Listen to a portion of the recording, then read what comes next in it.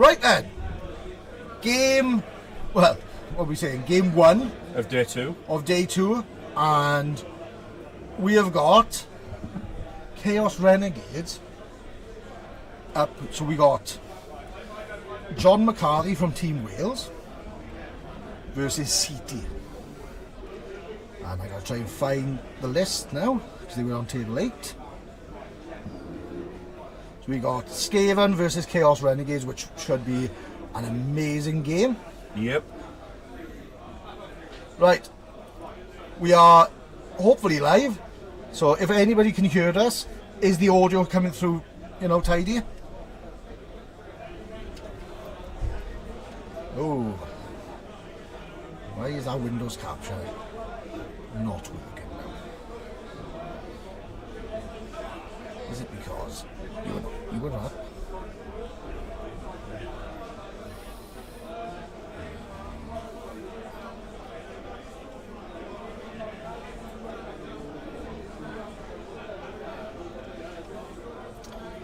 It's always something for this place, isn't it? It is. Always something.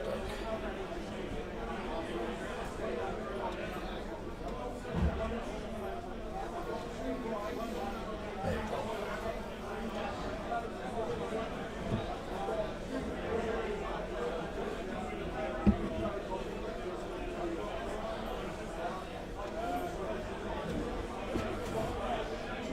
So there you go.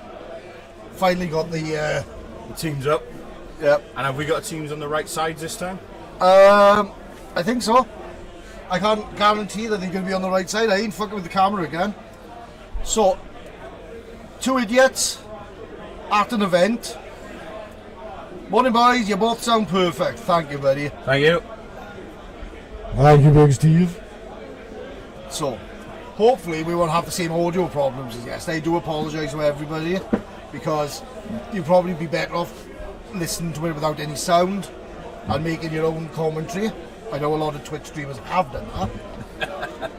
But yeah, so we've got John McCarthy versus CT, Skaven versus Renegades. Do you want to go over the Skaven list? I will go over the Skaven list. So CT's brought Rat Ogre with block, Blitzer with guard, Blitzer with mighty blow, 3 gutter runners, 1 block, 1 wrestle, 1 strip, thrower with leader, 5 clan rats, so we've got 13 players, 2 rerolls, 3 coaches, and a wizard. A wizard? A wizard. Not a wizard. Right. So, for the Chaos Renegades, before I do that, refreshment clink. Oh, need that. So, we got Renegade Skaven with Wrestler, Naked Orc, Naked Goblin, a Dark Elf with Dodge. We got a Renegade Troll with Guard, 2 Renegade Rat Ogres. No. Renegade Ogre, Renegade Rat Ogre. Oh, Renegade Ogre, okay, my eyesight's not very fucking Top good. play's not making that one easy to spot. No, That's not you. No, it's my eyesight, I'll tell you what now, but I can't see through shit today. So we're changing your NAF name again to Blind Pew, is it? Oh, yeah. So, do you want to try those 2 ogres again? Ogre with block. Yep. Rat Ogre with Juggernaut. Yep. Renegade Human with block. 3 Naked Humans and another one with Leader. Thrower with leader. Yep. Well. Yeah. Yep. Yeah, his little sprite isn't fucking great. So, I think that's quite a safe team. Well, they've got 2 rerolls, and they also have a wizard of their own as well. A wizard. A wizard. Wizard, you're a wizard. So, what's City's record been so far this tournament? Because I know with John, he's won against Chaos Dwarves, 2-1. He's also beaten Norse, 2-1. But his first game, he drew against High Elves, so, he's been quite consistent. Well, CT's had a similar record. Drew first game 2-all with Shambling Undead. Beat Vampires 2-1. And then beat Skaven 2-1. So they're both 2-1-0. This is table 8, so we're not a million miles away from the top of the table. As you said, John McCarthy is looking to represent Team Wales at Euro Bowl, and I think this is the list he's testing, ready for that. He's a good coach. He's recently won. It was either Food Bowl or Star Player Showcase. Star Player Showcase. That was the one he won. Star Player Showcase. Because it was Nick Hinder who won Food Bowl. Yep. It's John is a very consistent coach. We've seen him in a lot of tournaments. He always keeps round about the same position. Yeah. So today now, being the first game of day 2, this is a momentum game. Yeah. This is try and keep the consistency, try and get the build up for the rest of the day, because this is either going to catapult them or shoot them down. Yeah. I mean, for me, I think the Rats list is a very solid list. I mean, 150k for the Wizard. What else are you likely to do? Another re-roll? Another lineman maybe? I think the Wizard is a good idea for popping cages, but then John's got his own Wizard as well, so... Yeah. And it's not often you get to see a Wizard as well, no. I will say. So it looks like the ball is in front of the Wrestle Rat. Yep.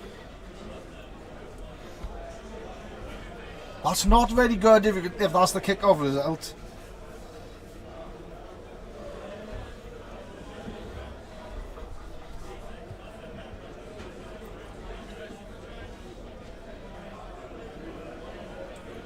I'm kind of hoping that was a kick-off result, not a weather, because that's what we need, isn't it?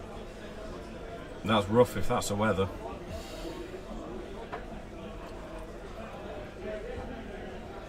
Right, so turn 1.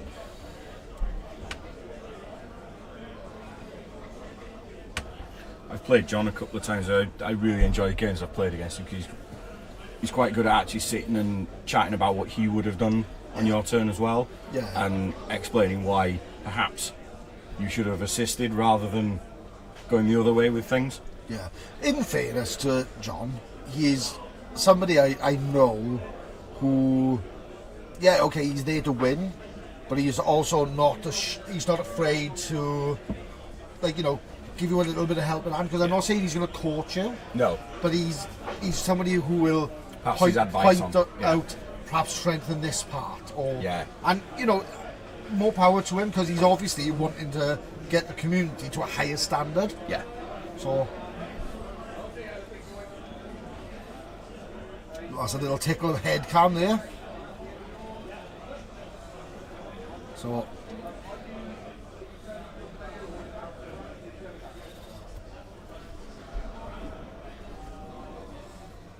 a little tickle of head cam. Oh.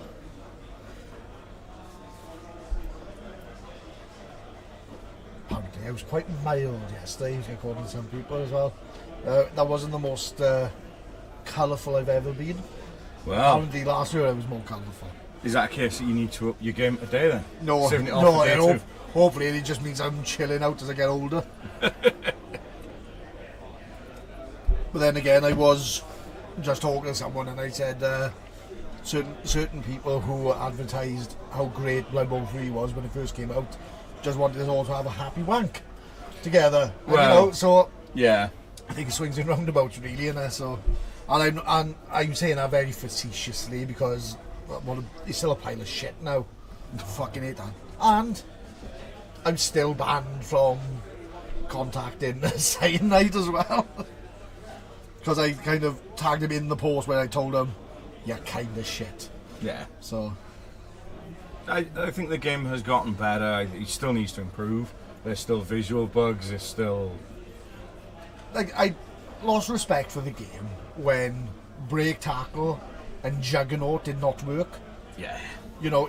These are basic skills that should have worked from day one, because they're skills that people will use. Yeah. I think the fact they didn't even put all the skills in the game to start off with as well. Bullshit. I think when you compare Fumble to Blood Bowl 3, a free client on Fumble, yes, you can put with the retro 80s graphics, for the fact that it works, and when there's something new released, it's not long before the full team's in there with the rules working. Yeah. You know? And that's fair enough.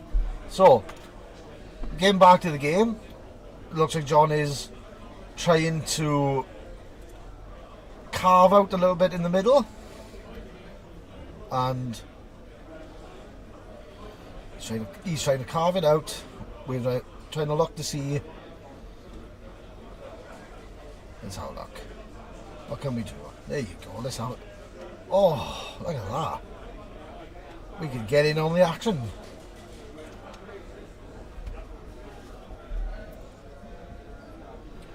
So it looks like the rats are surrounding the one player that made the blitz. Yep.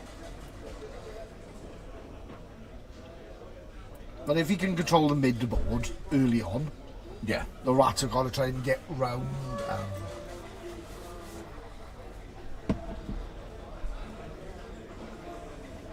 And unfortunately, we all know if the weather's windy enough, a rat will die quite easy, like, you know. Absolutely.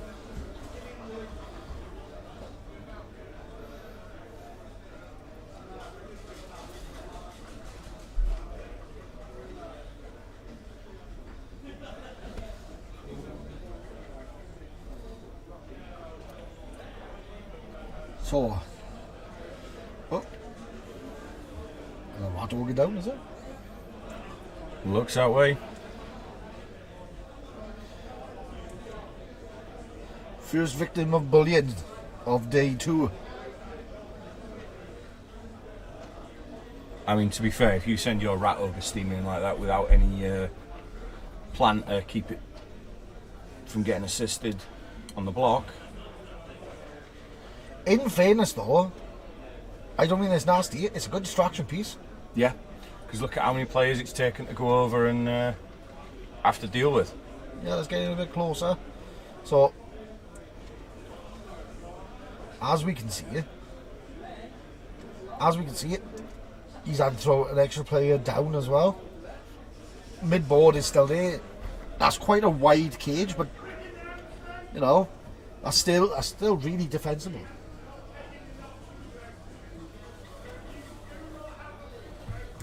Go. People are not listening to Shep, and as it stands, this is Shepard's last Hurrah as a Welsh NAF rep. and this is his last Welsh Championship as well, as he is no longer the representative. So we are going to be sad to see him go, but he's not going anywhere really. He's just going to be actually able to compete. Yeah, he's going to be stepping out of the organisation booth and onto the field. It'd be nice to see him be able to relax, because I think as a rep you tend to bounce from tournament to tournament, don't you? So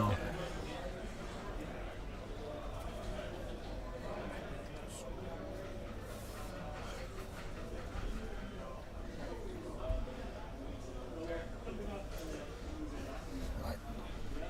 There's a lot happening on the sideline now, I think. So let's yep. So I think at this point, if you're the Renegades, you've got your rat ogre down and surrounded.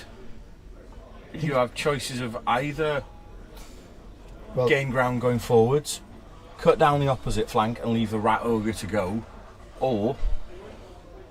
Well, the thing is, let's zoom out to see what's happening, right? I'm not being funny, but you need to take away key players, because even if something does go wrong, you need to like protect yourself from the counter, really, you know. And if you've just got bog standard Lino rats, you know, they're not as scary as a gutter runner, are they? No. Well, they're not as scary as a blitzer.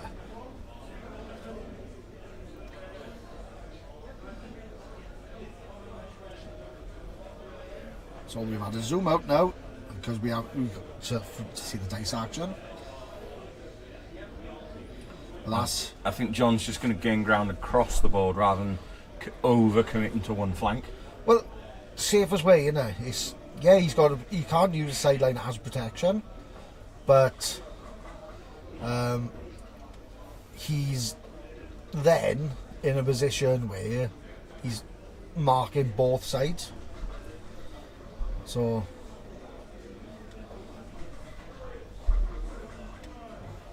he's marking both sides.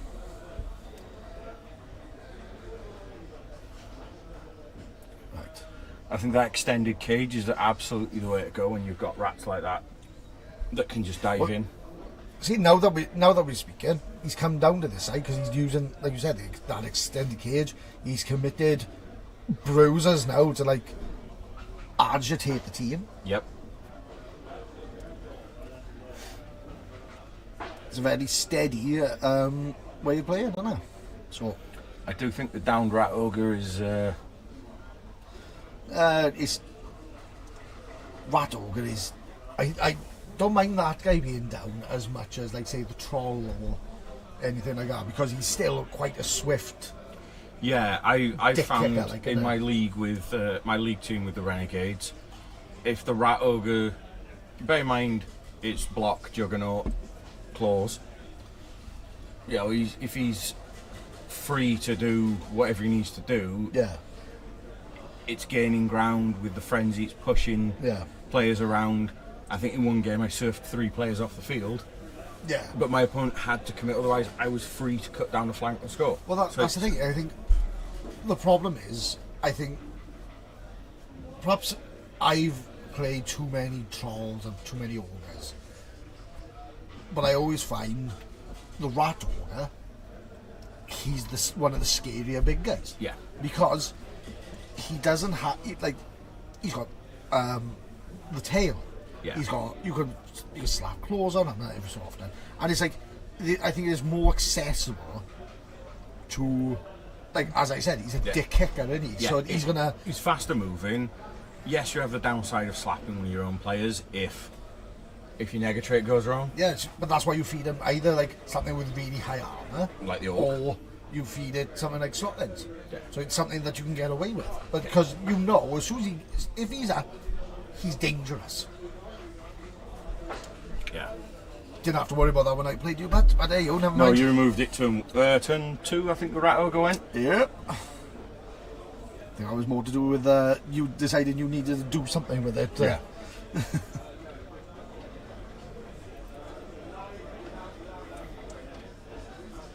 So CT is turn 2, and now let's see how he responds.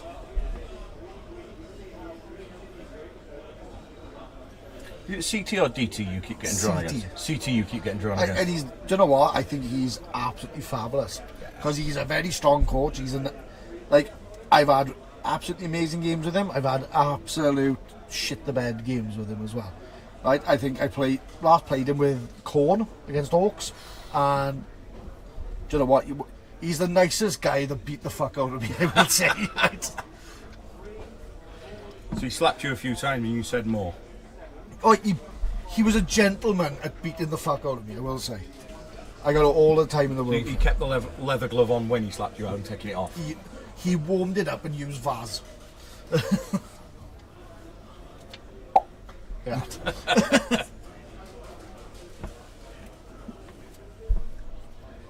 But then again, I can honestly say it's a rare occasion I come across somebody in this community that I find really agitating. Yeah, certainly on a tabletop.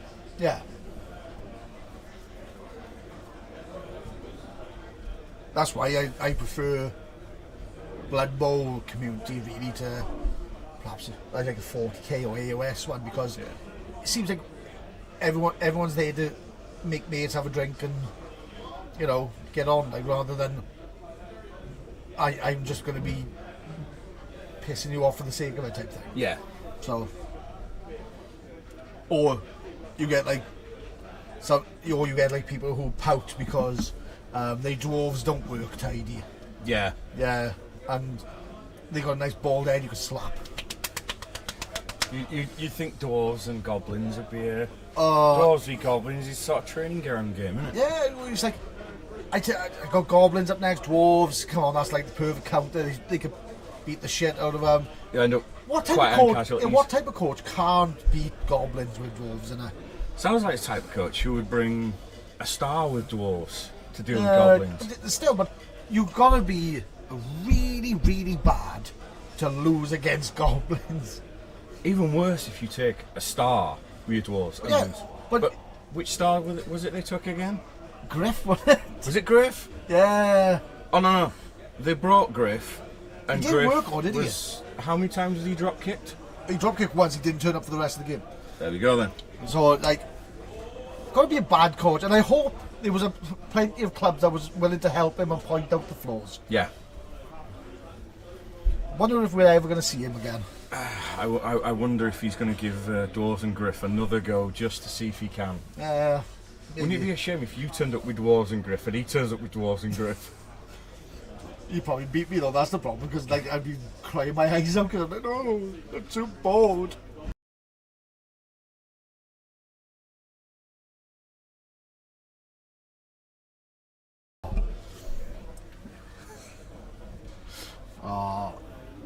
I'll be honest with you. Anybody that can play dwarves, power to you, I can't do it. So anyway, rather than us pointing out the flaws of a certain Londonish based listener. Let's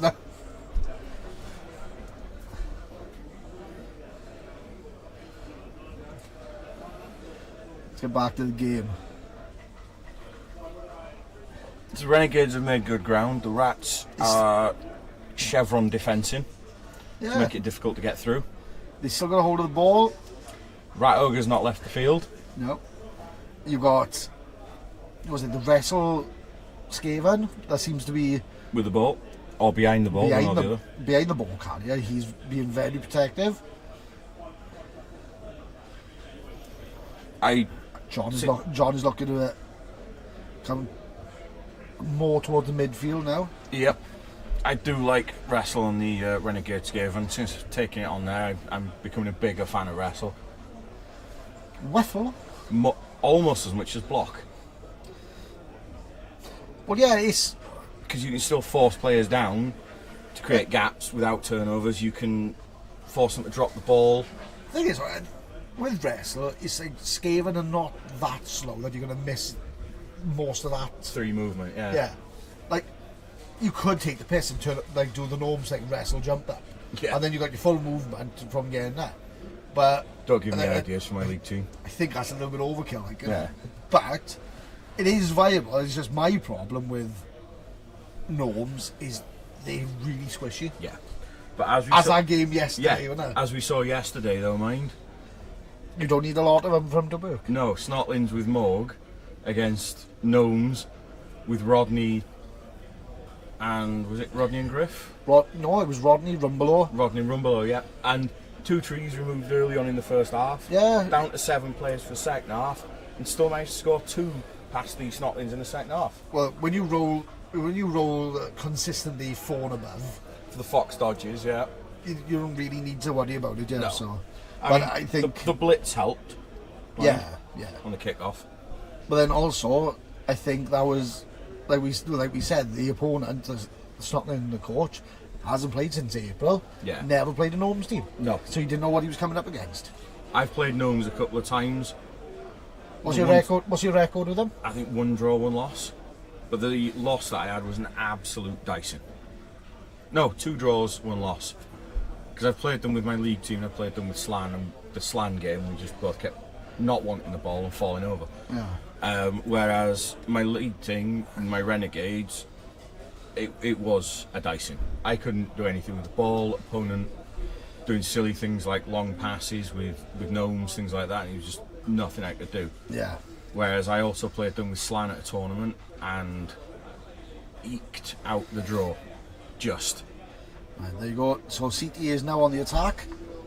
I think he's trying to knock down a few walls to touch that ball carrier. What you're saying is CT wants to touch John's ball. He wants to touch his ball. He wants to tickle his ball carrier.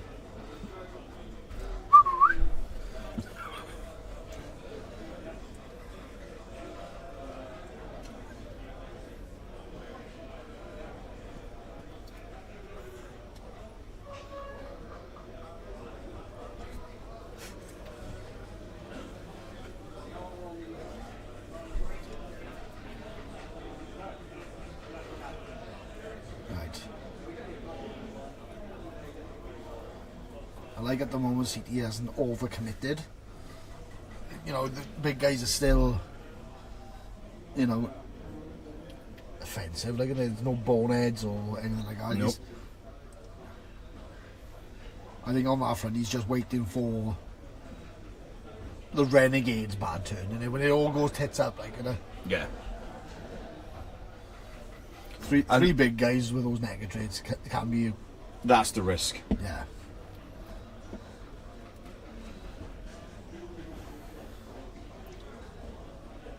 There you go. Big guy down. I believe that's the troll, is it? Looks like it could be the troll, yeah.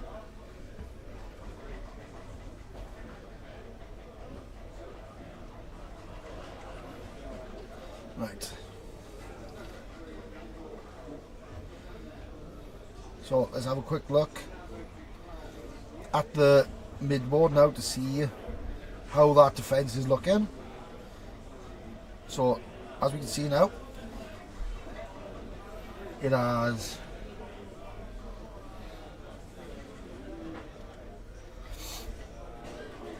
it's kind of left him a little bit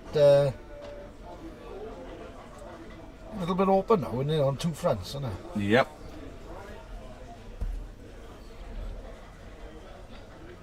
It's giving that annoying thing as well, and they can just go, oh, it doesn't, like, I don't give a shit about dodge because I got really low fucking 2+2+, Yeah. runners, yeah.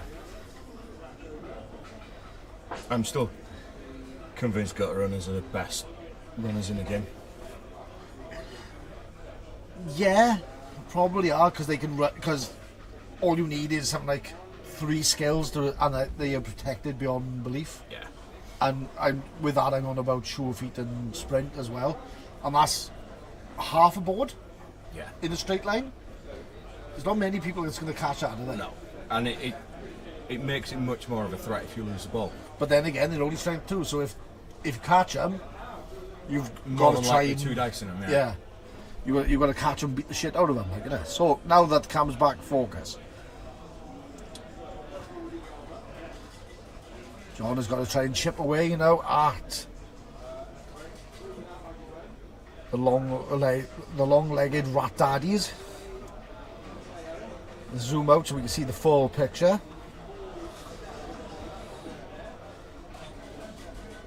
So here we are. And back in goes the troll. He's up on his feet again. He wants to be part of the action. So Guard on the troll, I think, is the right thing. Yeah. I mean, typically tournament play, I take guard on both the ogre and the troll, or possibly stand firm on the ogre. yeah, it all depends on how you use your troll, really. And it's like I've put block on him. I've always used him as a good slap piece. Yeah. Right? But then that's not really the most effective way of using the troll. Like you said, guard, because you always can chuck him in a big group, and it takes a lot to get rid of him. Brawler, useful, but it's Yeah. only when you're punching. Yeah. Pro is useful, so you're not using so much of your re-rolls. Yeah. But then I wouldn't say that's a first skill. No.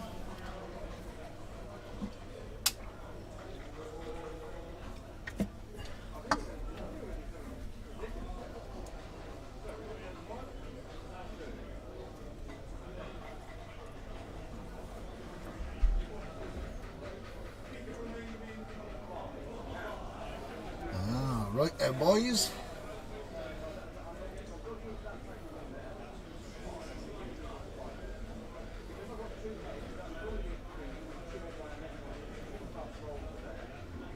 Well, we got 2 knocked out rats so far. So far, John's still got his full whack team. I think he's just going to be waiting for the numbers game, really, isn't it? Yeah. It's the slow out with the Renegades of being able to get through, removing enough Skaven that when you kick to them, they're not going to get a 1 or 2 turn. Yeah. And John is a very patient player like that. He doesn't necessarily score just because he can. He will sit and... Yeah. He's, like, as we saw the record, he's not winning by a massive margin. No. They're like 1s or 2s. So it's like possibly 1 a drive. Yeah. Right? But I think he's consistently taken out 4+ players on every game. And he's taken the Goblin as well. I know some people don't necessarily take Goblin on the Renegades team, or they take one as your fouling piece. But he's taken it, it's a 1-turn option. Yeah. You know, like, look at the game we've had where I've scored twice with Renegades, with throwing Goblins. You still took a 3-2 win, but it's a viable option. You know, it's not plan A. It's let's be honest, that was the only time I've ever seen you and Dice work in that game, because like you didn't really have a lot of players left, did you? No. But if you're getting to a point where your option is to throw your Stunty player when you've got a team like Renegades, then you're possibly. Oh, we got some CT posh head now. We have indeed. Well,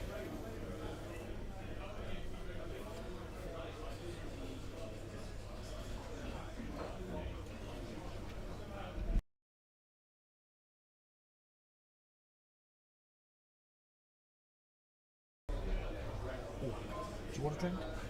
I'm down about there. I just can step away. I'm going to get refreshments, and I've also got to get a drink for that other Asian guy as well. But before anybody says that's his naff name. That is his naff name. Yes.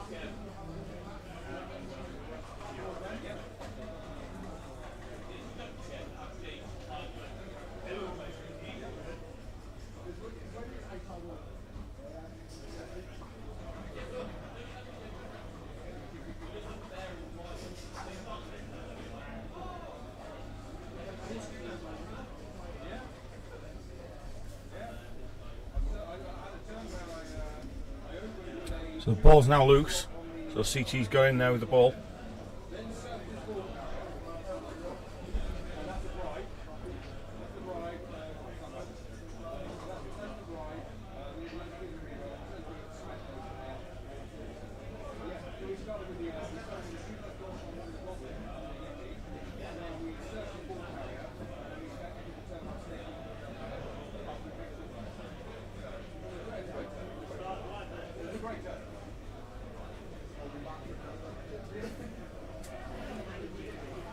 Right, how's we going?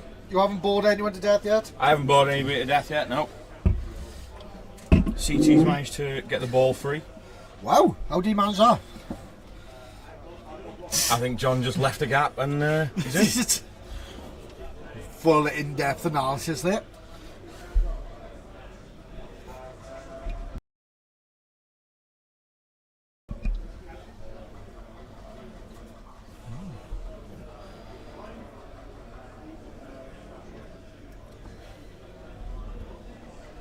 So, let's zoom in and see ball cam.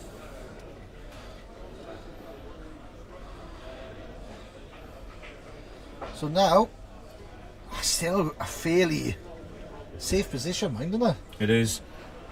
There's enough players around that both teams are going to struggle to get this in one turn and away with it, or at least one turn and make it safe.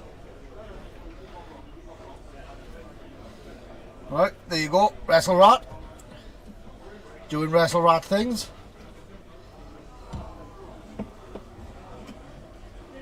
Right.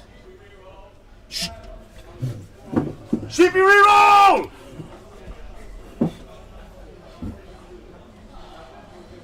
Jay's had his sugar, he's woken everybody up now. Sheepy reroll returns. You can't have a Welsh national event and you're not having everybody shut the sheepy reroll. You can't. I'm sorry.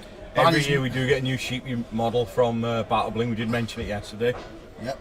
Reed Tonapandi, as he is affectionately known.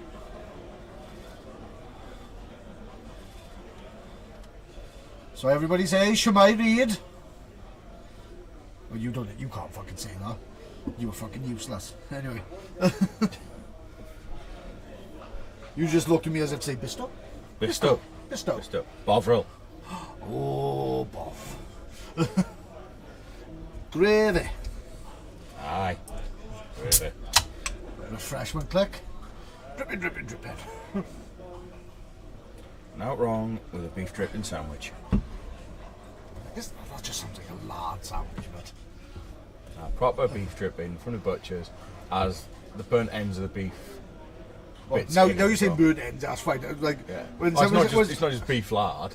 It just sounds like, when you say beef drippers, it sounds like I just had a lard sandwich. Or back home from where I'm from, it'd be known as a mucky fat sandwich. That's the type of thing that you could rub on a building and the bricks go see-through, innit? Yes. Yeah. And then I wonder why my doctor said I need to do something about my weight.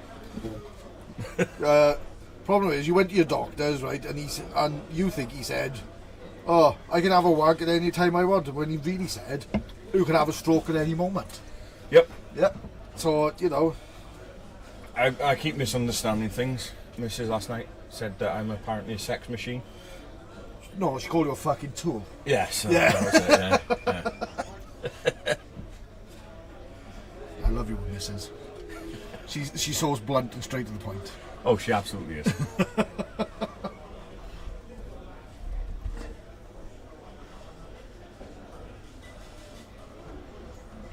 Oh, troll gone again.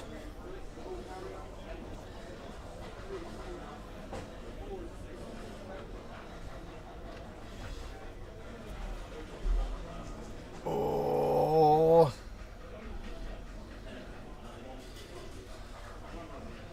That's a knocked out troll.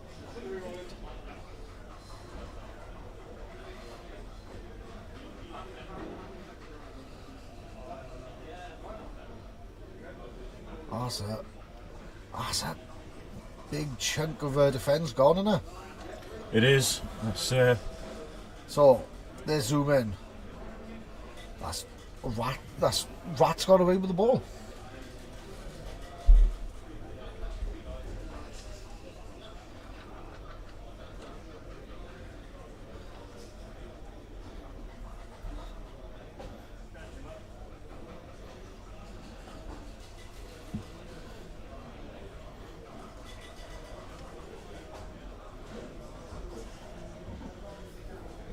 So,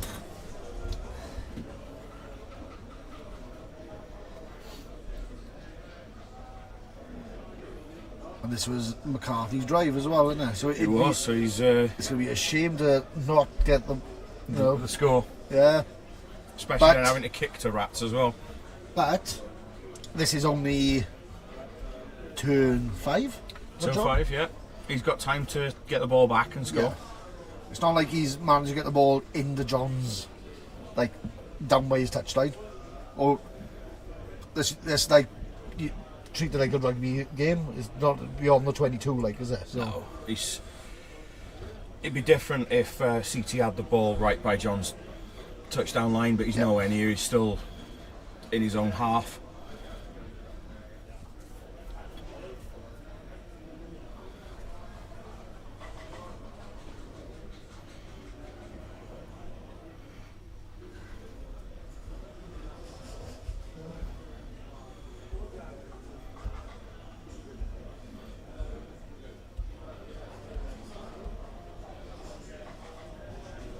Right, and as usual, we want to say thank you to Firestorm Games for letting us stream. We got their equipment to stream the event, and yeah, if you've got any hobby necessities, paints, brushes. Yep, I picked up quite a few paints earlier. Yep. While we were waiting for the event to start. Scale 75, Vallejo, GW, AK. I can't believe you picked a GW paint. Oh, it's only because I've got one paint that I like to use as a blend between skin tones, Rackard Flesh, and I haven't found the equivalent elsewhere that I'm happy with as yet. Once I find something that's... I gotta be honest, I think I went over to Army Paint and more because I thought it was a nicer paint, but I've got on so well now with AK. See, I'm the other way, but with Vallejo. So all my old GW, I've put them all in dropper parts, thinned them down, I think 2-to-1 paint to airbrush thinner, ball bearing in the dropper bottle, and at this point I'm only buying to top up ones that I use regularly. So I've got ones that I put in dropper bottles 3 years ago that I haven't touched since I put them in there. Whereas Vallejo, I think the Vallejo Ivory, I've gone through 4 pots in that time. You know, I like the Scale 75 and the Vallejo packs where you get 8 paints and a little booklet on how to mix the shades. Like you put me on the Woods and Leathers one. Oh, that's amazing. Yeah. Like that's a rare Vallejo set that I would pick up. I've now got 2 sets of that. Thing is, some of those paints that are in there, like the smoke wash that they do, GW washes don't come anywhere near close. Oh, no. Because the way that they show you to use the pack in the Vallejo pack as well, they show you how to blend everything up to before using the smoke wash. There's a reroll to be Reroll used. You don't never want to see a skull when you're rolling 1 dice. Happy little push. There you go. Jay Ross this morning, are we? He's a happy little push, and we'll give him a little friend as well. Talking painting, he's a happy little friend. He's happy. He's a happy little push. Give it 10 minutes, and Jay will be on screen with. It won't necessarily be squirrel friends like Bob Ross had. It'll be two rats that we found down Letwith on the way down. You say that, right? You know, I could never go to America because I know I'll try and come back with a fucking raccoon. Because they're just. Oh,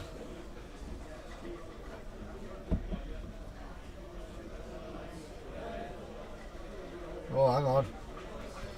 Right, Steve, I've just seen your message, but sorry to you that you've been in a funk, but it's like. Well, I'm kind of glad that you're coming back to it, but because you are an absolute saint. You are absolute gent. And you put up with our bullshit, so you've got to be. Yeah. You've got to be straight, like. Yeah. So no, thank you for the message, but. Thank you very much, Steve. We appreciate that.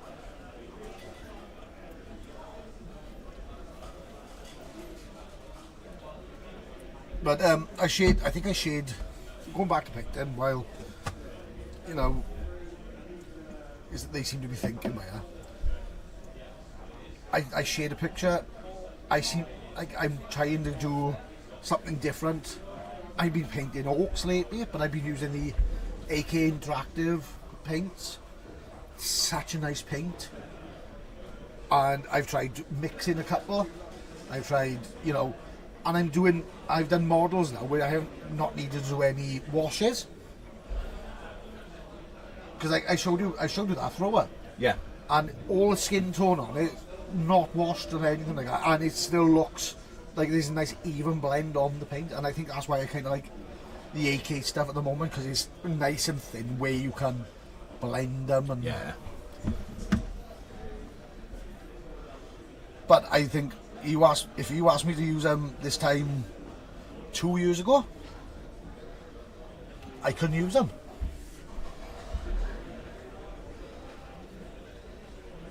So here we go. John McCarthy turn 6 on the attack.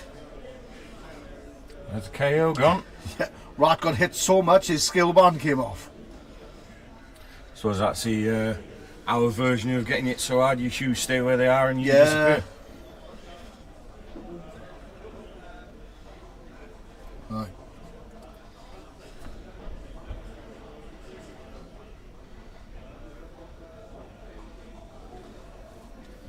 Right. Let's look in quick around where the ball is. Oh, here we go. Zoomed in at the right time. They are trying to pick up the ball. Let's see here.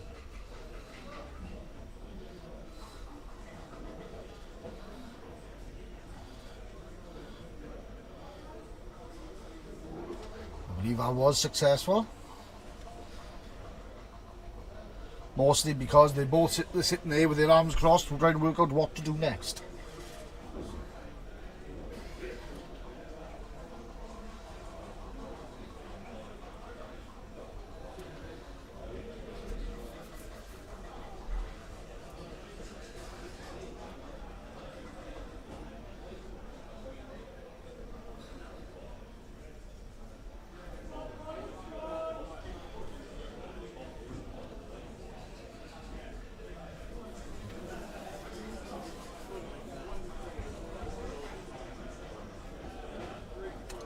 Right, here we go.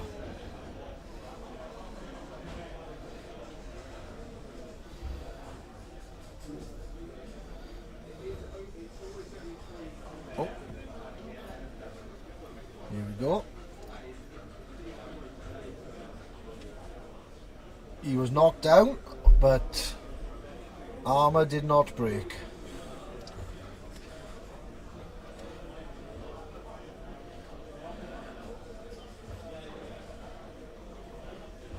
Well, that looks like it was a rat ogre on Skaven.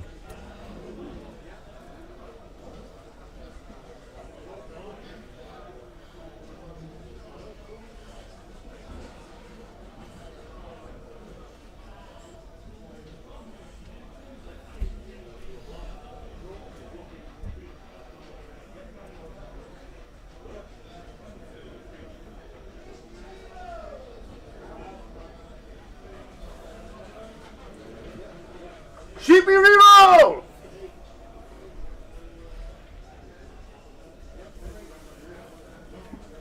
Oh, Jay's gone back on the sheepy reroll. So he take until day 2. Well, there's people actually calling it out now. See that? I think this is why I'm not allowed to play at the Welsh Championship anymore.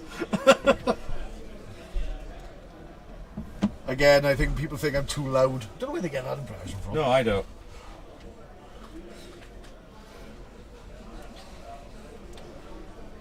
So, there you go.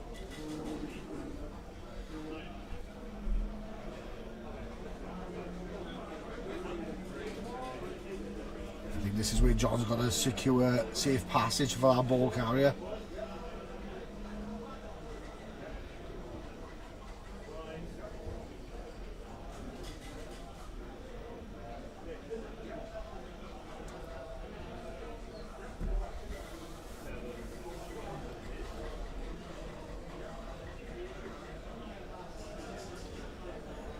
CT's turn 6. Let's see how he will respond.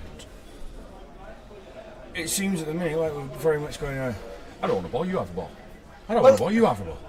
In fairness, it's been a slog to get into that defence, and I think John has done well to recover quickly. The thrower is the one in charge of the ball.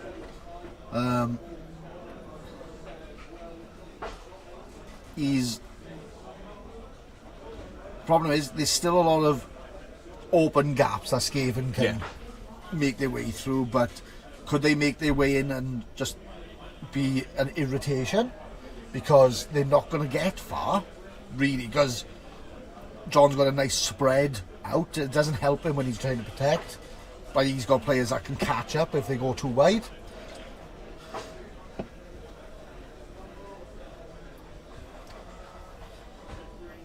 I think, like you said early doors, though, this is a table 8 game, so this is, like you said, this Momentum, is business. isn't it? Yeah. You know, 2 wins and a draw, depending on how people above them do, they could find themselves in the top 5 next round. Could end up being in the top 3 and in contention in the final round. So you want to play this cautiously, but on the flip side, you want to take chances where you got them. Yeah, I think we got some Roger action going on, but yeah. You have to pay extra for that. Yeah.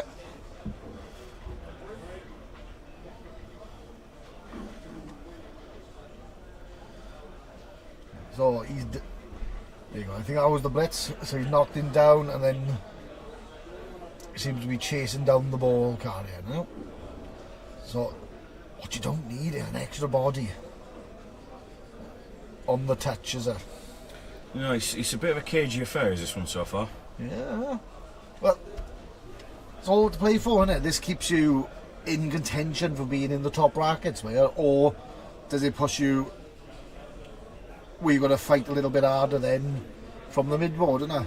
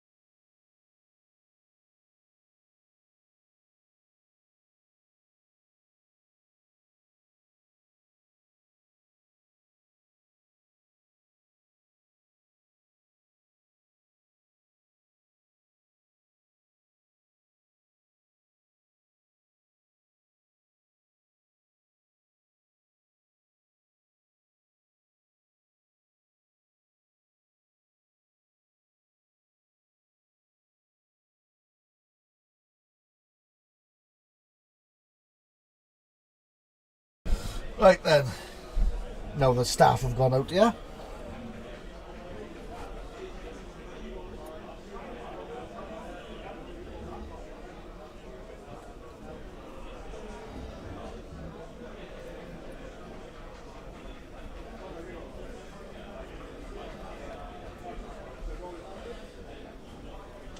So,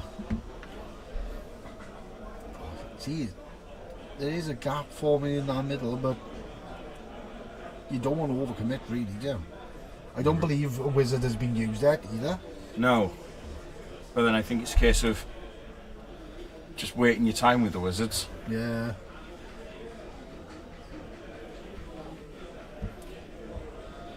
The 3 times I've taken wizards, I've forgotten I've taken one until the last couple of turns when it's almost irrelevant. Dickhead. Yeah.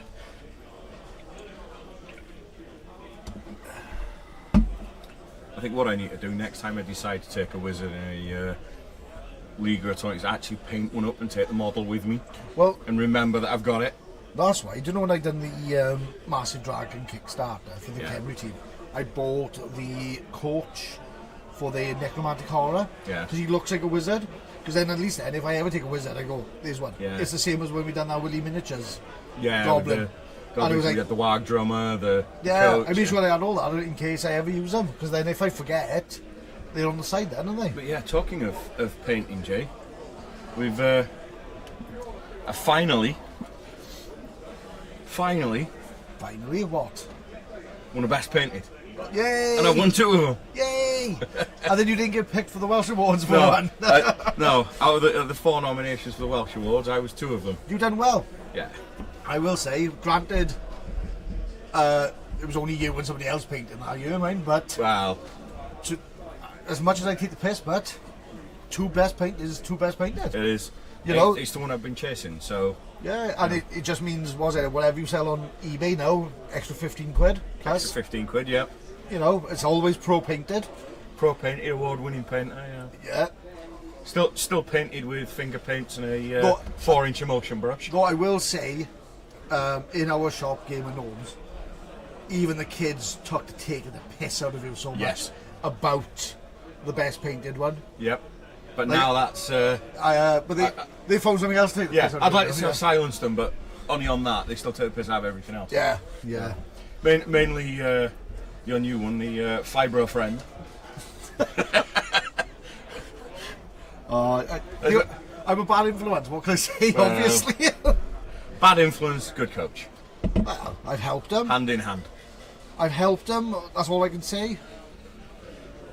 The problem will come when they turn 19, 20 and think they can keep up drinking with us when we go out at tournaments. I'm not taking them, but I ain't been seen with kids. I'm not Daddy DK. You do what you fucking want, I ain't drinking with them. No, what? In fairness, as much as I take the piss out of them, it's the ones that I've taught seem to have got a tournament interest. Yep. So we might see them on the circuit one day. We might, and as part of that, we are using leagues and a couple of things over the shop to try and gear towards that. So the recent league we've done, we gave a tournament style pack. Yep. And we're next looking at doing, or you're looking at running next, instead of an event in a day, an event over 3 evenings. Yeah. So it'll be treated the same as a tournament, so it'll be regen, you stick to the same roster, no star player points. Yep. But instead of having the stress of having to pay for a full ticket, getting to a venue. Well, that's it. It's I want them to set it up like a tournament, and then I want them to like use like here's the time limit. Yeah. Here's how the standings would work. Yes. Because then it gives them a chance at how it feels. Yes. Because like, no offense, perhaps if they play 2 games over like say 2 weeks, and they go, the time limit is not working for me. Yeah. They haven't spent 25 plus quid on a ticket. They haven't signed up to the NAF. Yeah. You know, and then they just go, it's not for me. At least then Yeah. they've had that chance But then to maybe a experience few it months first. later they might decide they want to give it another go, Yeah. and we can sit down and chess clocks, and we can sit down and teach through timed Yeah. turn thinking, you know, or timed turn planning. Talking Yeah. of which, John has He's pushed forward. You beat me to it.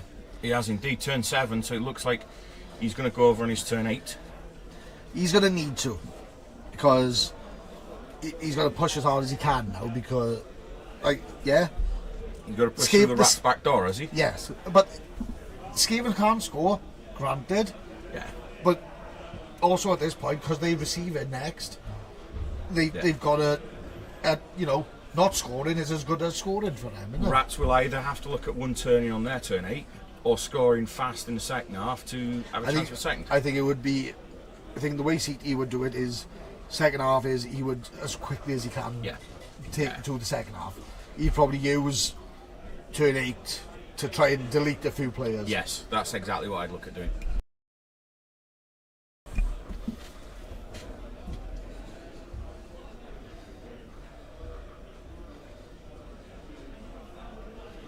Right. Beard has had to step out for a second, so sticking with the action now.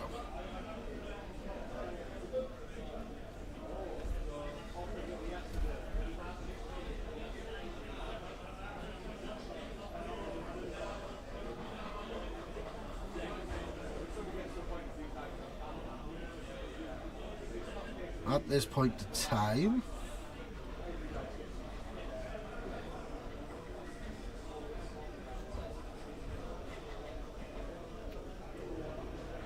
I think John is trying to work out how he's going to protect his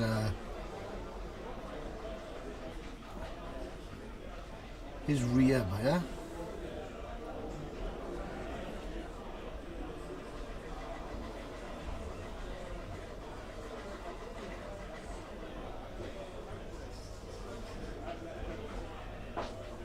So, quick rundown while the boys are thinking. We've got On table 31, Gnomes versus Alvin Union, 1-1. We've got on table 1, Shambling Undead versus Dark Elves, 1-0 to the Shambling Undead. Mancays versus Rubric, that's Wood Elves versus Dark Elves, and we're on a 0-0 score. So we still got a lot to play for you.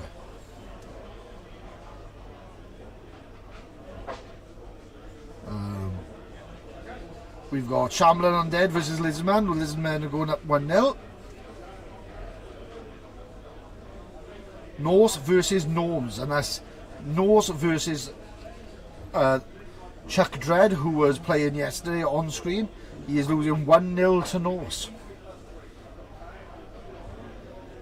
Right.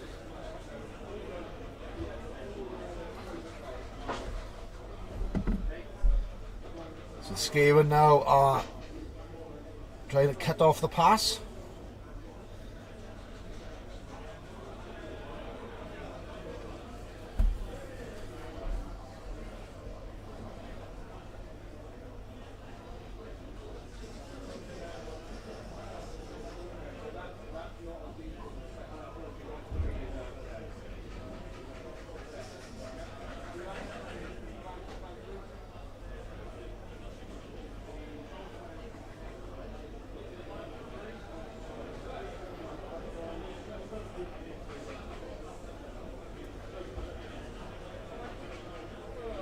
Oh. And he's there. No. Wrong dice. That looks like the last reroll.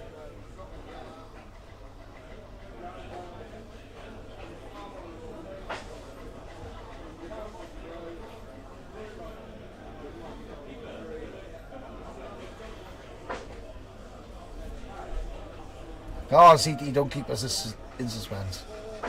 Yeah, no. It's decided. Oh, wow.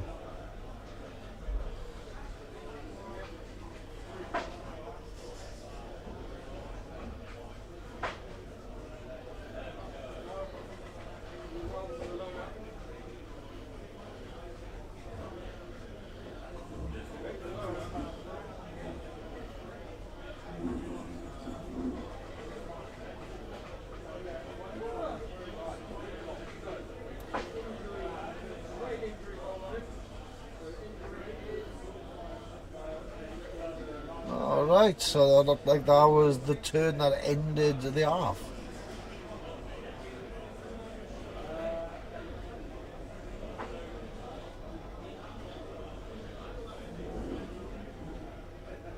Looks like.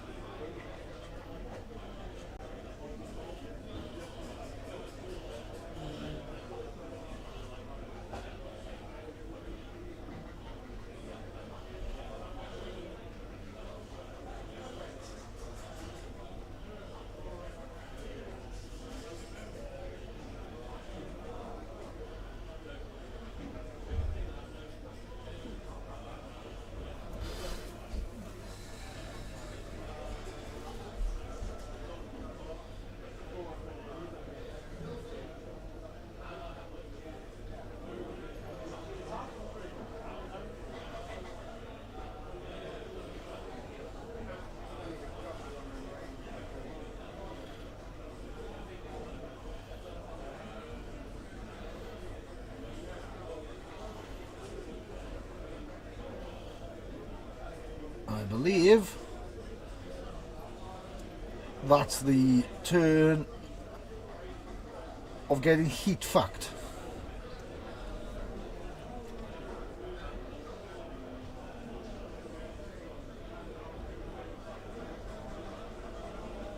Now the boy just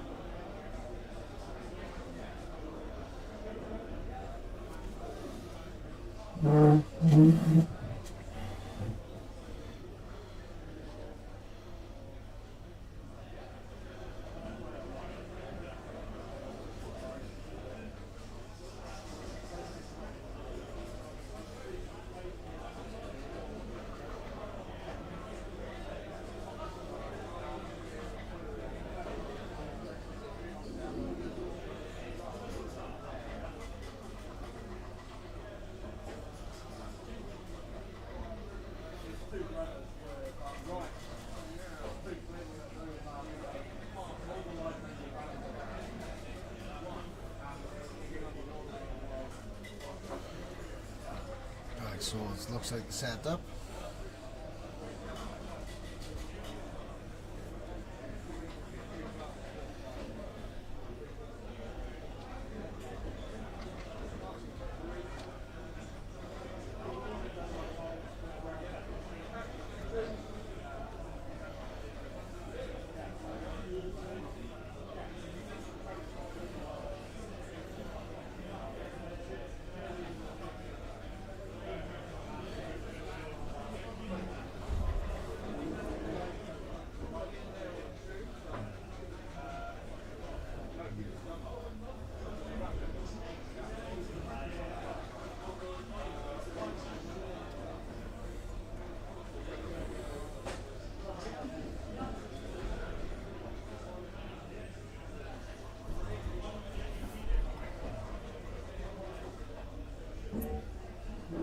Right.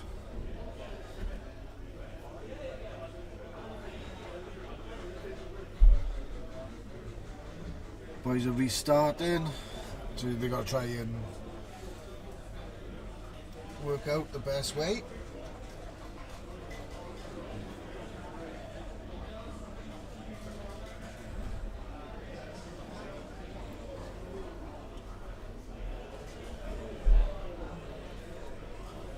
So,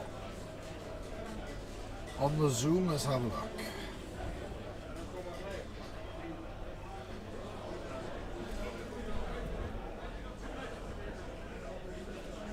There seems to be a lot of rats and big guys are a bit short order for them.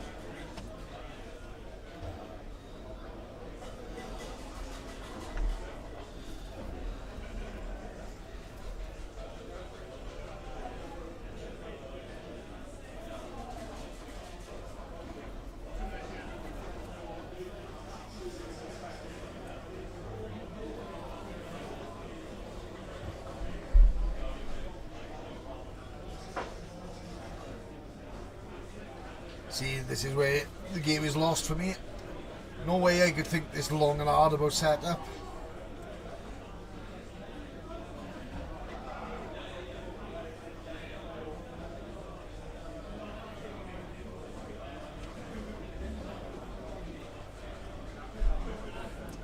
This is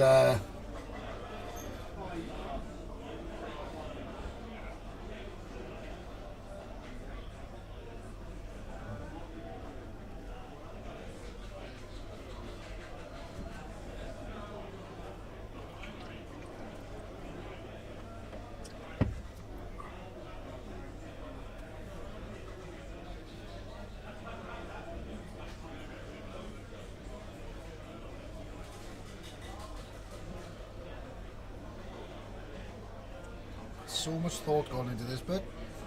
I would have just thrown big guys on the front and left as that. Or if I didn't have any big guys, just put 3 and protect the rest. But this is why I don't play top level logo. I am a mere wooden spoon warrior.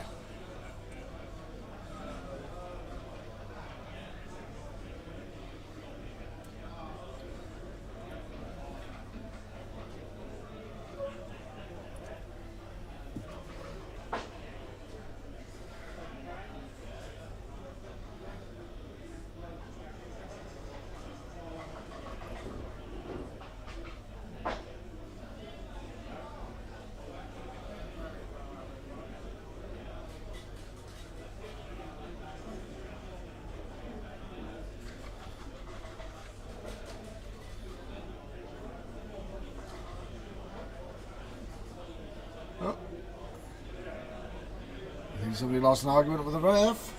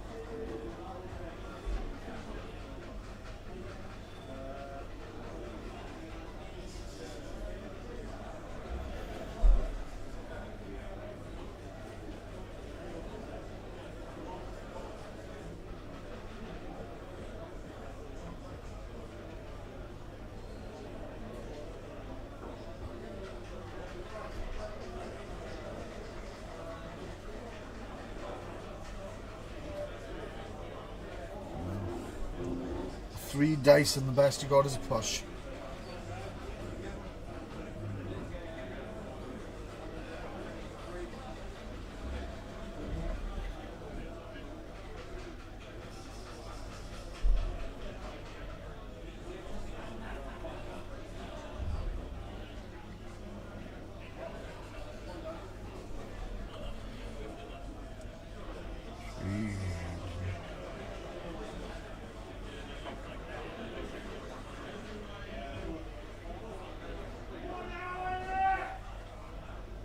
Just had the call of 1 hour until the end of this round.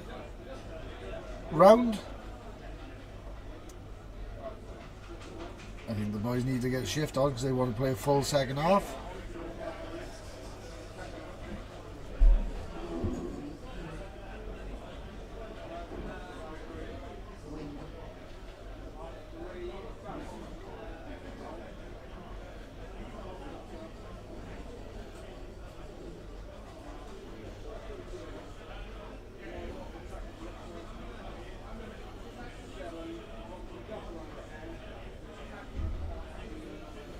And this is where the reroll will be used.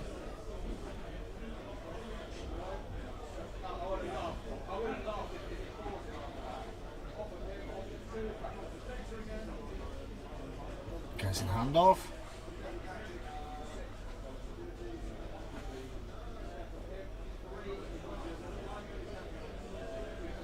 There you go.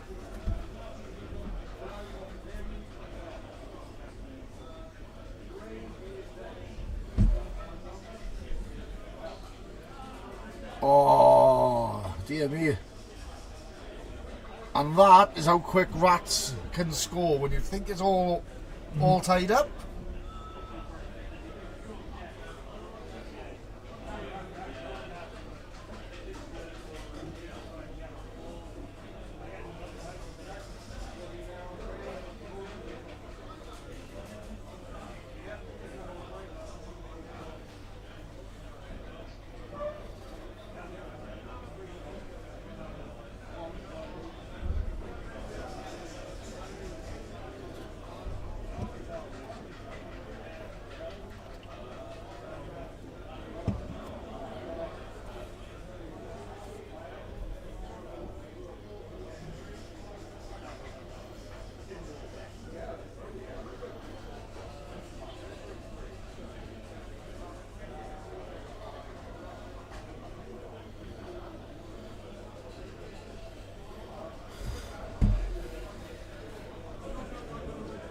Troll back.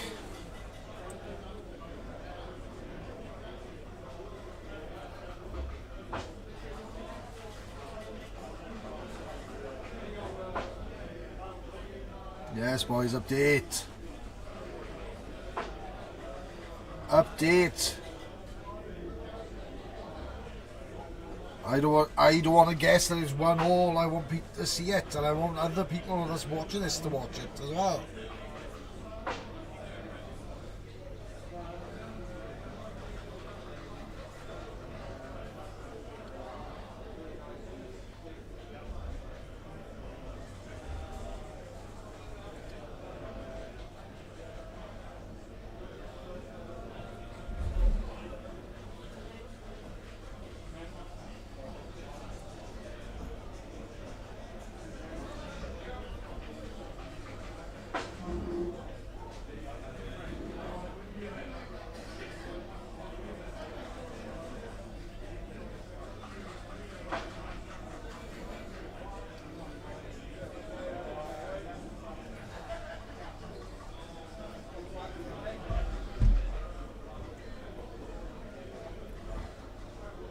So, at the end of all that, it will be a rat's drive now. Hopefully.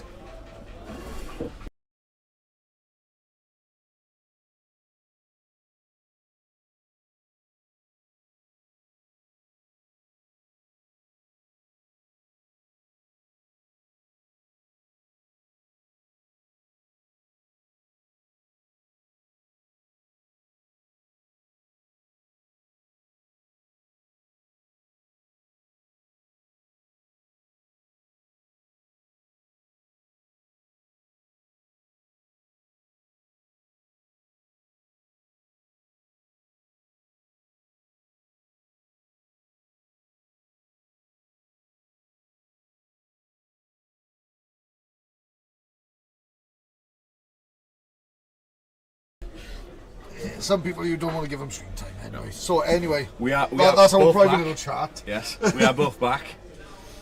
Jay is talking about not giving me stream time because he's worried about the camera breaking yet again and him having to buy yet another new laptop. Well, why do you think we just do an audio podcast bit?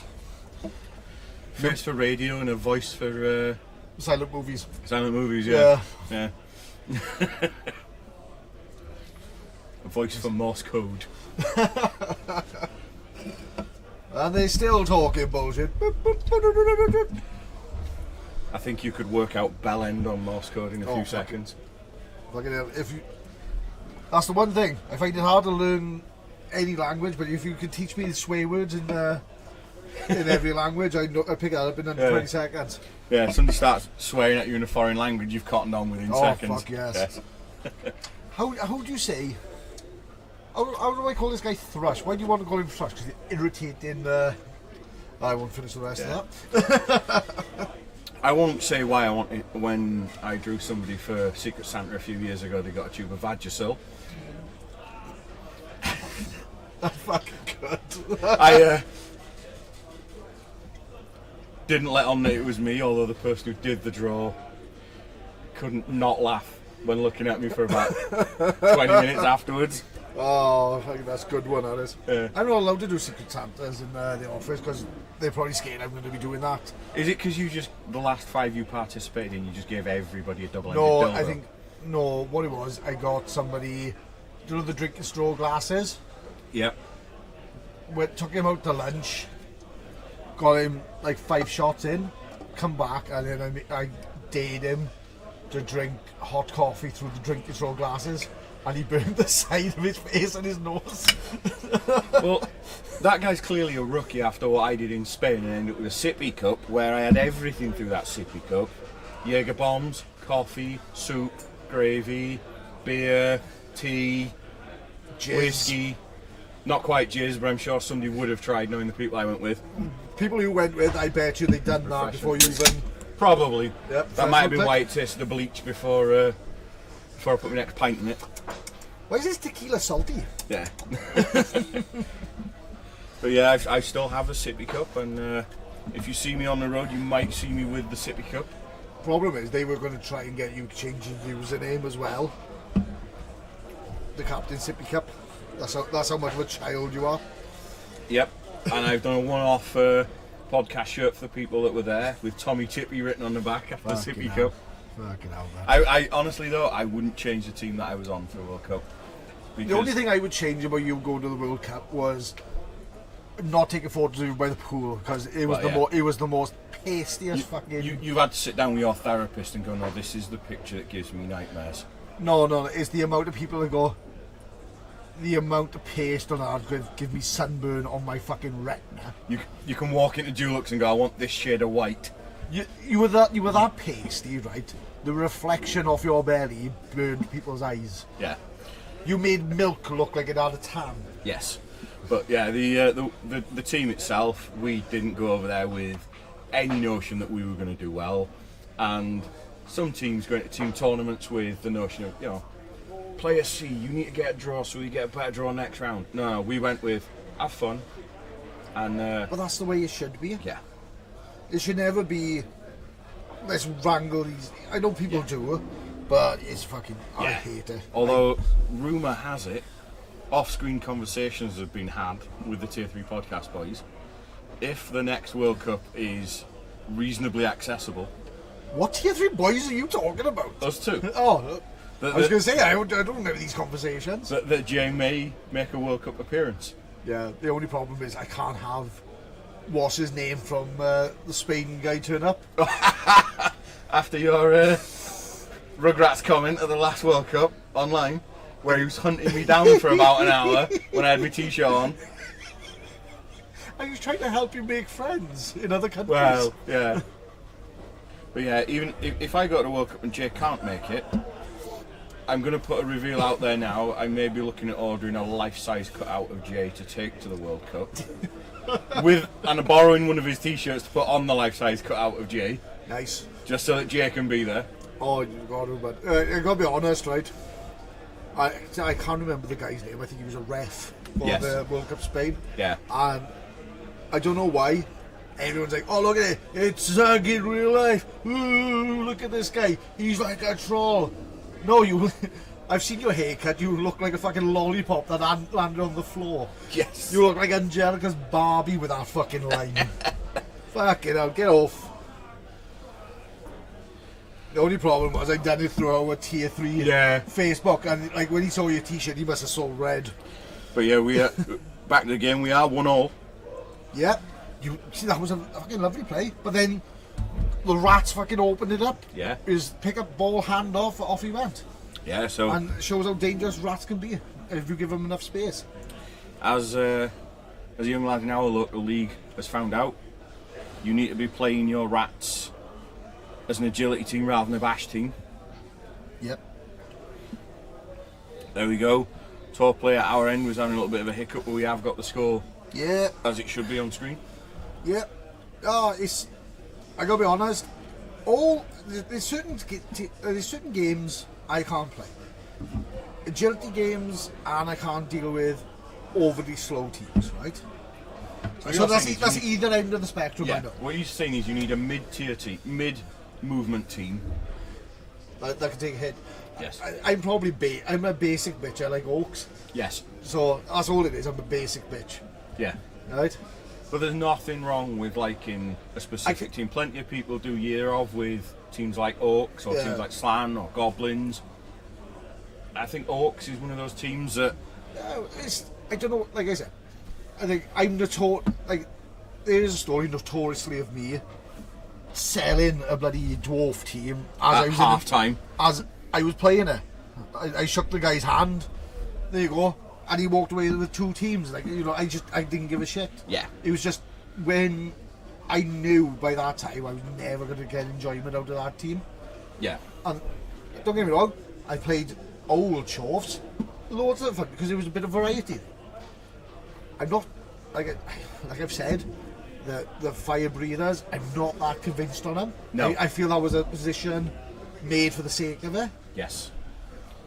I didn't see why they needed a change it, but And the same with the Stabbers though. I don't feel like the Stabbers were needed. they like this. Do you know the Stabbers to me? They're like the worst of everything. Yes. They shit Dark Elf assassins, and they're also a shit chameleon skink. Right? So it's the worst of everything. Yeah. I like the idea that GW are trying to refresh teams that haven't had anything in 30 years. However, it doesn't have to be the case that they take these ideas and go, they're shit. Yeah.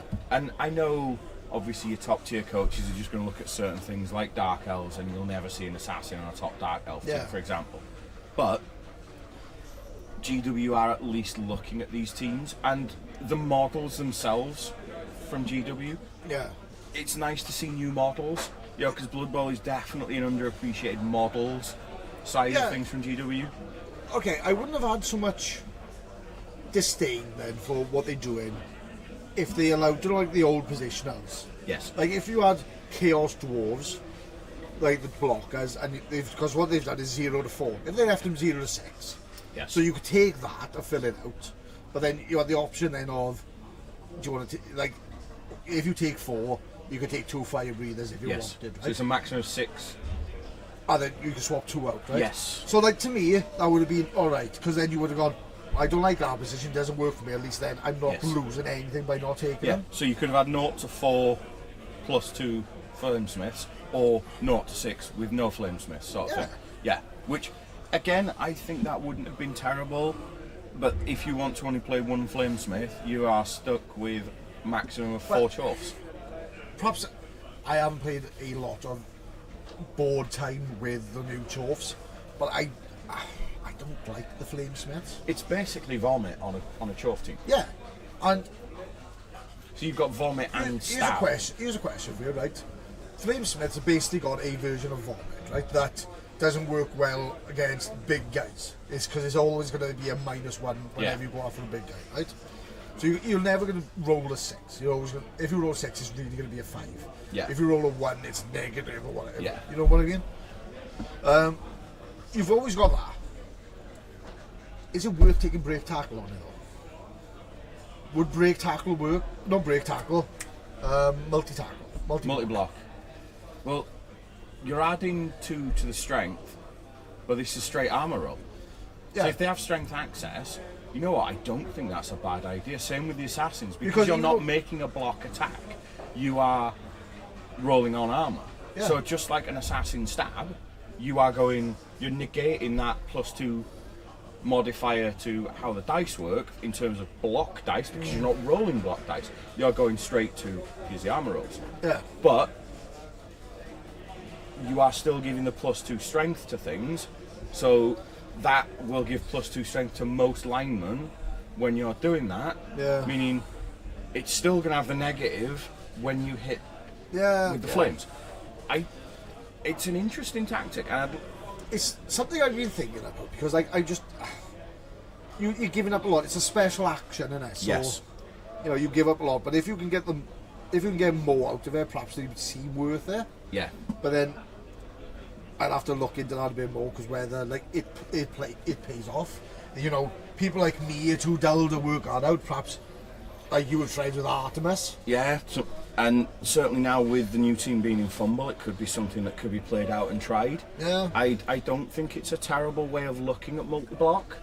I think it's a shit thing to do anyways, using the flames. Yeah. But is it a way of making it more viable? If you're having to roll 11 or 12 to break armour, you're still only looking at what, a 2 in 36 or 1 in 18 chance of breaking armour. Yeah. But you're getting 2 shots at it. So, you know, and if Yeah. you're going to do 1 special action a turn, so you couldn't have, say, 2 flamesmiths on the front line doing 4, but then you can do that with stabs, so possibly you can. Well, no, I think you can do it, It's but classed you as a block. can't. If one of them's got to run, Yeah, so if one of them's got a blitz, you can't. you give up a blitz to run up and Yeah. shoot it twice. So But if if you're base to base, Yeah. So it's like the interesting argument with the Dark Elf team. If you're going to go assassins, 2 front line, multi-block, 4 stabs on the front line. And I have seen somebody with a Dark Elf team remove 4 dwarves on the front line with 4 stabs from multi-block stabs.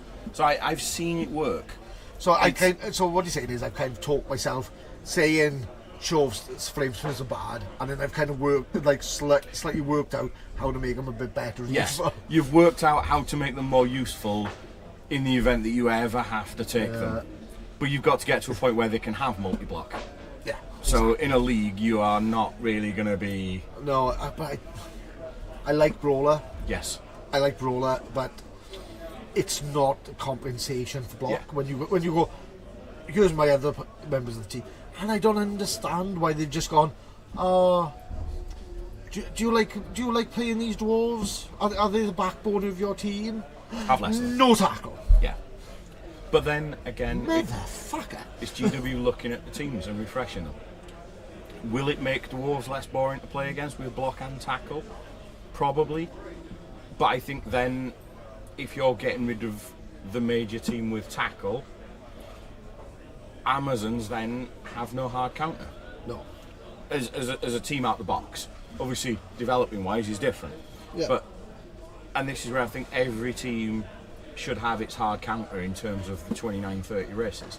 Every team should have a counter team. But It's like- dwarves are boring to play against, whatever you are. Yeah, but like I said, they've got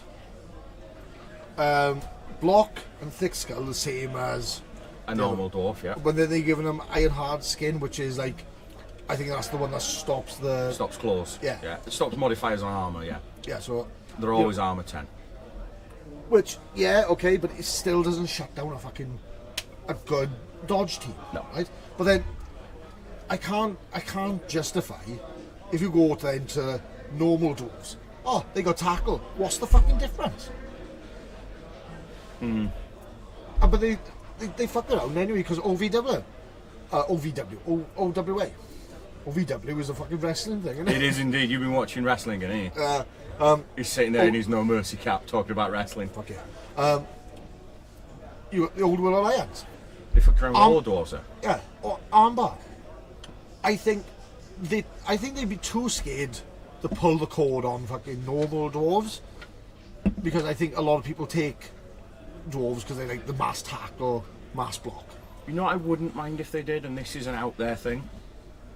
With Stick their dwarves, fingers up their ass. no, with dwarves, you've obviously got blitzers, you've got troll slayers, you've got the runners, you've got regular linemen block, tackle, thick skull. Maybe take tackle off the lineman, so just block thick skull, but then create 2 defensive blockers that have tackle armbar. Yeah. You've only got 2 of them, similar to Amazon blockers with the strength 4s. Yeah, but the thing is, Then you're. do you know what the defensive skill on that, right? Is people say I wouldn't choose it, but it makes, if you're playing them and you've got guard, it really does make you think, doesn't it? You've got to like either work them out of a position, Yeah. or try and take them out early doors. See, I wouldn't mind 2 defensive blitzers or defensive blockers, whatever you want to call them on a dwarf team, movement 5, same as the blitzers. Yeah. But I think armbar tackle, as there are only 2 built-in skills, where you only have 2 of them, so it's not mass tackle, but you're buffing those players where you've taken block thick skull off them Yeah. by saying, I want these basing things because they've got tackle armbar. Yeah. And it gives a different element to the dwarf team where you're bringing block tackle down a bit across the team, and you're adding a new positional that isn't overpowered by still having block, Yeah. but you're giving it a skill that is again situational, like the Iron Hard Skin with Chaos Dwarf blockers, Yeah. where it's not across the board and it's only a defensive skill. Yeah. You know, maybe that still makes them a counter to Amazons, because you could still take tackle on your lineman Yeah. as an upgrade skill. You know, Oh yeah, not saying that, but like I've always had a thing against dwarves anyway. Yeah. Because they're either boring or they know fun. Yeah. You know, we've got our friend here, Morgan Paul, who's literally called his team the Fun Sponge, because all he's here to do is run things over the death roll. yeah, he's here for most cars, right? Yeah, And fair play, if that's your goal, that's how to do it. yeah. But it's obvious you can only do that Yeah. with fucking dwarves, Yeah. isn't it? Because you shut down a shitload of the team. Yeah, dwarves, and I know it's become a meme thing, but the meme team on dwarves is guard stand firm everywhere. And Block tackle guard stand firm everywhere is. And I would throw a fucking piss-filled shoe at the person that was fucking running that as well, Yes, because that is fucking dire. that's you sitting there for 2 hours of He deserves to you're be not hit. playing Blood Bowl. He deserves to be hit with a piss-filled shoe. He does. If you're playing stand firm like that across the board and being that much of a dick, Yeah. oh. Like, don't get me. Anyway, enough of us talking. I guess talking. Yes, let's talk the game. We got Back the to game. So Skaven have got the ball. Yes, we're on turn 3 for CT at the moment as Yep. well. So, as the viewers probably we were droning on. They could see it. Been a bit of Actual a Blood Bowl's going on. yeah, scrum's going on in the middle. It's been back and forth, nobody really gaining ground, and then Rats have got the ball. So we've got 35 minutes of this round remaining. Yeah, they are going to be quick. Yeah, they are going quick, and they're going to be on time for this game. Well, You know? hopefully, yeah. But it's I don't know. I think it's a case now. I think CT knows John is going to try and catch those catch those players quick. Yes. So he's playing. Rats they can just drop back a little bit because they can just pelt it forward. Yeah. Because like we said, you've got gutter runners. They're practically running the field. Yes. And while this is going on, just keeping an eye on a couple of the other results. Yeah. As it stands, next round could be Andy Davo versus Mankiz. Which, don't get me wrong, I'd quite like that to have been the deciding game, but if it's round 5, it's round 5. Yeah. Friend of the podcast, G. Clark, who Right. we see quite regular, is on for 4 wins with his Dark Elves. Nice. He could be playing either of those next round as well. Yep. We've got a draw on table 3. Mournival's Undead are beating Dementor's Snotlings 2-1. Dementor's Snotlings are, as it stands, the highest rated Stunty team. Are they? They are indeed. After last year where he said tier 3 teams are irrelevant and skew the results, he's brought his own tier 3 team Funny that, isn't it? Yeah. Maybe what he saw there, where they were doing well, he's decided he wanted a piece of that and see if he could. Or he just realised he was talking bullshit when Yep. he was like complaining about Snotlings and everything. Chuck Dredd, who was on stream yesterday, is currently losing to Matt Dubs Norse 1-0. So that hadn't changed from when we checked earlier. Nope. Down towards the bottom end of the table then. Nightwing with his They nose. call us Happy Sunday to you as well, but Of course, happy Sunday. Nightwing is currently 1-0 up against Neil Dowd. it's good to see him winning because he had a fucking rough day yesterday. Barry, again, friend of the podcast in our local league, is 2-1 up with his Elven Union against Ogres. I told him he's submarining, he's coming up now. Yep. Seducer Trolls and Wayne, Angry Hobbit have drawn 1-1. High Elves versus Orcs. Oh, Doc Miniature down the bottom end with his vampires drawing. I love Doc. I do. Doc is absolutely amazing. Shaney Poo, Shane with his Skavens 1-0 up. I think the first time I met Doc was at Tash Bash and we argued for 20 minutes about who was having the wooden spoon. Yes, you did. And then it was a case of, no, I'm the worst coach. No, I'm not. It was like the Spartacus argument, but for like we wanted the wooden spoon. And then he won the wooden spoon and then sent me bloody pictures on email going, Yep. look what's been added in my collection, And bitch. you ended up going away with a skill band holder instead of a spoon that you took as your spoon. Well, he gave it to me. That's the story anyway. And ever since then, when you've not been able to win a wooden spoon at venues, you find tea stirrers, plastic spoons, and you make your own spoon for a wooden spoon warrior. Damn fucking right I do. Cardiff Cup is the one I do it mostly for. I think I drew a face on one and someone nicked it.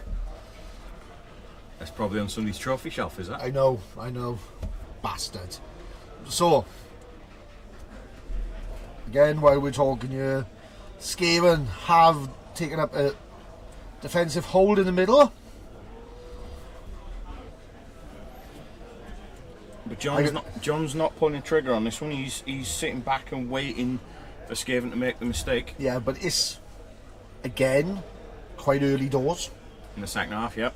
You know, Don't have to make the move yet with the movement that Skaven have available to him.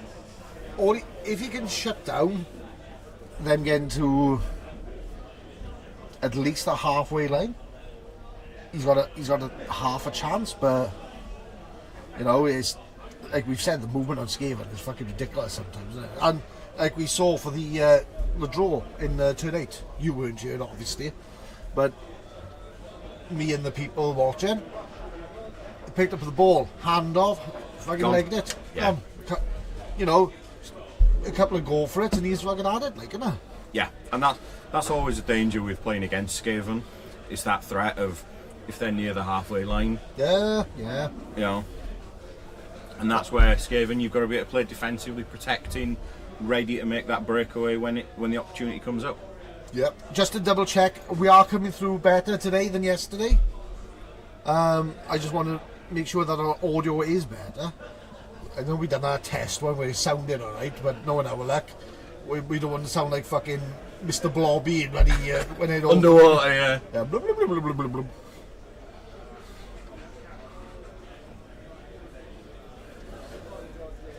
Right then.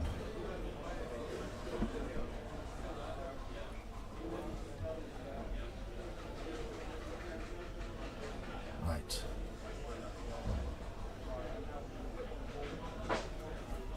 And in fairness, I don't think anybody has taken out a lot of players yet either. It seems to be, It's very even. yeah. Like knockouts, yeah, they've always got a chance of coming back. Knockouts, because I know CT has got two. No, got one in knockout by the look of it, and then 2 in reserves. There's 1 in reserves for John. Oh, as you were away, we did find out it was they got heat fucked.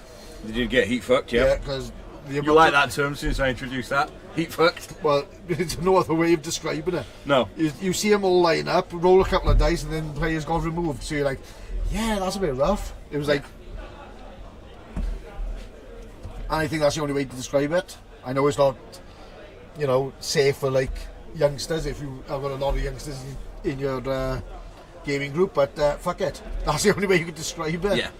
Getting shafted by the weather. UV going in dry.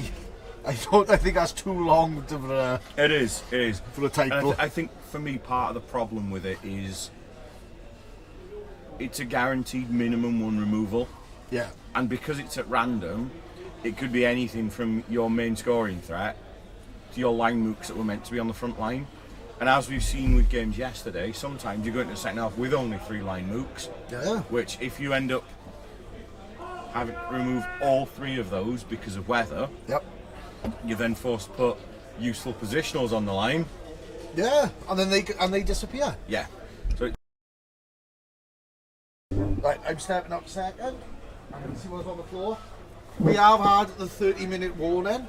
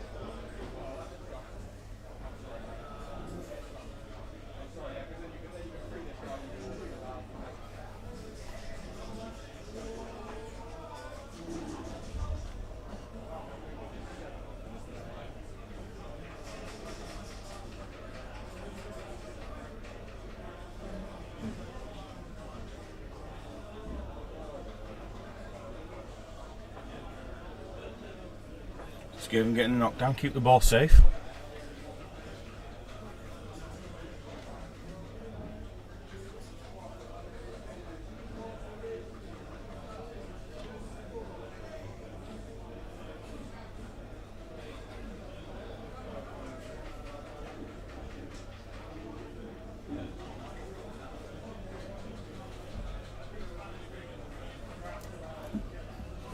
So just a brief rundown of some of the scores as this one's going on.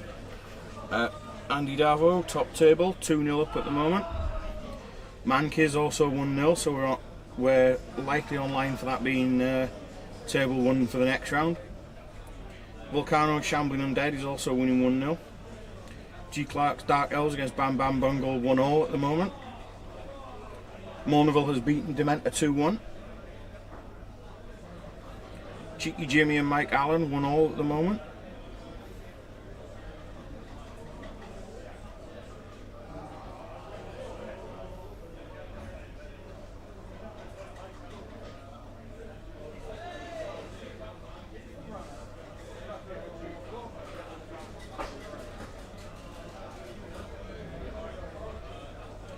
Falling Down Joe and Sabine or Tag are 0-0 at the moment. That's Tomb Kings vs All World Alliance.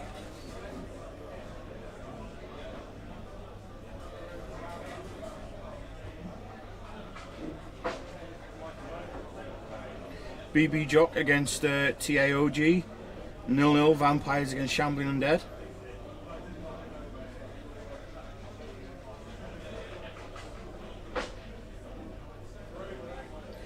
Hellboy is drawing 1-1 with Stuart, 1975 on table 34.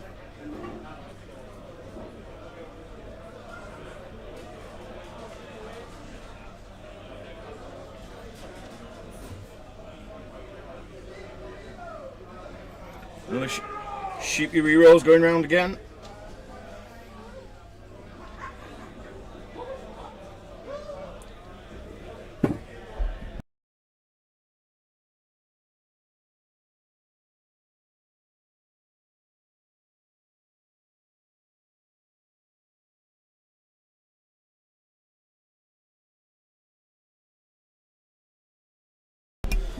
And I'm back.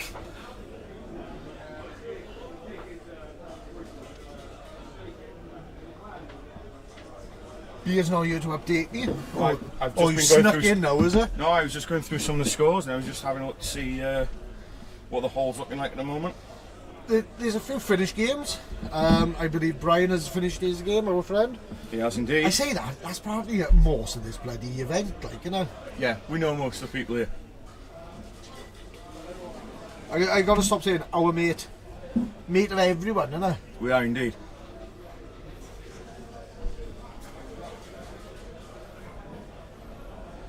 So Skaven have made the retreat towards their own touchdown I was line. gonna say Skaven got the ball.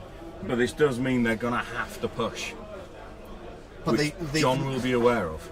Yeah, but also I think the Skaven have spread out so much he can't really push through, can he? No.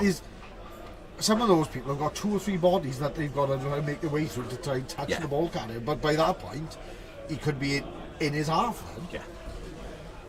And as you can see across the back end of John's field on the right, John's half on the right, he's spread some players across the field that he's not got involved in the play, ready for that breakthrough that he can just swing across either side. So he's not unaware of the threat that Skaven are going to have to go for to try and win this one. Yeah, and that shows, you know, he's aware of it, like you said, and he's got preparation ready for it. But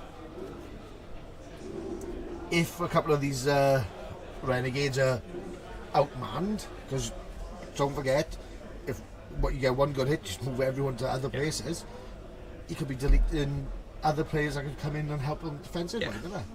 And as you quite rightly said earlier, once gutter runners and blitzers have gone, if Skaven are down to just a lineman, they're nowhere near as much of a threat. Yeah.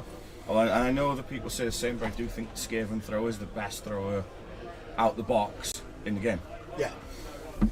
So, you know, Skaven thrower, which, you know, pass, sure hands, move 7, agility 3+, passing 2+. It's the passing 2+ for me, because you're talking short passes with no modifiers. Even 6 square pass, you're talking 3+ with a rerollable pass. Yeah. And sure hands rerollable for pickups.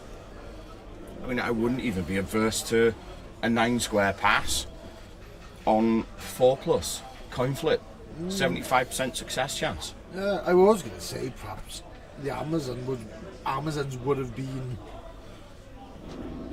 a safe bet and pro elves, but Amazons, they've got dodge on the ball, pass, safe pass, but 3+4 throw. Yeah. You know, it's the 2+ throw. I think it's 2+. Yeah, like you said, 2+. Now let's look at pro elves. The other one that I reckon is fine. They just got pass. Yeah. And it's a 2+. So, Yeah. but it's not anything then safe to pick it up. yeah. You got to work on it. The two things that throwers should be doing: picking up the ball, Yeah. and passing the ball along. So yeah. Skaven have got inbuilt rerolls for those, and it's on 2+. So it's 3+ to pick up, 2+ to, you know. Yep. I wouldn't even be adverse to the long bomb passes on a 5+ with a reroll if you really had to. Yeah, but like we just said, it's the fact that they started off with 2 rerollable skills and the 2+. Yeah, to pass it. It's like, as we've just showed, just grab 2 that I would have thought would have been in contention, and it's either they've got the rerolls or they got the 2+. Yeah. And it's the downside to Skaven is the low armour of 8+ everywhere. Yeah. That's that. You know, other than your blitzers and your rat ogres, which, you know, you're not really using those as scoring. You're hitting things, so you want them to have higher armour when they're stuck in a fight. You know. Yeah. But it was seen Skaven moving back across the other side, as we mentioned yesterday, do-si-doing the Renegades across, but the Renegades have got 4 players. Yeah, because free in their own John half. committed 2 players to that wing. But he's also got 2 commit to the other wing as well. No, that's what I'm saying. He committed the 2 up here, so swinging round, so he can either come down the wing or he can shoot in the middle now. Yeah. So I don't know whether people can see me talking about it, but you know, he's got the good swinger on by, and if he can just hold John into where he is now, he's away with it. It's 2-1.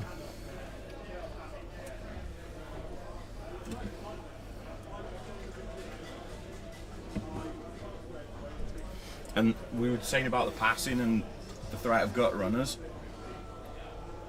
This isn't a case of waiting for your opponent to roll ones. You've got to punch your own lines through with Skaven. Yeah. You can't assume Skaven are going to fail. It's not a troll team. Not troll team. It's not a goblin team. Yeah. It's not.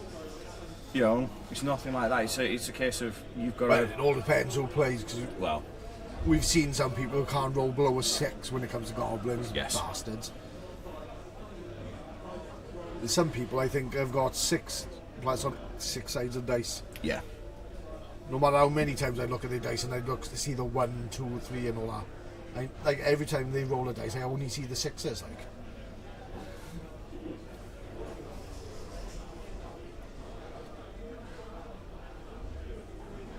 But anyhow, enough about my bad dice and enough of fucking blessing me with a.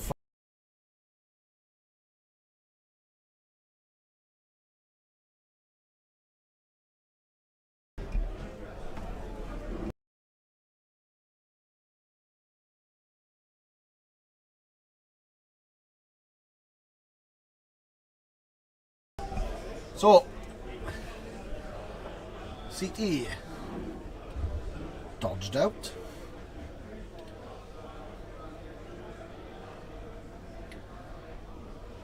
Here you go.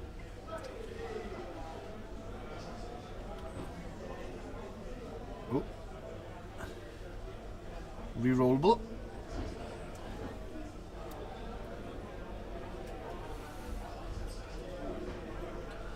So CT now is starting to build that defensive wall to protect the gutter runner when he needs to.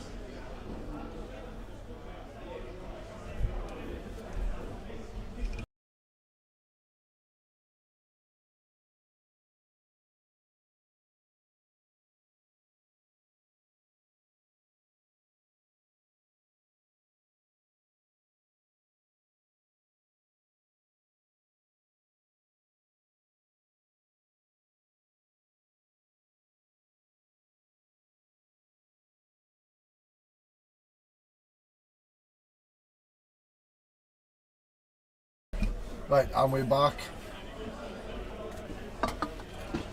Is that tidy up, is it? Yeah.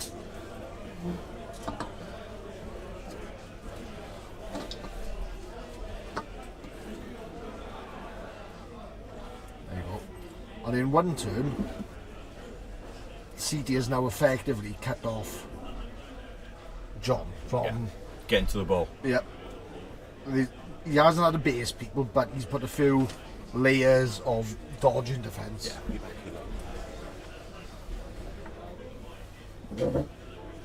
Excuse you. Excuse you again. World's loudest office chair. Yes, we'll call it an office chair beard. Anyway. See, and this is this is the 15-minute call, so it's coming down. They've got to move quick now.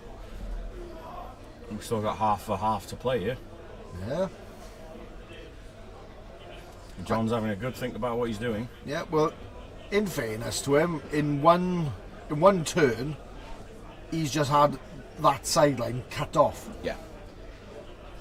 It's how you respond to that. And But it's not just how you respond, it's can you get the players down to be effective? Because Troll, look at that, look how far away he is, he's not going to be any use. no.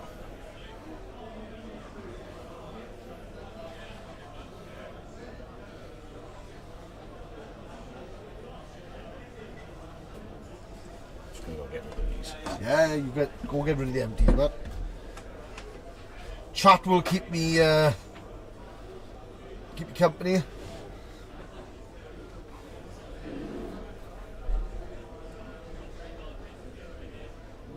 And as all game, he's rolled off screen.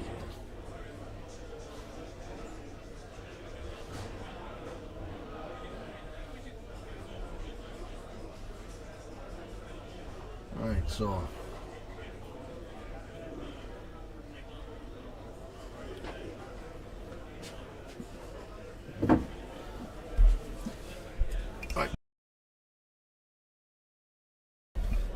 So, Beard is now back.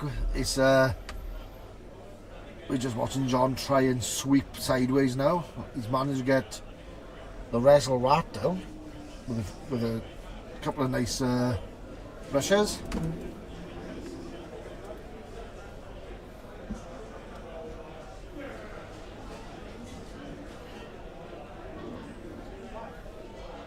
The only problem is now is he can commit his renegade rat around the back, but he's got no one to help him. I say renegade rat, renegade lino.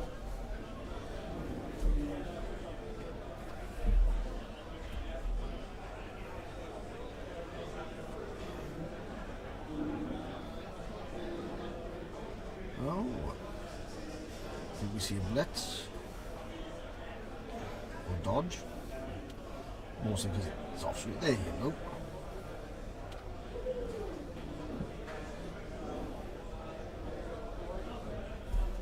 And that's the sin bin. It was a foul. Foul that went wrong.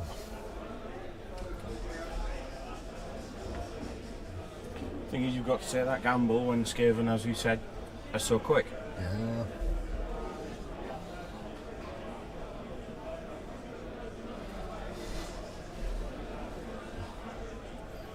Another little tickle of head. Oh, he's tickling the tip of his head. Don't be so crude. No, there you go. And use CT to build a cage now to rush forward into.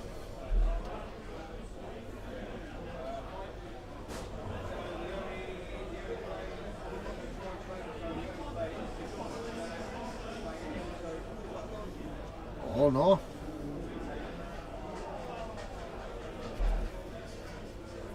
Oh, there you go. Is that the start of your favourite column defence, Bert?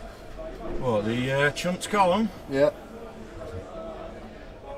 There you go. Look at that. He's created a few tackle zones that somebody will have to jump through. I think at this point you can't say it's over, but I think it's looking good for the Skaven at this point. It is indeed. It's Oop.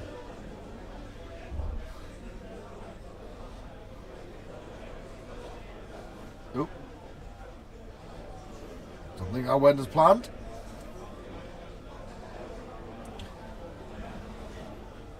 One dodge too far.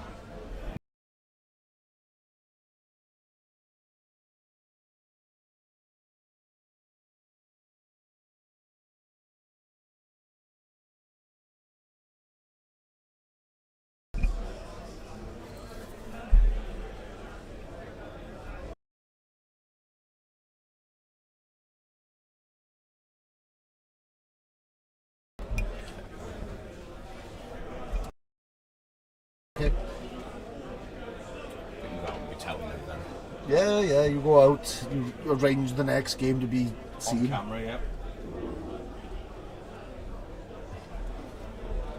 Some of us are committed to like broadcasting the game.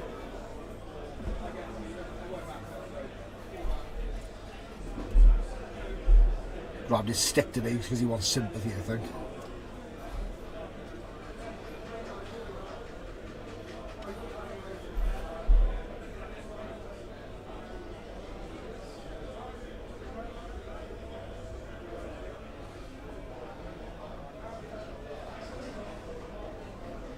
Right, so what's John going to do to try and stop this Skaven tide then?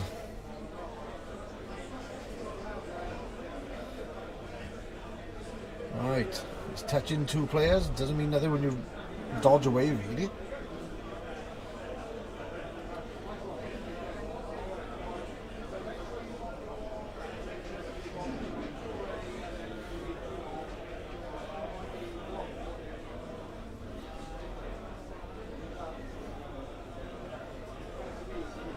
Oh.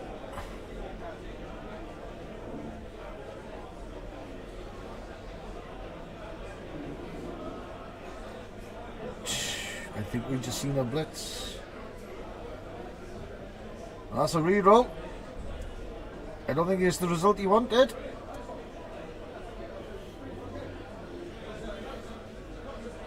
Ah, shit.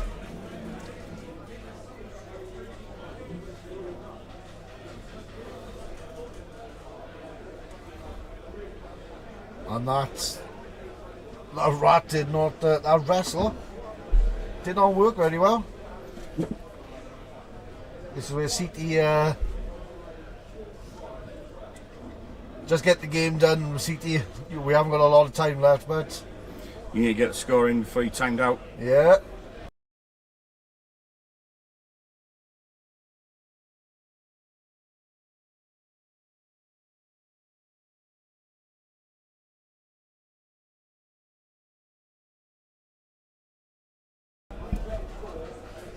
So there you go. I think, 2-1 it is. yeah. Well, as you were explaining, that the best painting is going up.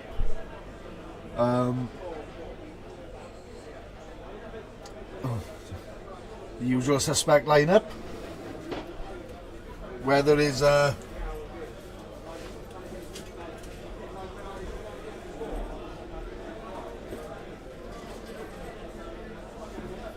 I honestly don't think it's going to make much of a difference, but John has got 2 turns where he can try and compensate the casualties. Yep.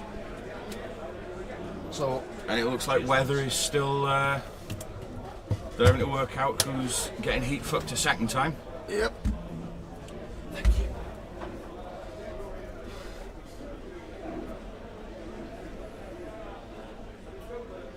I think John might have lost That's two big guys. Two big guys, yeah. Yep. That's Troll, and I'm guessing that's his Rat Ogre as well. I think that might be the Troll and the Ogre, which if that's the case, one turns off the table.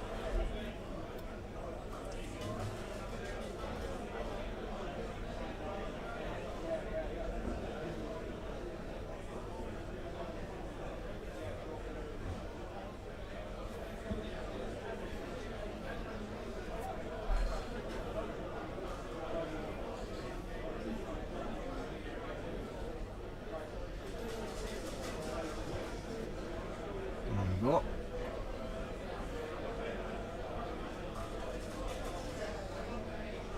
Perhaps we should warn them that we can see their pins when they phones. Perhaps we should. Yeah. But Which one of these guys are going to get their phone nicked, really, isn't it? Yeah.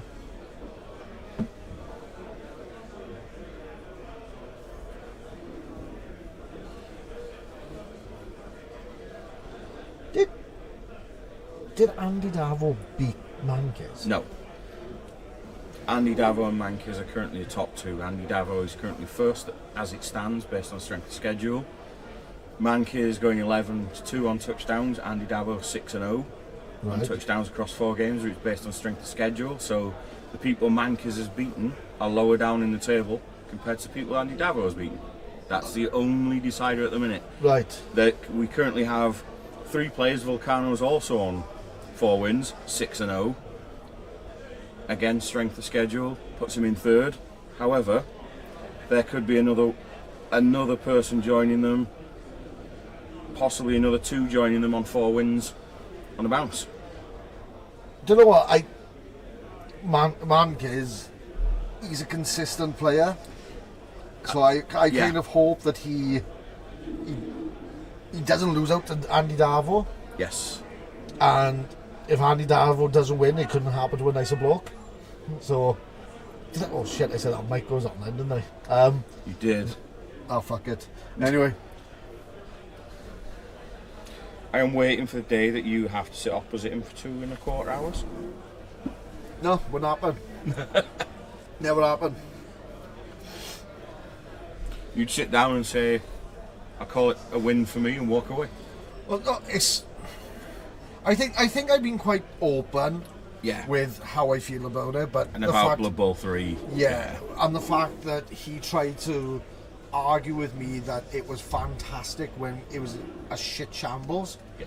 just because he's in. Cyanide's pocket. Yeah, and I'm trying to think of the nicest way to think because He's on the payroll to advertise well, it. yeah, it's There's no hiding from that. like I know his business is Blood Bowl And streaming, yeah. and streaming, and that's where his money is, and that's how he's going to support his family.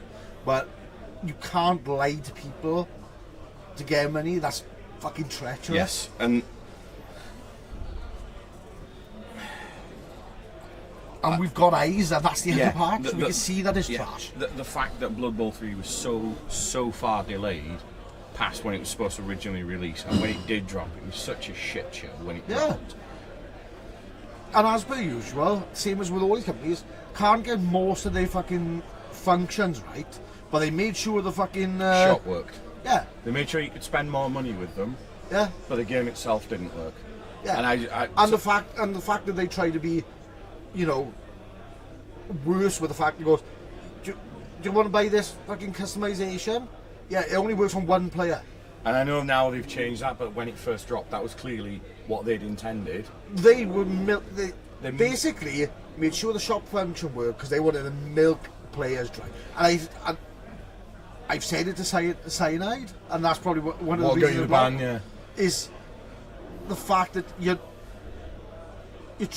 treating these people who are coming over from Blood Bowl 2, who have been, a consistent backbone supporting your company because they are using your games, And then you've just gone, give me a bank balance. And there were times before COVID and during COVID, you'd have 8, 9, 10 streamers all on at once playing Blood Bowl 2. Yeah. Now, don't get me wrong, we know the shit show that Blood Bowl 3 became when it first dropped, and I'm going to say something controversial, and you might actually agree with what I'm about to say.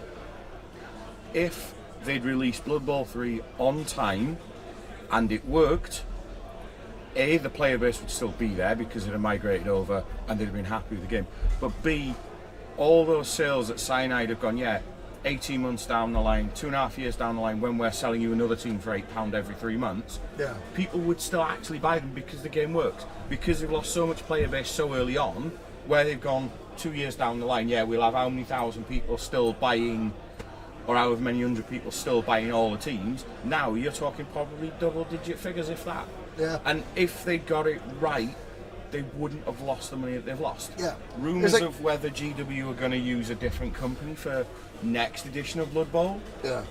But it's like, don't get me wrong, I don't know what I haven't looked into stream figures, like, like how many consecutive hours people have used Yeah. or whatever, right? And how many people, or what's their peak, and they trough and all that type of thing, right? But it didn't have, everyone was looking to give it the fanfare, right? Yeah. Because it was like, it's a new edition, and it's going to work with a new season, but it didn't work with an old season. Yes. But all they needed to do, and I know behind the scenes. Sorry to cut you off. Kick off. John is being very, Aggressive. The ball is down.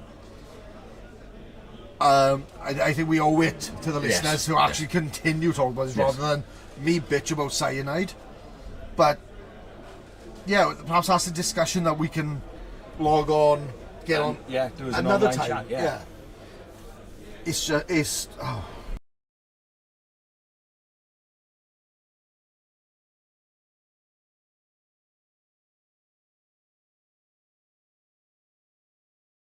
yeah. So there you go. So it's all down to John now. I think Skaven might get across. It's whether John has the dice and the rerolls to score. It looks like he's still got 2 rerolls in the bank. Right, around the 15 minutes is up, but they are eating into the lunchtime, there goes a reroll. Into a 2. Into a 2.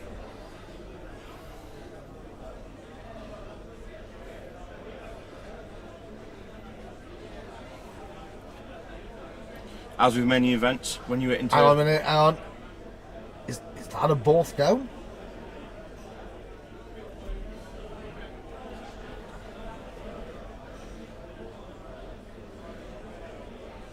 Is that a both down, sir?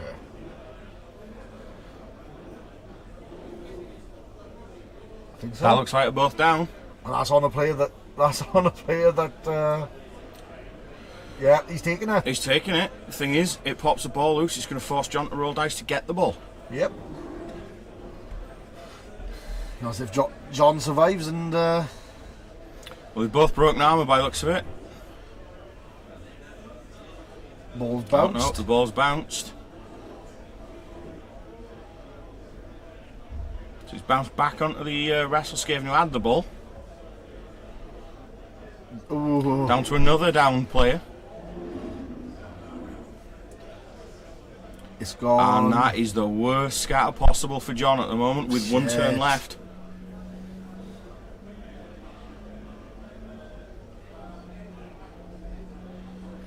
I think he's 4, 5. Could he leap that? I think that's what he's thinking. Up for 3. Over for 2. Or is he blitzing his way out instead? I think that's what he's trying. Yep. Well, he's probably... There you go, see? He's got the dice. No. Oh! He's wrestled down.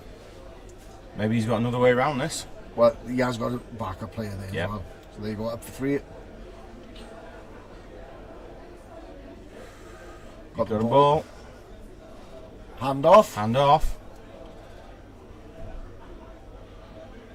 Reroll. Reroll. He's got it! And over. Fucking hell. Over for 2 all. Fucking hell. I think that is well earned. Oh no, it's a rush. He's there. And that Yeah. is 2 all. I think 2 all is a very fair game there. Considering how cagey they were early doors. But yeah, it goes to show what you can do. Yes. It's like, it doesn't matter your speed. If you, again, it's chess with dice, isn't it? Yeah. So, and dice can be fickle as fuck. But it can also be really rewarding. Oh, and there you go. At the end of this round, Man Kiz has gone on top. Yep. Followed by Danny Richardson in second with Dark Elves, and then Mr. Davo has dropped down to Mr. third. Davo with Euro Bowl rules are trash. Let's get that out there. That's his He's team. not wrong. He's not wrong, mind. I don't know. We use Euro Bowl rules. It's a lot to take out on. Yes. The newer rules for Hungary are less convoluted than Athens, but they're a lot more restrictive than Athens. Yeah. Which is why I think people aren't loving it so much. But going into round 5, there are currently 4 players on 4 wins. We don't want to know that. What's the Wooden Spoon Warriors looking like? Wooden Spoon Warriors right now, going down the bottom end of the table, we have Neo Dowd with Snotlings, who's taken 4 losses in a row. And looking at how the table stands, he's going to be the only player going in on 4 losses into round 5. I think we're gonna have to see the Wooden Spoon Warriors next. Before we see the game that decides. We might have to. Yeah. So we are gonna disappear for 5. Yeah, bit longer. Refuel, refresh. Refuel, refresh, and then we'll come and have a chat. Yep. Right. So we'll see you guys in a bit.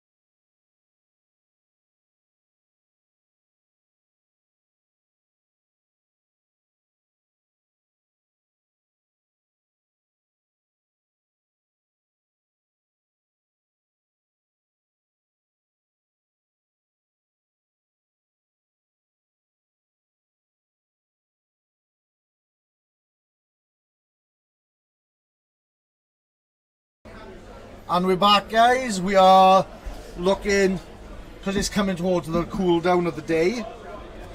This is Battle for the Wooden Spoon. It is, and this looks like it could settle it, given that this is the bottom table clash. Yep. So, we've got Neo Dowd and his Snotlings versus Halflings with Dustbin. From what I can see, Halflings have drawn 1, but have lost 3. And unfortunately, Snotlings have lost all 4 games. They have indeed. So, should we... So, while they are setting up and showing each other their nice painted minis and talking skills, you know how us Blood Bowlers like to do, yeah. Yeah, before we start. I know things have run on a little bit because queues and whatever, so we need to make sure that everyone's settled. So, what do you want to do? You want to do the Snotlings? I'll do Snotlings, yep. So, we've got Neo Dowd with his Snotlings, and he's got 2 guard trolls, 1 pump wagon with Sneaky Git, so Sneaky Git dirty player. We've got 2 fungus flingers. No. Yep, 2 he's rosters in all sorts of orders. 2 naked fungus flingers, 2 stilty runners, 1 with sure hands. We've got 2 fun hoppers, both with sprint, testicle twins. We've got 1, 2, 3, 4 linemen. We've got Varag, 3 rerolls, 2 bribes, and riotous rookies. Nice. Which I don't think is terrible. That's a nice spread. Skills I might have changed, but I think as a base roster, I think that's solid. Yep. So while we're here, I'm going to talk about the Halflings. 2 tree men, both with block, safe. Yep. We've got a Halfling Hefty with leader, which is, you know, that's alright. Solid for the reroll, yep. Though I will say, perhaps a Hefty with sidestep is a little bit more consistent. Because you can tend to lead him around a little bit, but our reroll is useful. And then he's got a catcher with sure feet and sidestep. And then the rest of his team is 8 Linos, the Halfling Hopefuls, and they're bare naked. And then his stars are Rumbleoar and Deep Root. And Rumbleoar has been seen a lot at this tournament, doesn't he? But also, he's got 1 reroll, because he's got the leader, which make it 2. But he's taking a Halfling Chef, of course. As you do, yeah. Right. So he's minimised taking the rerolls, because I think he's hoping to nick other people's. Yeah. So, whether that works out, and if he's got a leader, he better use that leader reroll pretty sharp. Because nothing worse than having that leader reroll and then somebody fucking dumps you on your head and it disappears before you can use it, like, you know. Yeah.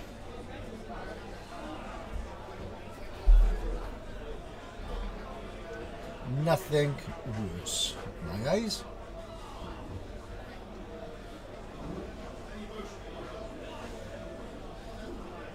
So they have pressed start on Tour Play. They are now.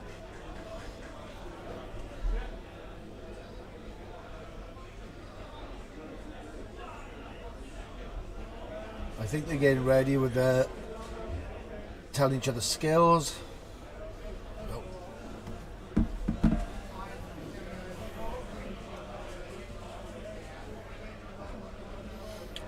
So, and this time we are also seeing Dice Tower at the top, so hopefully we'll see all the dice rolls.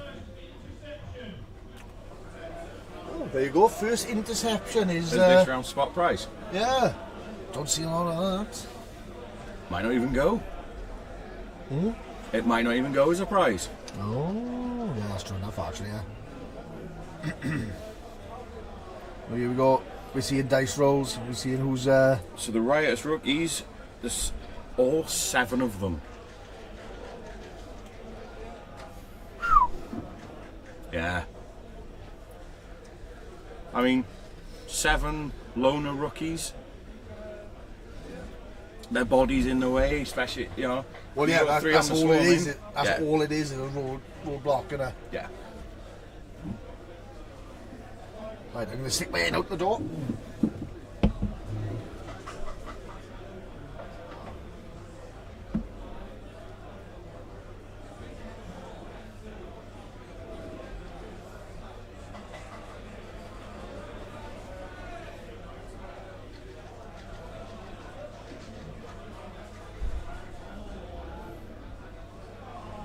And they are good to go. And this is the round that's going to, this is a round that'll. This is going to sieve the top end of the table now, innit? Yeah. And we've got this wooden spoon area because this is where all the fun happens now, innit? There you go. Absolutely. Shake of hands. So while they're getting started, and as we are looking at the bottom end of the clash, bottom end clash of the table, let's see what's going on at the top. And Andy Davo's Shambling Undead have drawn a mirror match against Volcano's Shambling Undead. Ouch. Both coaches are on 4 wins, 6 touchdowns and none conceded. Exactly the same record. So it's proper mirror. It is indeed.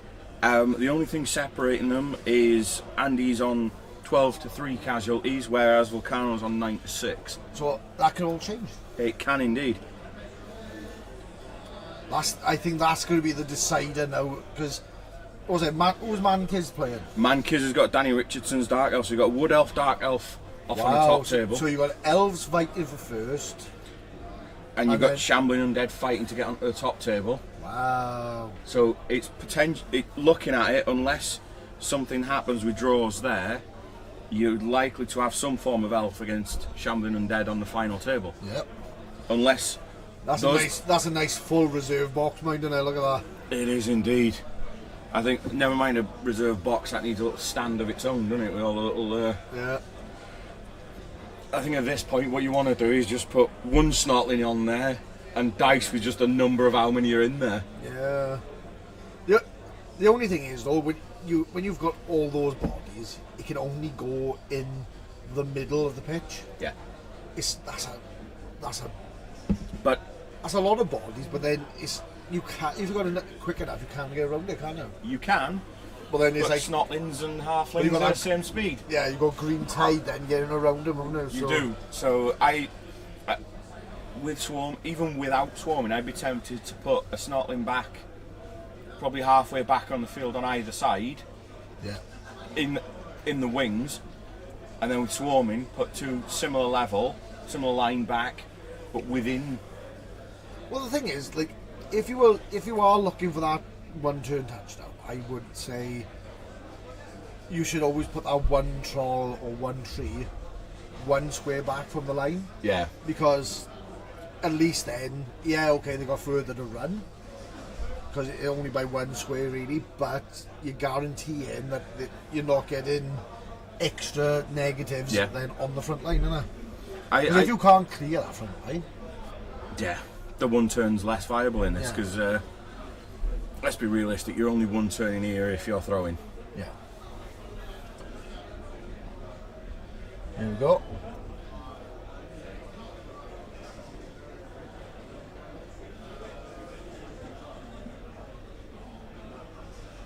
That's shocking that he's put 1 forward, 1 all the way back. I think he's trying to like blanket the back, isn't he? Yeah. He's trying to protect where the kick goes to have somebody within range wherever it goes. Yeah. And I think having 6 players so far back. There's me saying about putting our player back. There's a troll back. Yeah. Let's zoom in. Let's get mid-pitch zoom.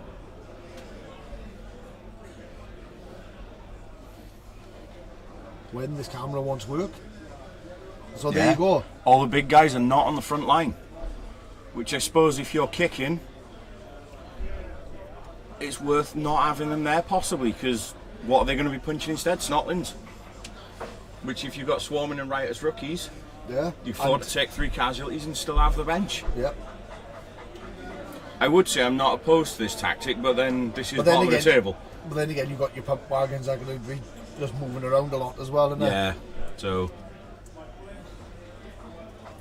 You've got your trolls for the cannon arm, haven't you? And then your pump wagons are big guys that can foul. yeah. And don't forget, there is the tax at this event for taking 2 star players compared to 1, so that might be why he's only taken 1 star player, taking a pump wagon.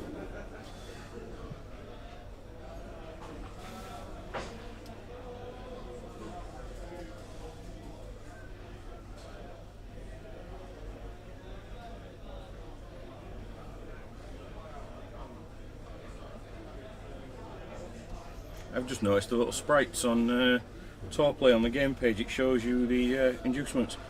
Little deep root. Have you only just fucking noticed that? Yeah, I've only noticed them on the home page now. Yeah. Oh, fucking hell. Is that like just saying you've only just noticed the sky is blue? Is it? Yeah, that's been on there for fucking ages. Took me a while to twig that, didn't it? Ah, well. Every day's a school day. It is indeed.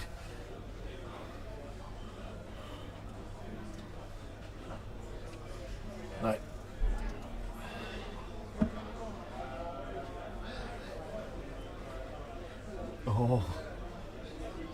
Oh no. I think we've got an angry ref because people are counting like players from left to right or right to left.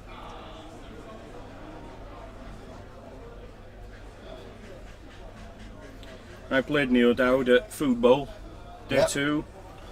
His Black Oaks, I had Slan. I won. No, he's got a marker underneath. That you could be lucky. He might have been given a skill. It might well have been. Ooh. Or I could have been given Loner. Yeah. Oh, Oof, that's fucking rough, man, isn't it? Yep. But ball has been handed. Yep, touch back.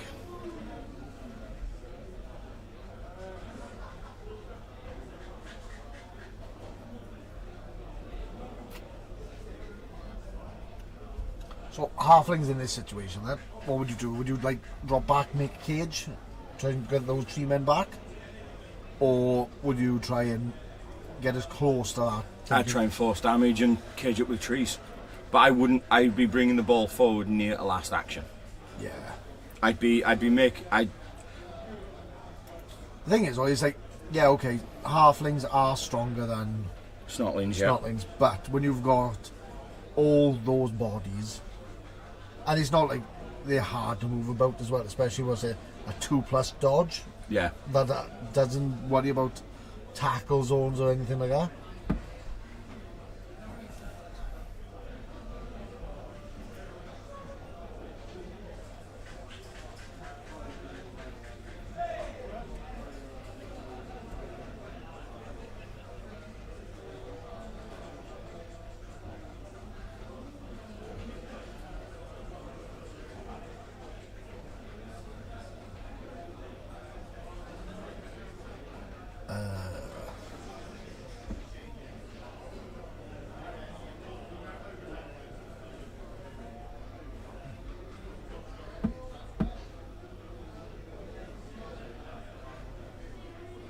Three days. What's that 3-man doing?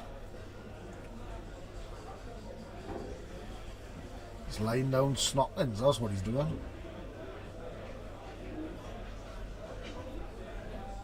But Snotlings are rubber balls yet again.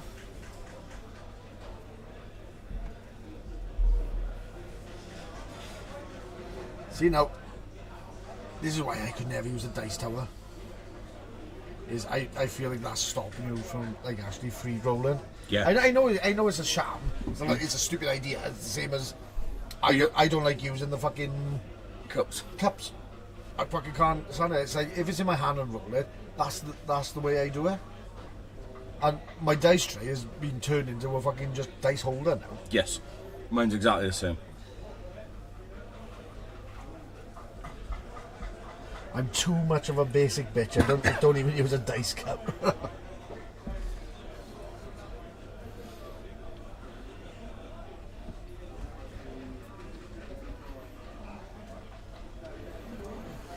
Can you spell cup? Me? Yeah. I can struggle with it. I think it's got 4 letters. I mean, the Welsh version certainly has. So no, you're not going to fall into actually spelling it, do you? I'm not going to fall into that trap. No. That's too old, isn't it? You'll ask me to spell it and I'll start getting my fingers out to count. No, I'll do that when we've got the camera on you to show this is what a Leeds education does. Look, Oaks had it right. 1, 2, few, Many. Lots. 1, 2, few, loads, too much. Yeah. Yeah.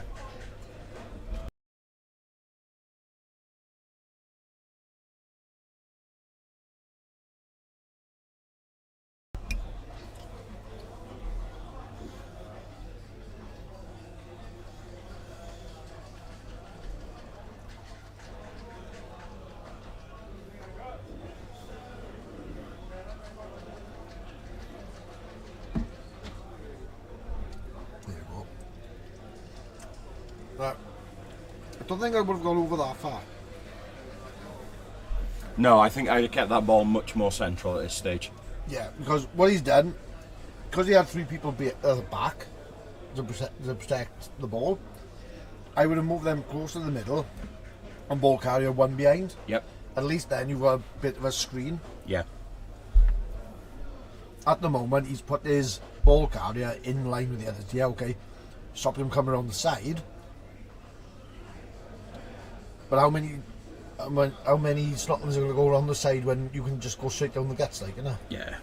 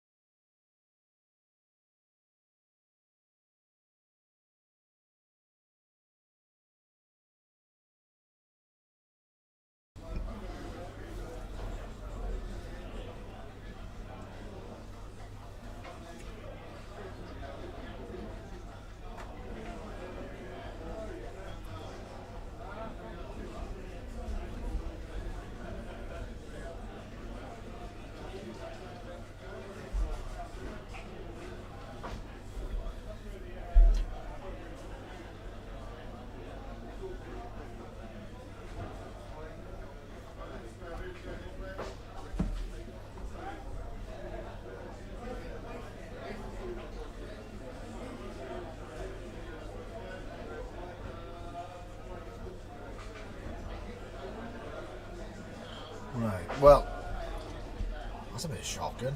I would have used that pump wagon to try and take out one of the big guys rather than move it away. Because you can screen with these smaller guys. Yep. But maybe he's wanting a bigger guy further back, so if the breakthrough happens, he's got 3 dice on the ball. Maybe. It's not what we would have done, but then again, we're not saying that we know what the fuck we're doing. Like, no. That is it, so... We never profess to be top of the table. Well, we are on Stunty Watch at the minute. As it stands, currently leading the Stunty Cup is Dementor with Snotlings in 28th, 2-1-1. Cool. Then Stealth Elf, same record, 2-1-1 with Halflings. The third in line for Stunty Cup then after that is Chris and his Rhubarb and Custard Gnomes, also 2-1-1. Oh. So it's all still to play for in the Stunty Cup as well.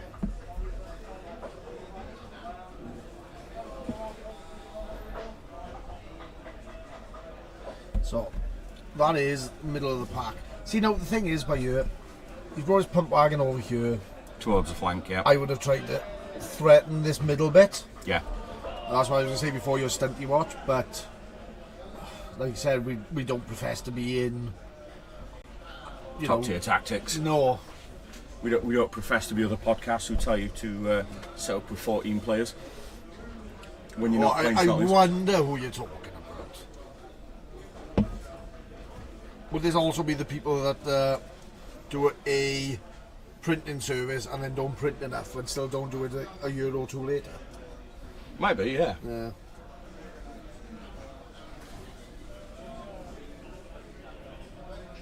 You throw a lot of shade, my boy. Just calling it like it is, boss. Oh.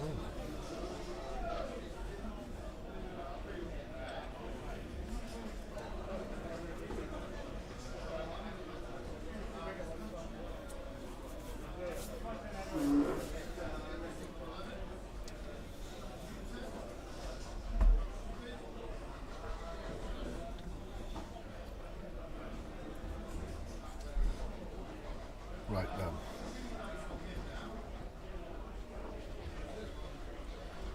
Fucking hell.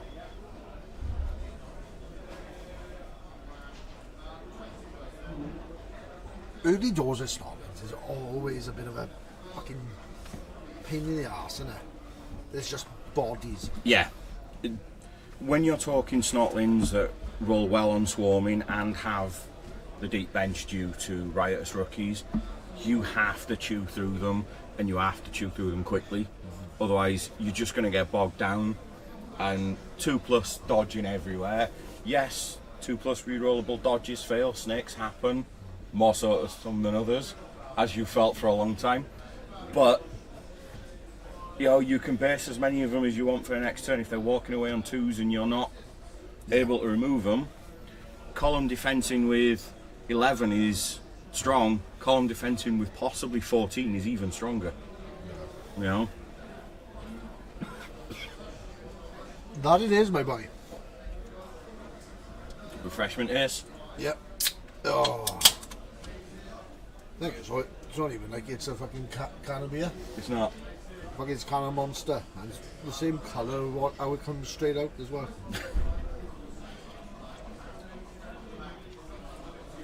I say that, but I like Aussie lemonade. Yeah, you put me onto the coffee flavoured ones, and the missus bought me a slab of them for Christmas. Thing is, some of that I'm going to use. I tell you what, the salted caramel ones, fucking hell. Yeah. That's baller.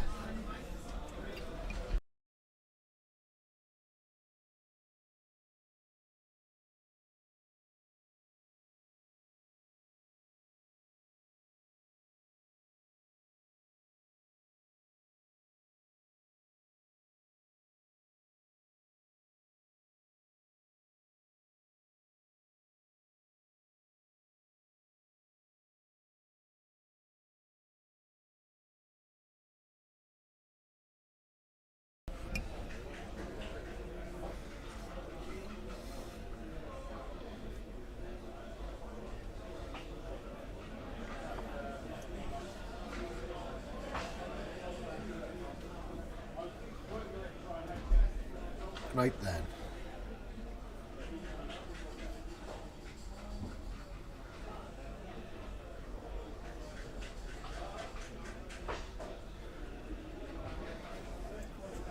I think this is like the third Stunty game we've shown, isn't it?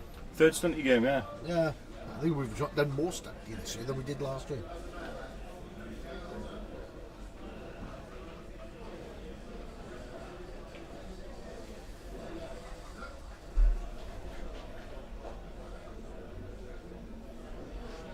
Here we go.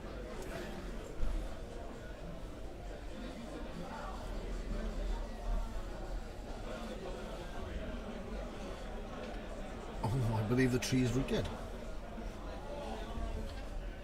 This is just had a token underneath it.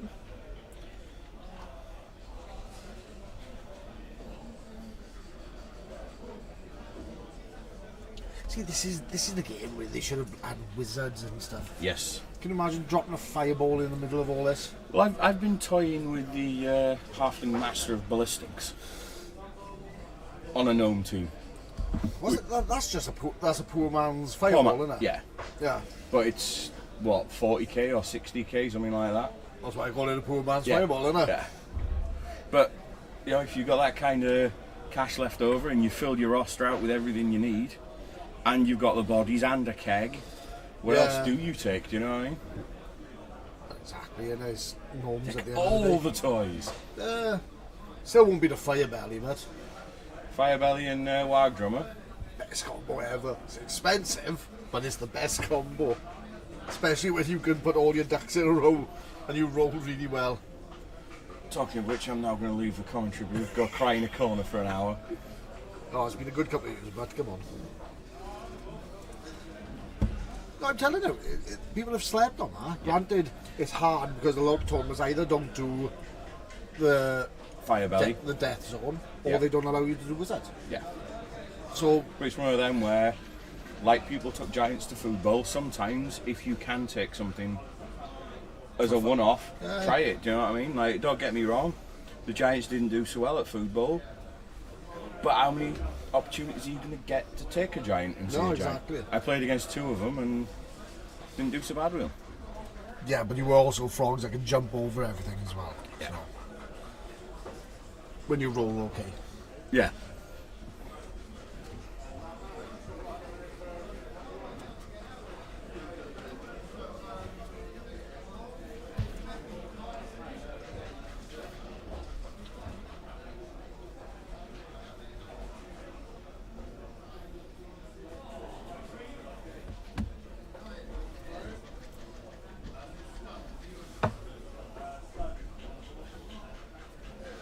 Let's have a day of armour. Right, back in the action. Halflings are trying to push through. Push through a literal swamp of Snotlings. Yeah. A gaggle of Snotlings, isn't that what the collective term of them is? I was going to say something very uncouth, but The pre-undead Snotlings. Because that's where they're all going to end up.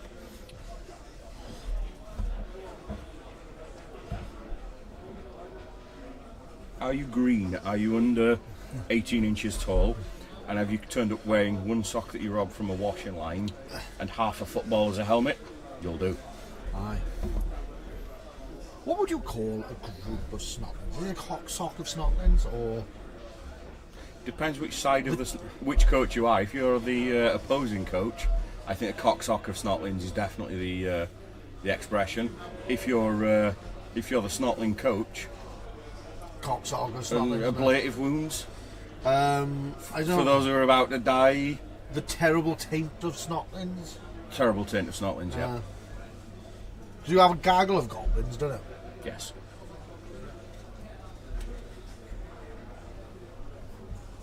But then a gargle of goblins makes them sound less along the lines of secret weapons and fouling, as more of they're like geese.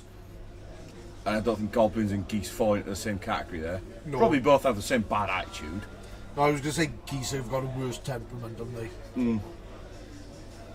Oh, there's a point. You could do a goose goblin team. Imagine a goose with a chainsaw on the field. I think we might have finally found a Cutamals team Jake can get on board with there. Yeah, A goose goblin team. yeah. Might be. And instead of a ball and chain, it's holding an egg. Egg and chain. Egg and chain. Yeah. The bomber's throwing an egg. But the chain's coming out of the ass. Yeah. I mean, it's easy to do with Doom Dive, you just do the goose with the wings out. Yeah, it's flying, isn't it? Yeah. It fucking does itself. The pogo, you just put on a clear crystal, a clear plastic stand. I think we've finally found Jay's Cutamal team. Yeah, but who's stupid enough to print it? Well, I'm sure I can drop a message over to a certain company that print Cutamals, the Goose Goblins. You think you got that much sway? No. They'll probably just go, shut up. Yeah. Probably see my name come through on No, get rid of them. Dear Mr. Beard, thank you for your input, but... What were you smoking when you came up with this idea? Kindly, shut the fuck up. Yeah. Yours. There's a reason why we don't listen to you.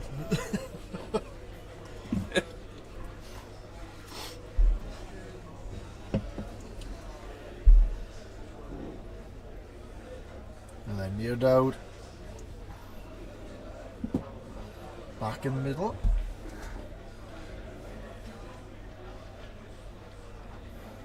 That was some vigorous use of the dice tray there, wasn't it? Yep.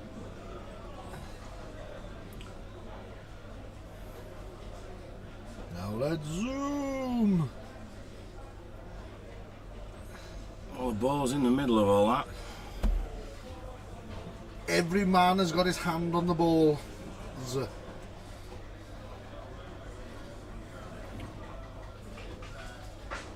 Oh, there you go. Tree man having his block bracelet. So,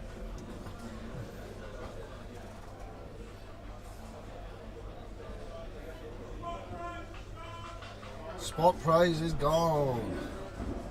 So control in the middle. Let's see what they got.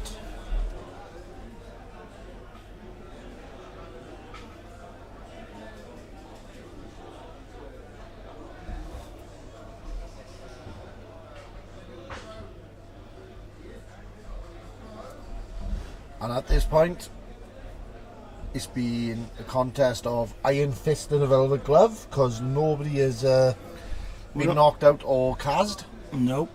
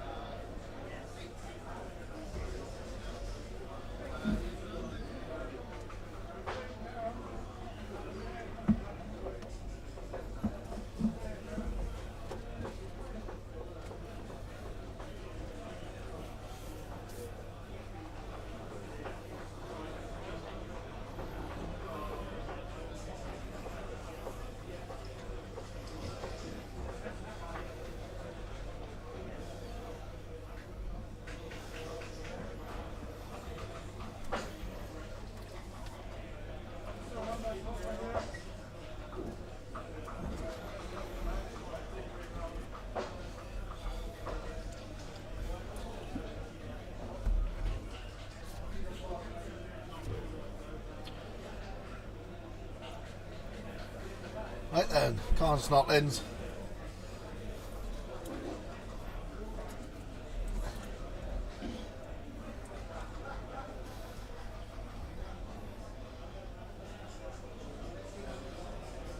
I think Senior Troll has gone stupid. I think, yeah, I was looking at that.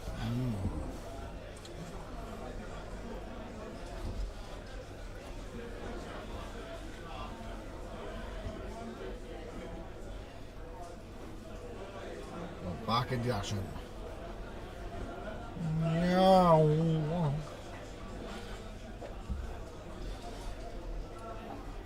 See,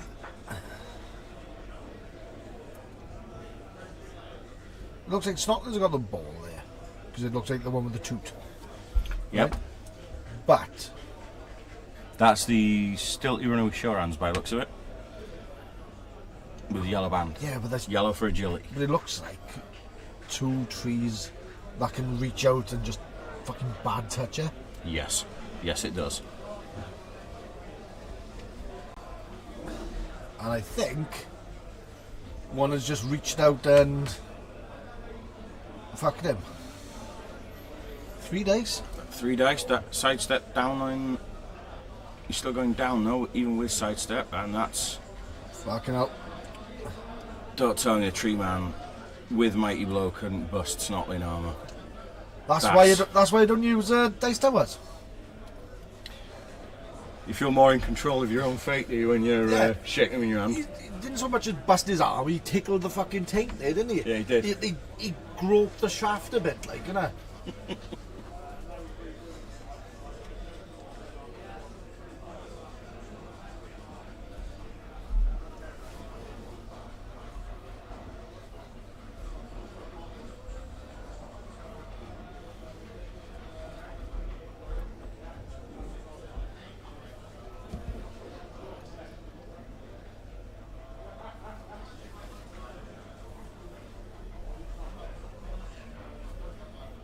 And according to the counter, we've had 20 minutes of this game, or 22 minutes of this game so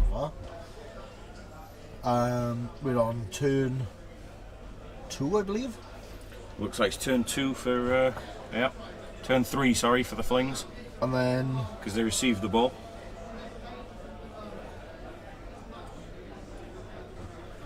see now, this is where it would drive me nuts. He hasn't touched the turn counter. Yeah. Driving me nuts, that is, man. That's I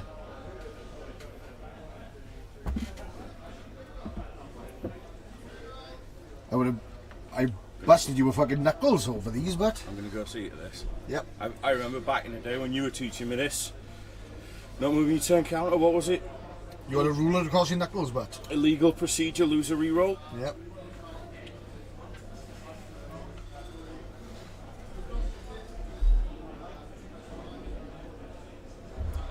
While Beard is sticking his nose in.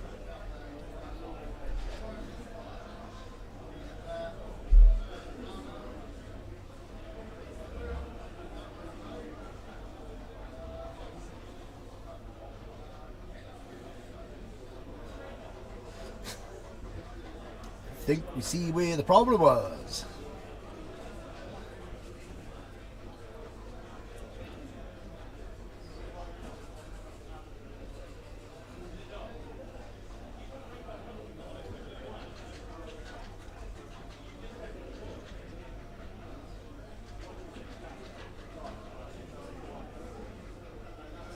Oh, there's me wrong. That was a halfling. Actually, I was fucking right.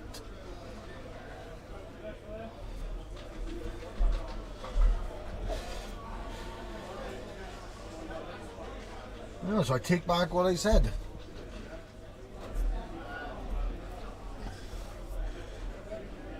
A halfling has just made a great escape. I thought he was going to get bad touched by the trees, but that was... Right, my bad.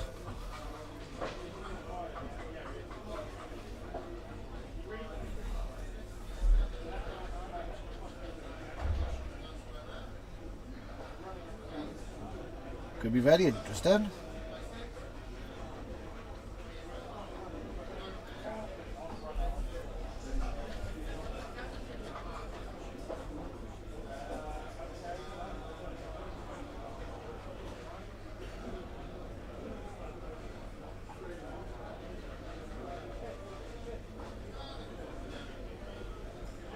I'll break an armor on 3.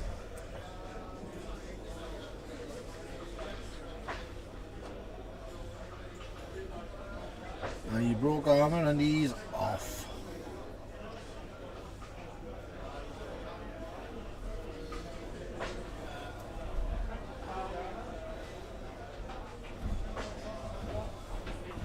So, ball is out and free. We managed to get a turn counter issue sorted. I did see it.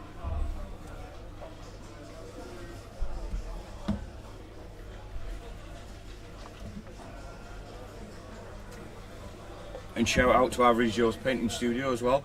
I've just seen one of his painted teams that he's done for VM Cat Val. Yeah. The Black Hawks are looking nice. So at this moment in time, there's a Snotling lineman and a Halfling hopeful are both injured. Both injured, badly hurt. So 1 for 1. yep.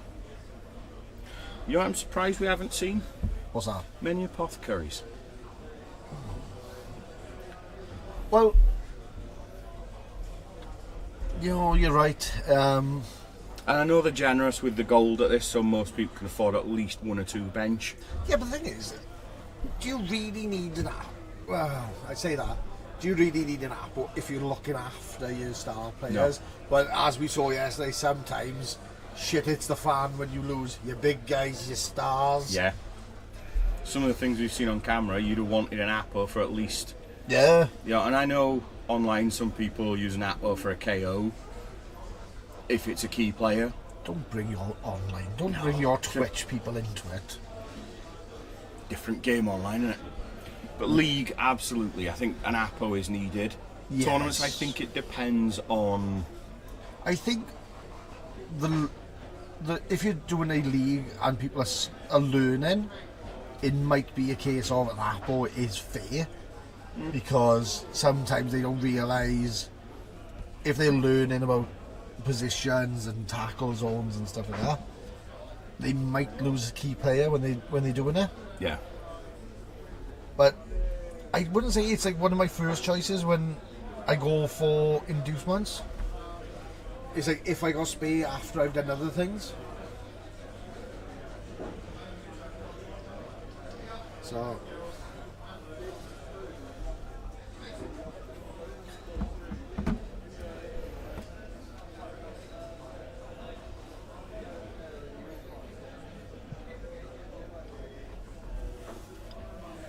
So the halfling is all the way to the side.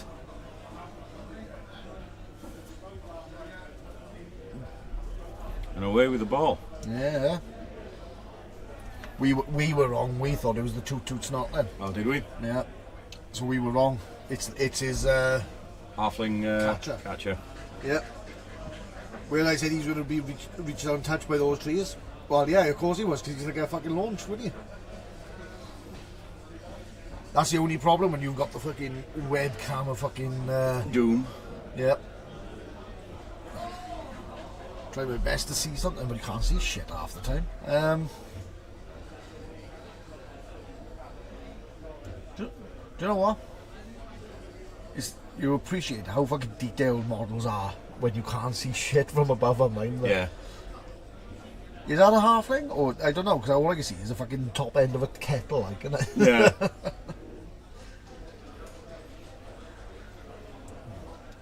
But, taking the piss out of that, we are thankful Firestorm does allow us to do this. Yep. It's just they're not safe from us taking the piss out of them either. Absolutely, they're not. Equal opportunity. Everyone gets the piss taken out of them.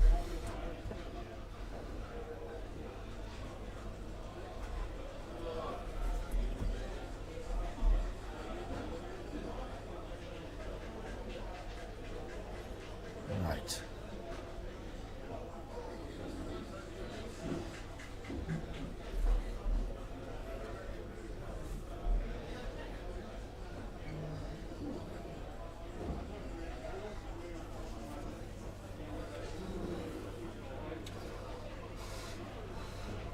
Right then, halflings.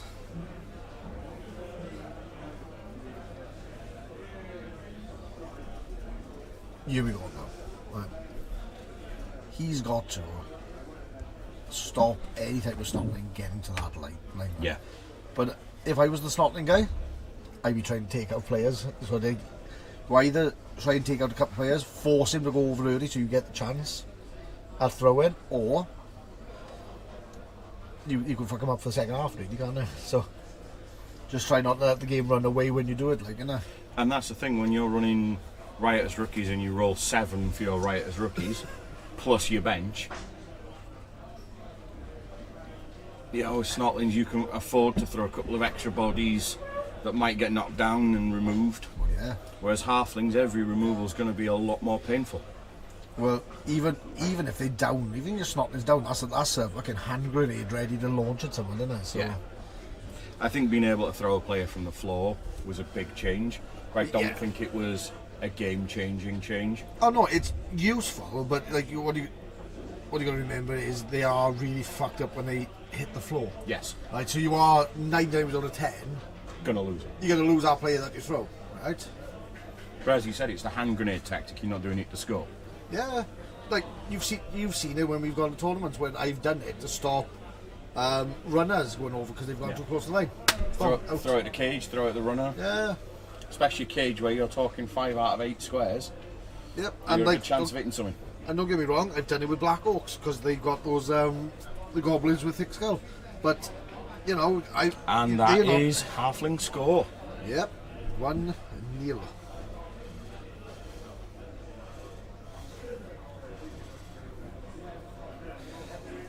I think he probably realised that the longer he holds off, the more chance he's got of losing players. But yep.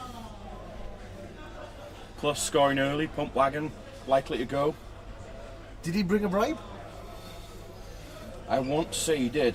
He's brought 2 bribes. Well, there you go then.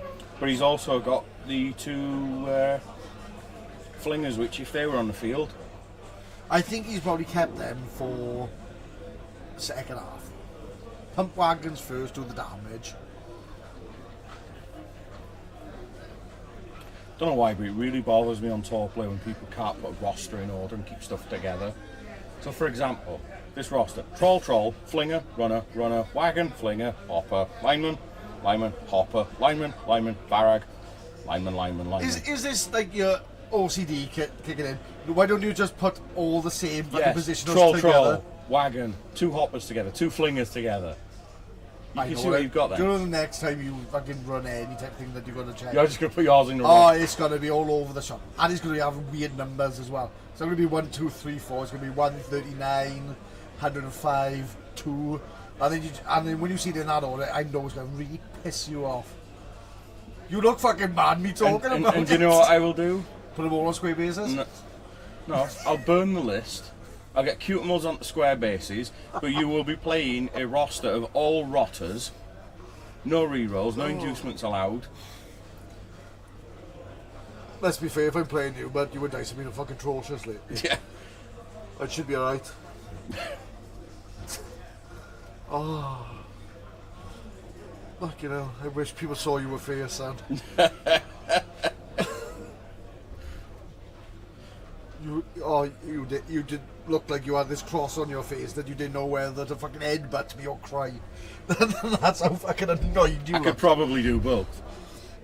Dude, you probably cry about your fibro hurting because your fucking forehead would be fucking throbbing, isn't it?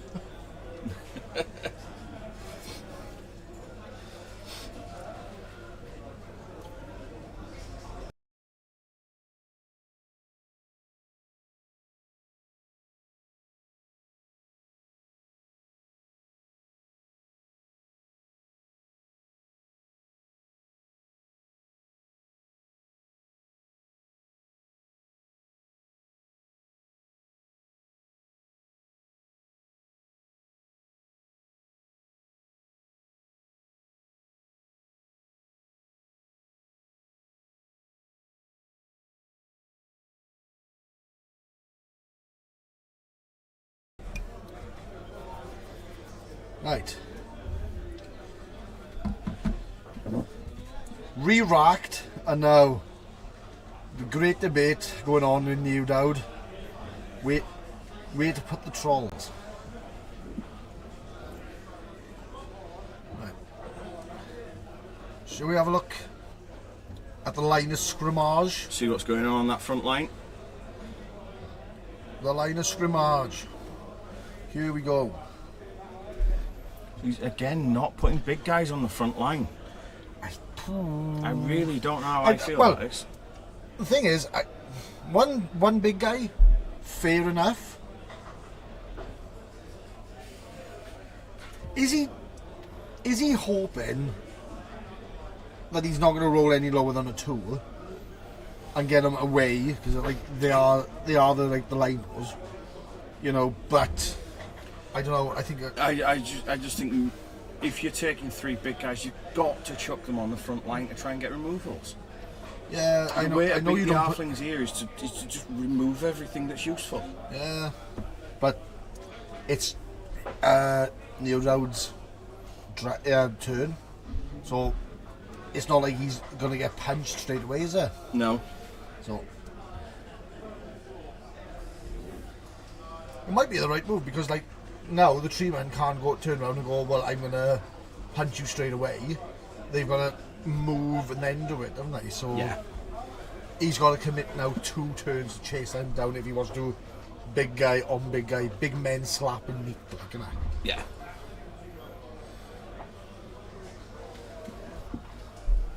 Perhaps it's 4D chess and we just don't realise he's playing. Yeah. Like, you know.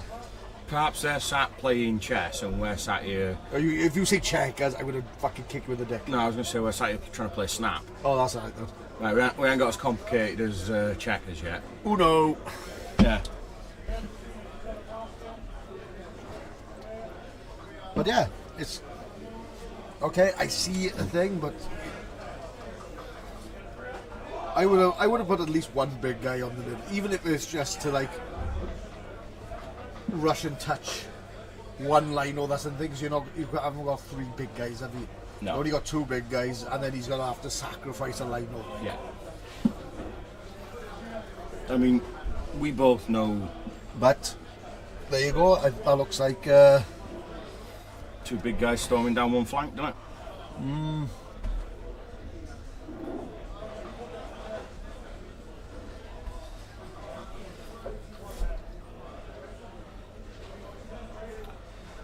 and he's gone. Yep, that's a dead. That's proper dead. So what's that? That's like Dead. 2 casualties to 1 now. 2 casualties to 1. That's another lineman badly hurt. Nice. Could this be a repeat of yesterday's Snotlings? Remove like half the team and then like fucking can't do shit in the second half. Yeah. Could well be. Or they can't do shit to start with and then he's going to do it all in the...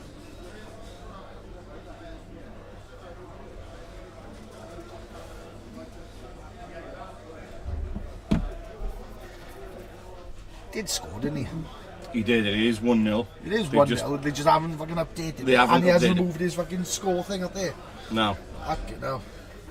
Let this be a lesson to everyone. Tour play works when you put the information in on time.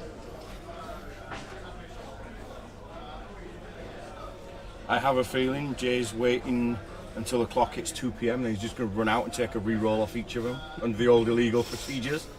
Because both of them are getting it wrong. They're doing my fuck. No, I shouldn't say that. That's but it was that's a me good taking way the piss. of Oh, trying to get things right. You were punished for getting things wrong. yeah. You know, like, and I know Blood Bowl's meant to be fun, but that added the you need to memorise this shit. Well, yeah, that's part of the gameplay of it, wasn't it?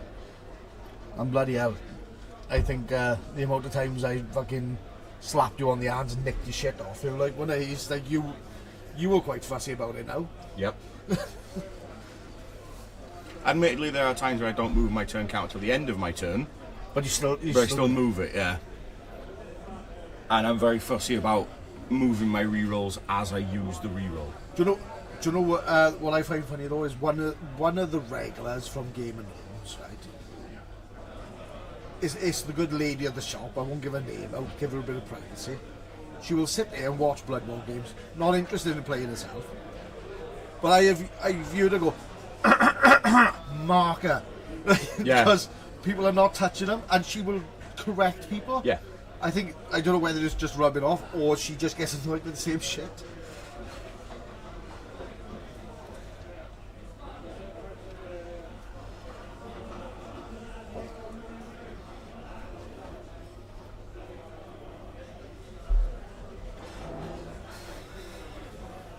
And we don't only just do bad streams. Do bad audio podcasts as well. We do bad audio podcasts. So if you look on Spotify, Tier 3 podcast, you will find us. Last year was a bit sparse for our podcast due to real life circumstances, but you will see us there. Also, if you run events and you looking for a prize for Stunty Cup, Drop us a message. or Wooden Spoon, drop us an email. We will try and reach out and get something sorted for yourselves. Whether it's a t-shirt that says Stunty Champ, it's, or a different type of prize, we'll happily reach out and work with people. And if you're lucky, we might come and play and talk bullshit to you live, face to face, in a town near you. You don't want to punish people that much. In a world where 2 fuck-ups call a car, they play Blood Bowl everywhere and still fucking lose. Yes. That's the important bit, we still lose. Yep.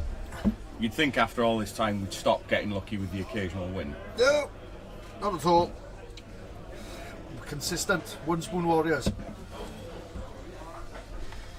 So, enough of our fucking plugging our podcast and telling people to reach out for prizes.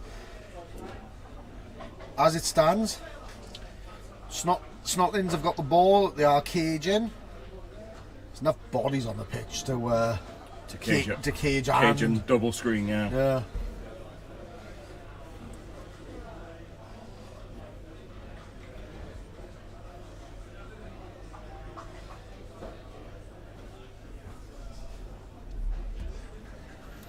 Little boys' room's calling. And there's like a couple of people that hear that on the internet and they just don't care. They really don't. No, see what a bit. They'd rather I just pissed in a bucket and stayed here. No, they just rather you didn't say anything properly. Hey, Beard. I'm left all alone.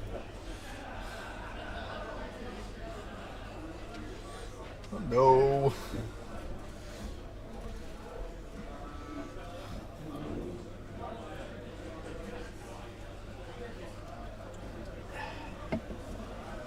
Refreshments.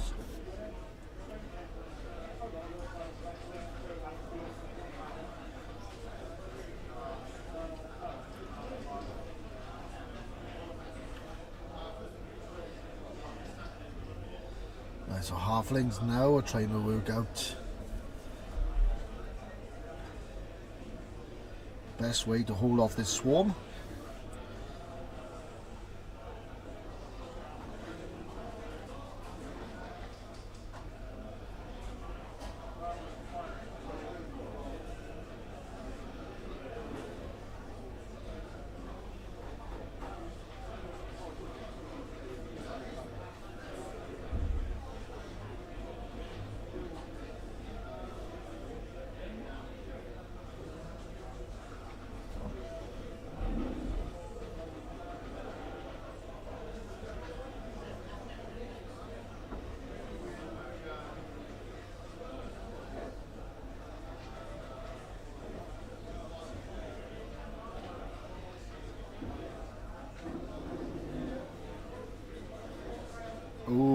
Ooh.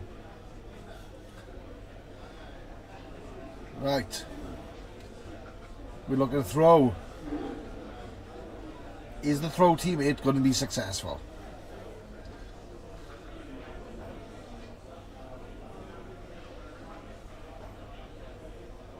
What are we doing, boys? So I believe the tree's rooted. Oh shit, no, that's wild inaccuracy.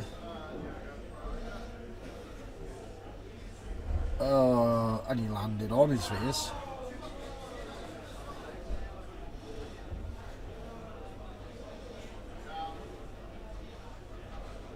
And he's face down, arse up.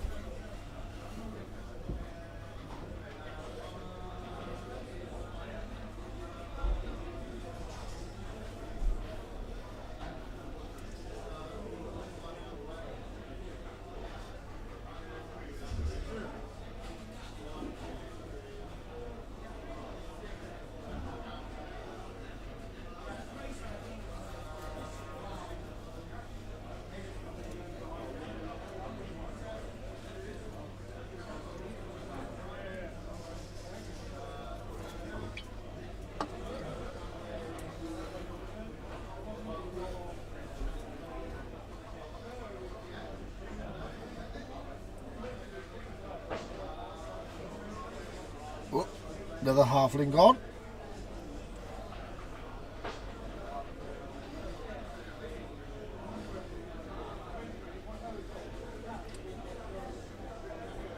This is where everyone gets punished.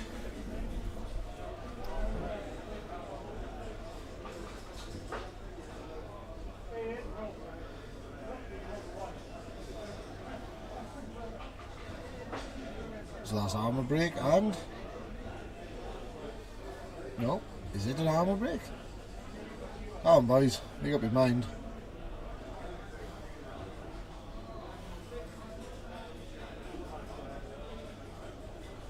Face down, arse up.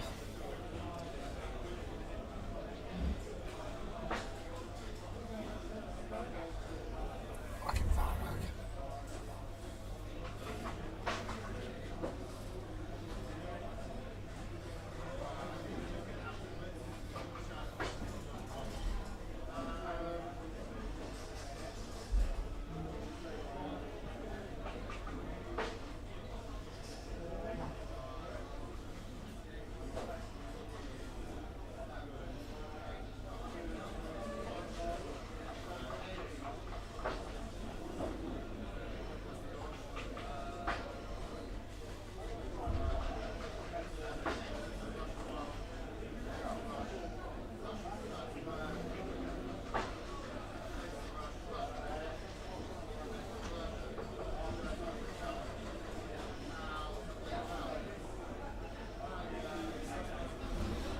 Right, so Cage is on the wing.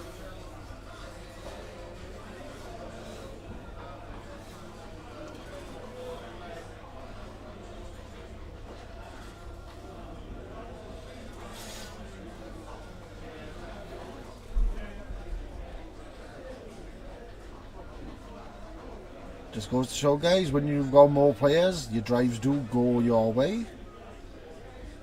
Even if you are strength 1.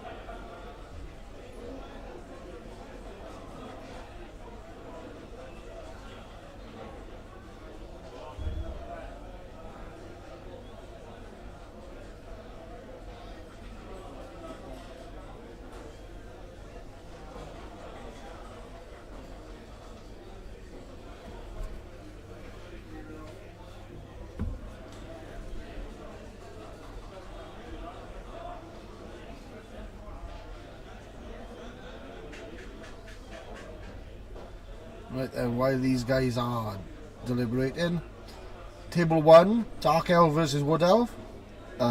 Mankiz is the defending champ. That's a 0-0. The Shambling Undead off on table 2, which is Andy Davil versus Volcano. Volcano is winning 1-0. Table 3 is Undead versus Dwarves. That's a 0-0, but it's 5-1 to the Dwarves in casualties. Lizardmen versus Dark Elves on table 4, 0-0. So,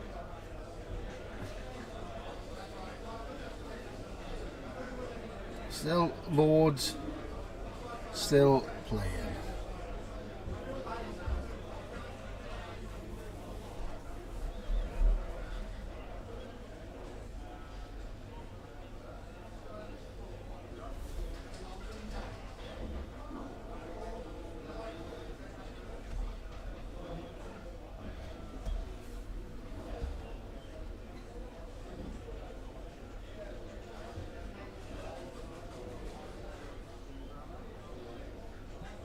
Halflings trying to break through the rabble.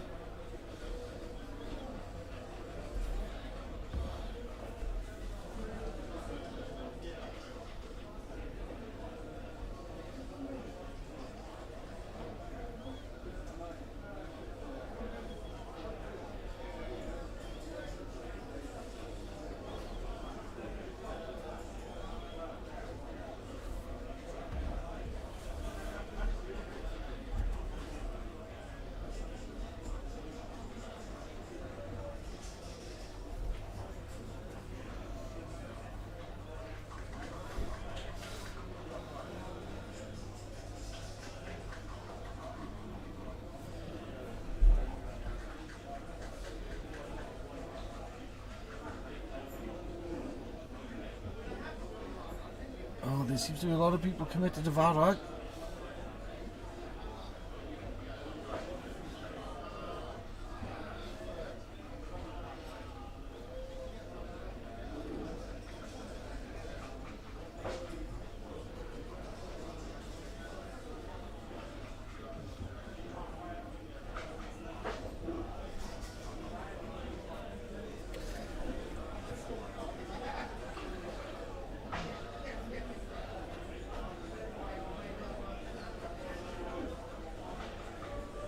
Armor.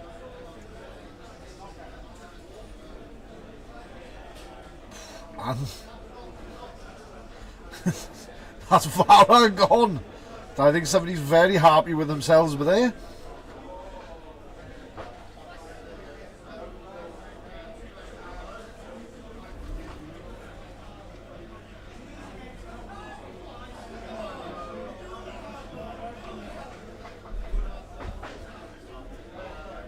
That's a key part of the offense gone.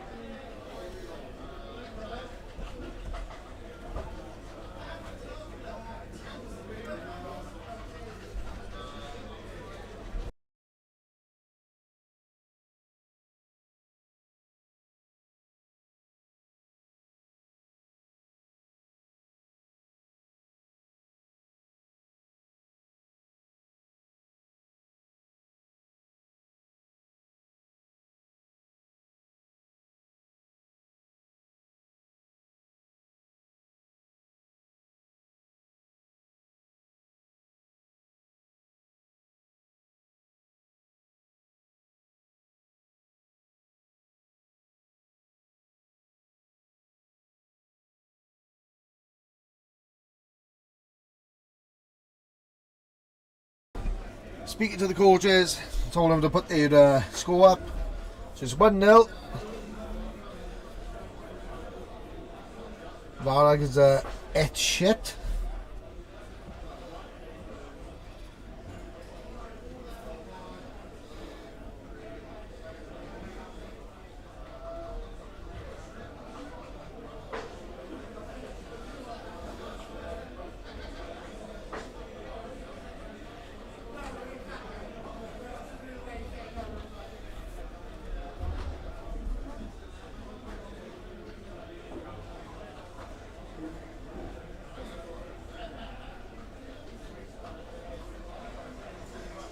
Well, that is bad.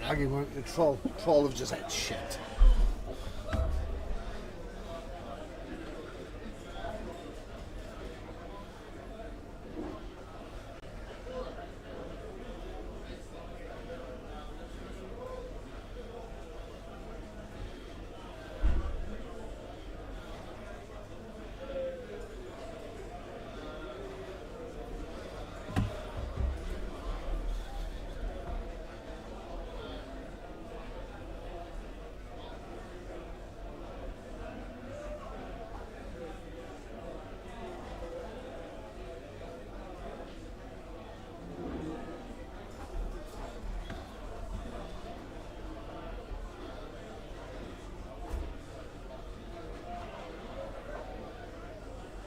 So as it stands, it's 1-0 to the Halflings.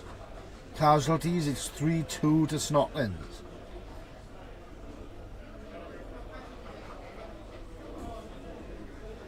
And starting with 7 right as rookies, I believe Halflings play the cards right. They can get quite a few good casualties here today, but all comes down to the dice. And I believe we've seen a throw teammate.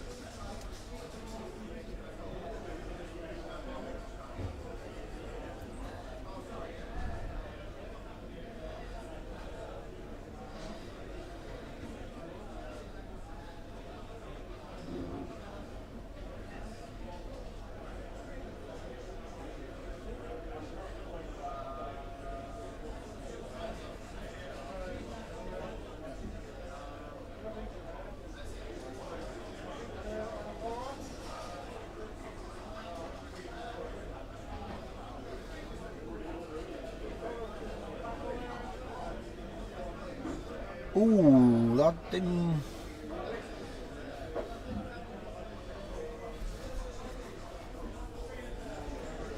That didn't go where he wanted to. That makes it harder to land.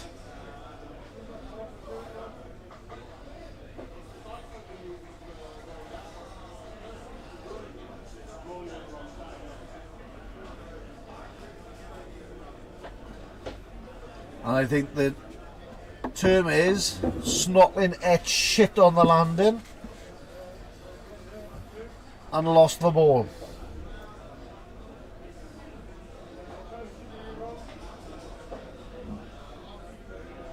So it's back in control of with the Halflings. Halflings could be taking this one home then. Yep. In fairness, he tried to throw it to the mid-board where it was empty. Somehow managed to fuck it up and land in the crowd with 4-5. He lost a big guy, which I was guessing because of the arm it was possibly Varag, because you know what this webcam is like. But according to Tour Play, it was a troll. So there we go. That's the zoom in. And that's the state of play at the moment. It was a troll. I can see a few big guys, pump wagon. Snotlings are narrowly winning the casualty war, but Halflings are one ahead. Yeah. It's been really unfortunate.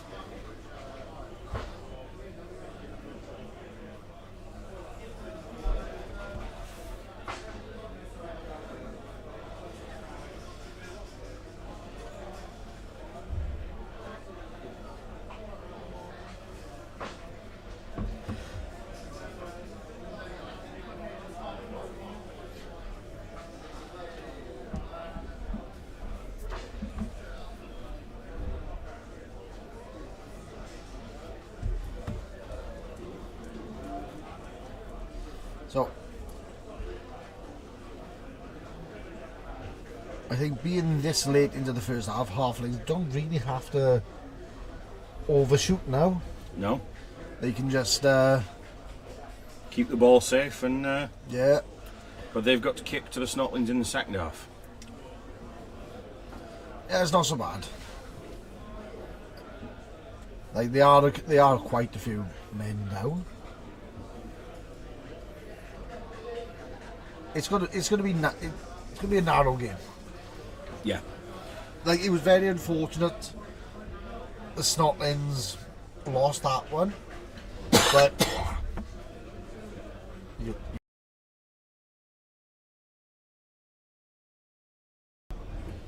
right, Beard's finished bringing up a fucking lung. So yeah, man, you've got to feel a bit fucking hard done by though when you go to throw in the midfield, end up in the scrum on the wing line, isn't it? Yeah. It's no wonder he hit shit on landing, isn't it?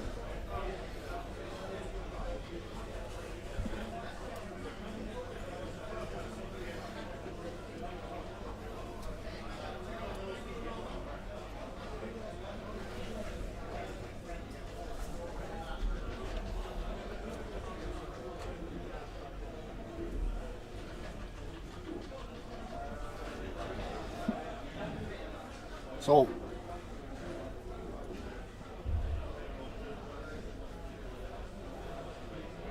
looks like 3 men on clean up duty.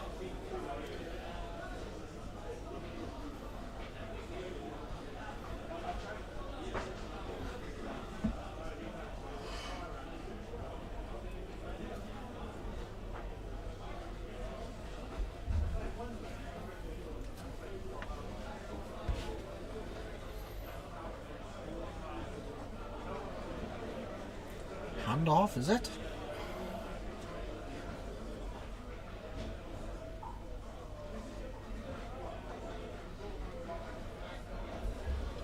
Right.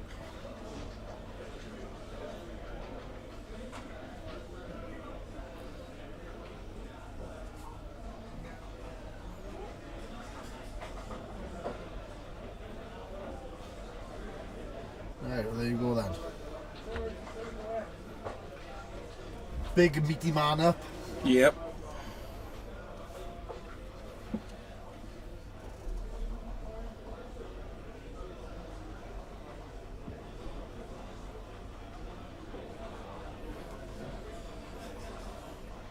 And we haven't said much about them today, but I want to say a shout out to Game of Gnomes, Yep. our local shop in the Rondavadi, where we play Blood Bowl on the weekends. At the moment, we're just finishing a league, going into other leagues and other games. Playoffs and what have you. Yeah. So, want to shout out to the group over there. Especially want to give a shout out to Dylan and Finn Yeah. on their 2-year anniversary today. Young love. Yeah. So, hopefully, they can. Hopefully Finley's let out of the shed for this weekend. Yep.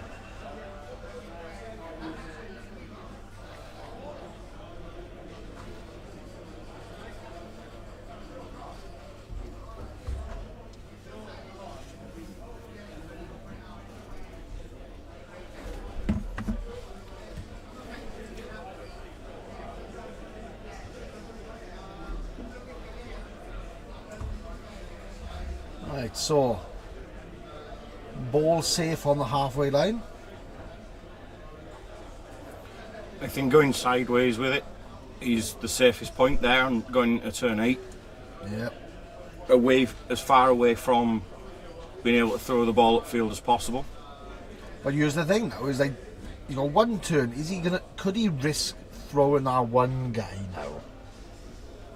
Possibly throwing it completely away from the Snotlings and landing.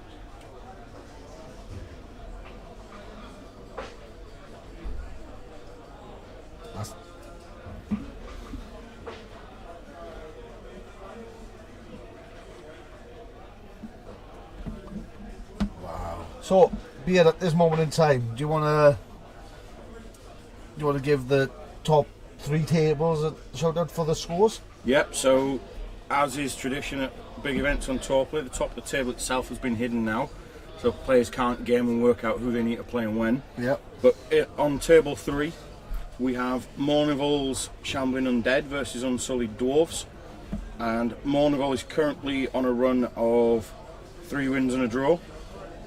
And Unsullied Dwarves are also on 3 wins and a draw, and they are currently drawing this one 0-0, with Unsullied Dwarves winning the CAS race 5-1 at the moment. Table 2, we have Volcano's Shambling Undead, who is currently 4 wins, 6 scored, none conceded, against Andy Davo's Undead, 4 wins, 6 scored, none conceded, and that is currently 1-0 in the favour of Volcano, 2 turns into the second half. Oh no! And then table number 1, Danny Richardson's Dark Elves, who are 4 wins, is up against Mankey's Wood Elves, who are also on 4 wins. However, there's a massive turn up for the Bucks. Mankey's is currently 1-0 down. It doesn't mean he can't still win it and make this 3 in a row.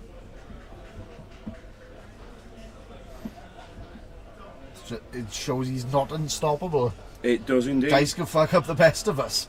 Absolutely. I also want to give a shout out to Rob at Game of Gnomes, who's just done an entire year's leap watching the stream. I think he I've already needed. shouted out to Game of Gnomes. Oh no, I'm giving him a shout out to advise him that he might want to get somebody in from Care in the community to show him how to use a laptop and YouTube. No, I think he's lost on that one, but He still wants a phone with buttons, doesn't he, to ring people? he's. I'm not saying he's old, but he thinks the safest thing for his mobile is to be tied to the shop. To like perhaps put it on its own little stool. On a table, yeah, with a chair next to it, a little book so you can write things down. No, you don't write. You draw a square. Yeah. Right. You know, I'm not sure that he's showing his age, but probably needs a Zimmer next time we see him. So yeah.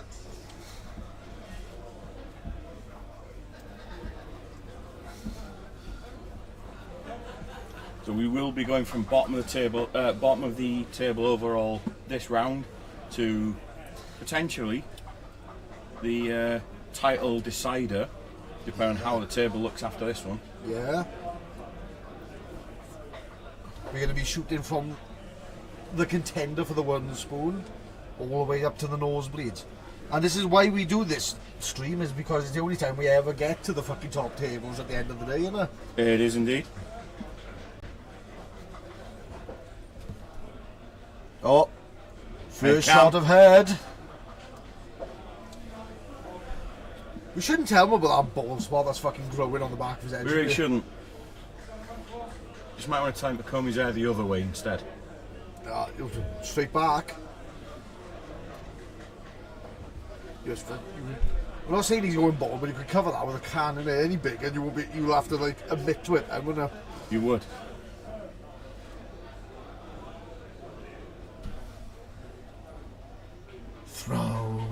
Throw in. Do it.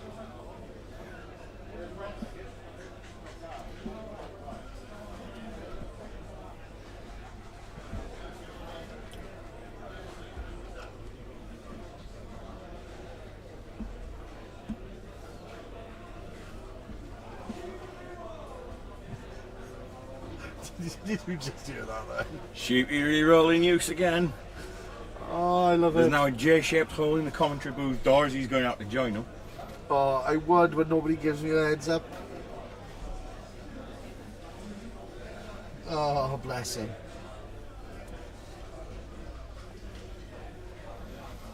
I don't think Shep is ever going to forgive me for doing that. No, I don't think No. he is.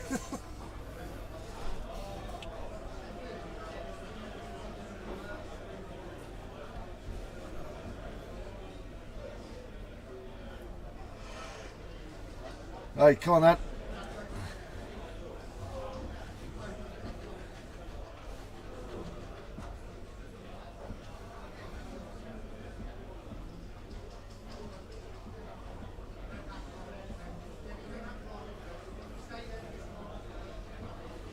Oh, come on.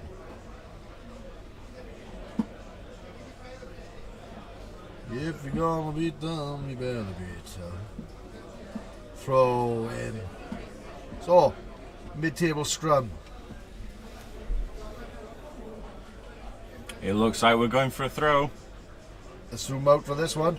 Oh, I see it. Every time that marker's gone down, it's gone the complete opposite way.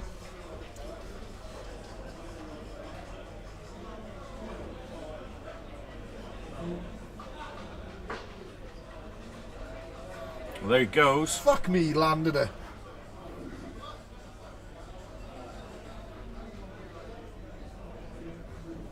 Nope. Oh. Not that way. Oh, I spoke too soon, didn't I? Keep going. Ooh, what's that? 2, 4, 6, 7 away. 2 rushes needed. Gotta land first, Yep. which he hasn't done. Fucking hell. And he's out of rerolls.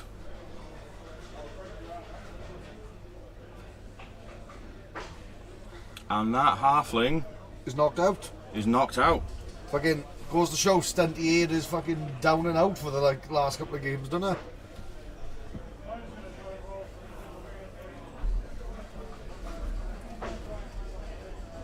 I think some fuckers got to get refunds on their fucking flight passes, haven't they? They have indeed.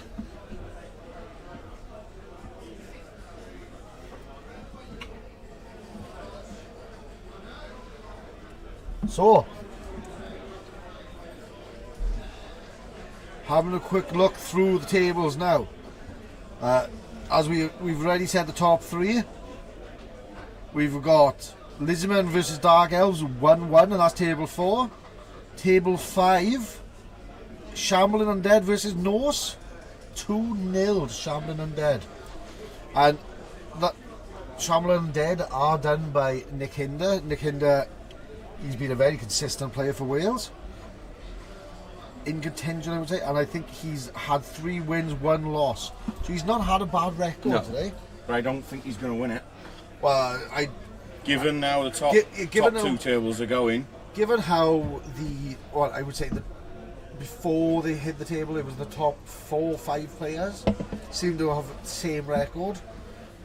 A loss is going to put you out to that contention, but it's still a really good showing. Yeah. And he's only been playing competitively 2-3 years. So Look at the top 2 though. Top 2 tables. As it stands, there'll be 2 players going in on 5-0-0, 2 players going in on 4-0-1, and the top 2 in that scenario both can't lose. So if you lose and you're on the top 2 tables now, you're out. But yeah, well that's the thing now is at the top table now we'll be fighting for first and second, really. You need at least a draw in this round now. Yeah.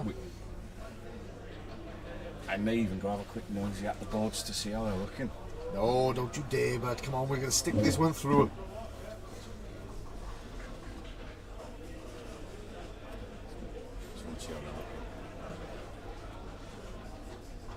Oh, Beard's gone for a nose. Nosy bastard.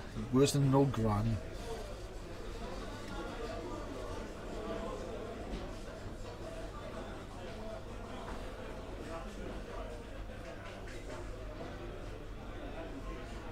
Right.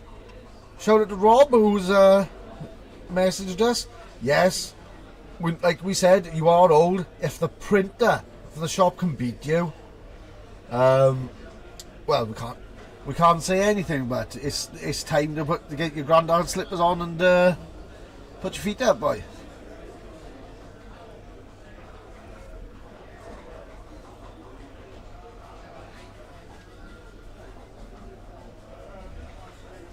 Oh, and the pump wagon is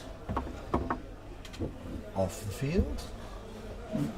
Pump wagon sent off, is it? It's off the field. I think this is the re-rack for the second half. So on the top two tables, the ball is in the middle of the field on both tables, and there's a mid-table scrum, just like we've just seen on the bottom table. Mm-hmm. So I wouldn't rule out the two coaches who are behind possibly getting a score to take them to draws. This is close, I will say. The top tables are close, and that's the way it should be when it's a highly competitive tournament. And what's it today? We've got over 100 coaches playing here, you know. So it is a high caliber of Blood Bowl being played. Granted, we're watching the wooden spoon, so I wouldn't say that's completely high, but it's still better than most. There's not two people rubbing turnips together, is there? It's not. So...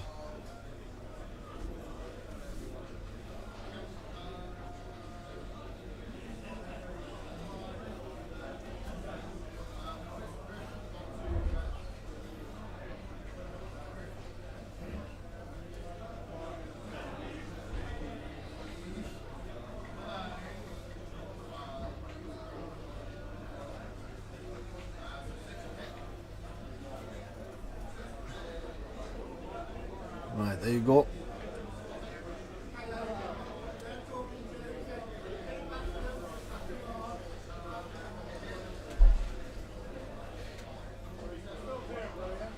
Defensive halfling set up now.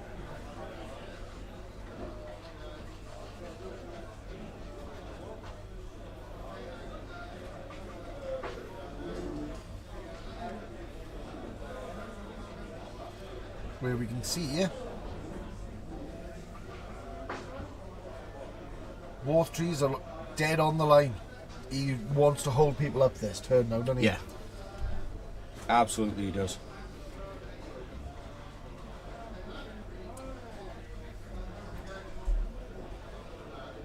But then again, he's got the spread. But when you haven't got many players, then again, 3, 4, 5, 6, 7, 8, 9 players on the field. You know, you have had a load of casualties, yes, but you know, it's doable. Very doable. I mean, he could hold on for a win or a draw out of this. Yeah, it all comes down to, was it Near Dowd and how aggressive he wants to play this, and hopefully his dice will turn, you know, in his favour at some point. I'd like to see him at least get a touchdown, because he's 4 games and not scored as yet. That's like Zach's record in the shop, isn't it? 4 games and the most action he's ever had is a goblin being eaten by his own trolls. Yep. He tickles his own pickle.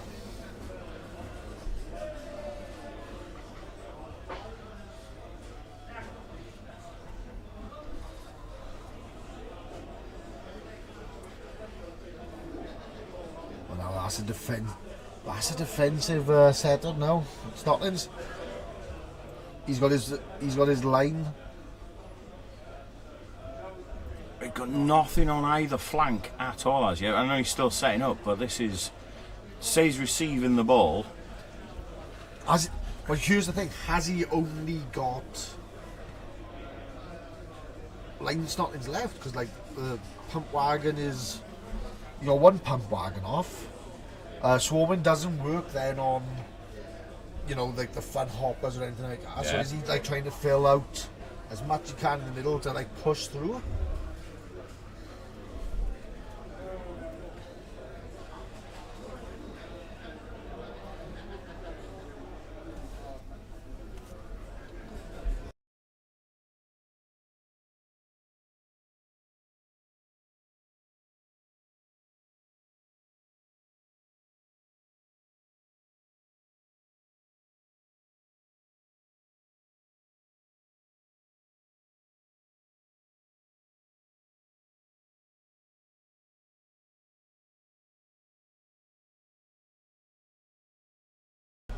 So, Snotlings start. I think we saw this earlier, didn't we? It was like same player, same line. Yep. And I believe that's for him to be that quick. I would say that's Varag, really, isn't it?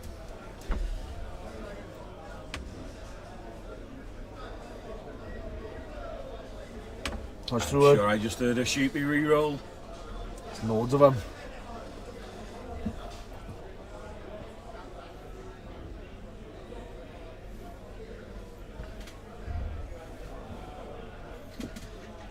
Only problem is I haven't got much of a voice today. I'm going to have none if I carry on shouting sheep Nope. Euro with everyone. I'll be sounding like a fucking bastardised child of fucking Lionel Richie and Tom Jones. Hello, shall I?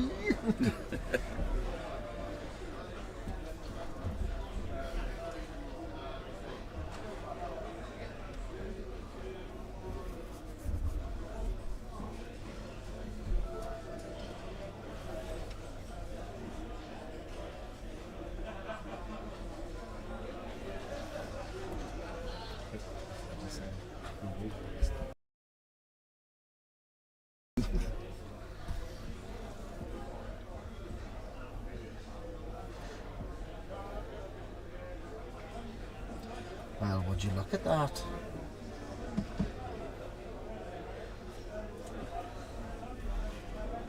Right. Let's head scrimmage cam. I'm going to ask you a question, my boy. Wasn't there two trees planted there just now? Pretty sure they were, and I think they're downed, Marcus. Fucking hell, that's a start, isn't it? Huh? It is. That's the start you need against two trees, though. Fucking hell.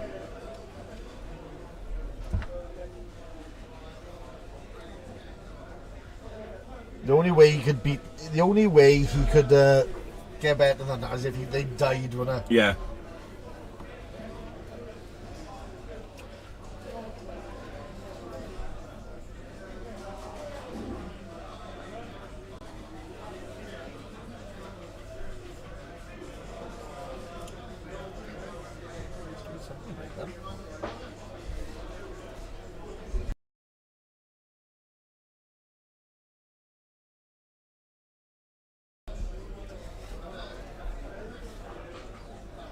So,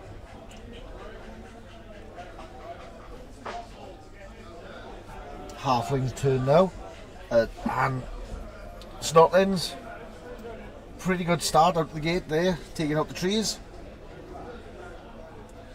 and then he's built the cage around the player that's got the ball, nice and safe, and that's one tree back.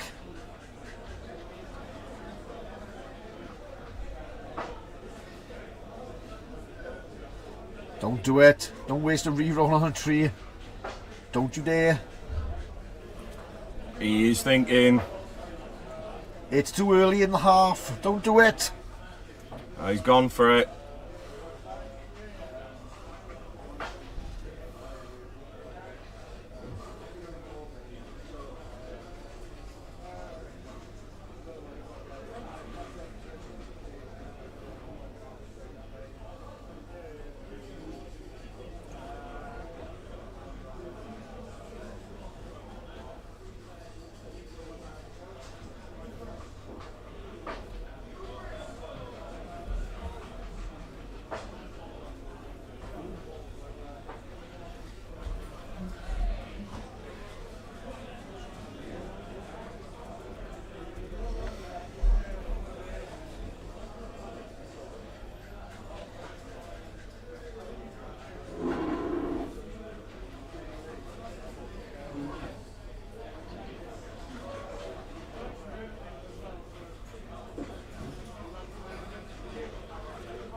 Wow.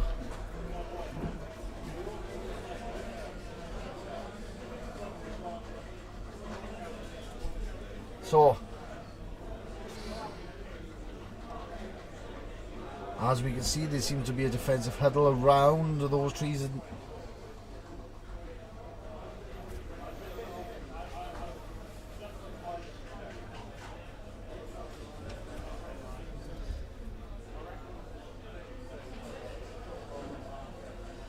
I know the Halflings trying to make the best of what they got, right? They're a good couple of men down, right? Treeman on the floor as well. Treeman were on the floor, so they've just got up, can't do shit, right?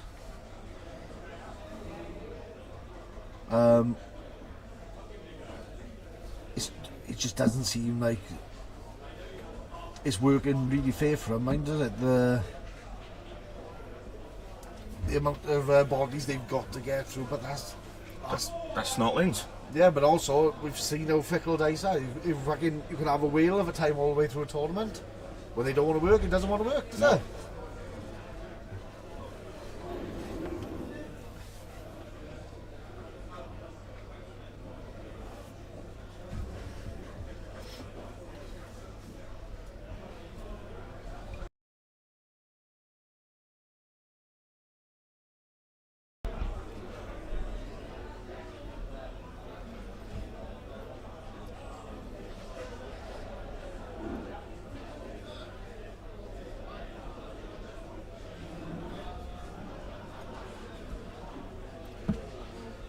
See, I don't know why they use this dice tower. They've moved this dice tower further and further. Yeah, off but it's camera. also shooting out of the fucking dice tower as well. If that's the case, they may as well just throw the dice at the fucking models.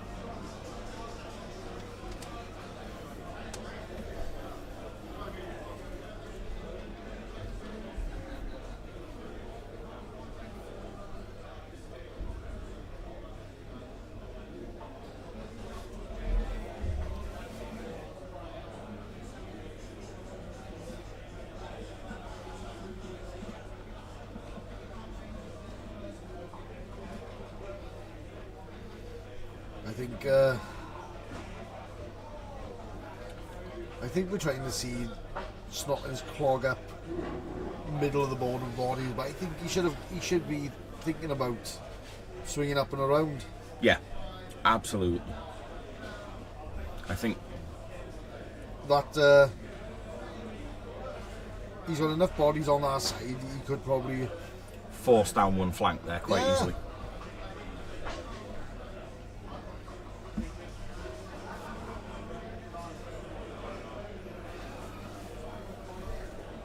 Oh, they're talking tactics in the middle. You can't hide from me, boys. I'm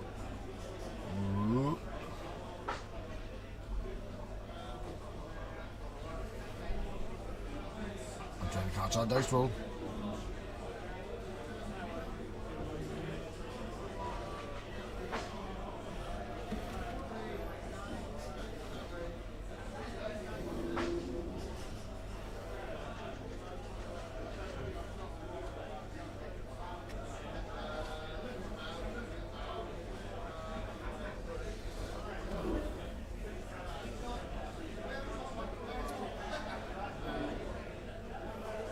That's a safe option, but they're hiding behind. I think a big guy like at that. this rate, he's playing for the draw. Well, sometimes it seems like that, but perhaps if he tries the slow play and gets through, perhaps he can take out enough players to make a gap for a reback. Yeah. But if you've been, let's be honest, if you've ate shit for 2 days, yeah, a draw isn't a loss, is it? No.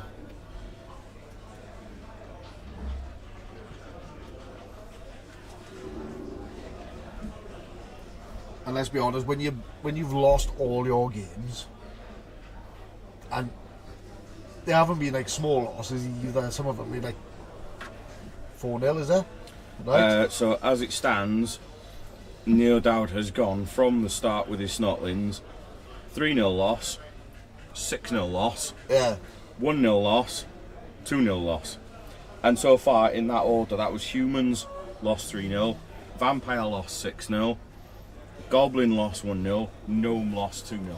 So perhaps play for a draw is like, you know, a little personal win for him. Yeah, I think at this point it's about restoring pride. When if you are not gonna get the wooden spoon, You know. not losing them all has to be your first aim. Yeah.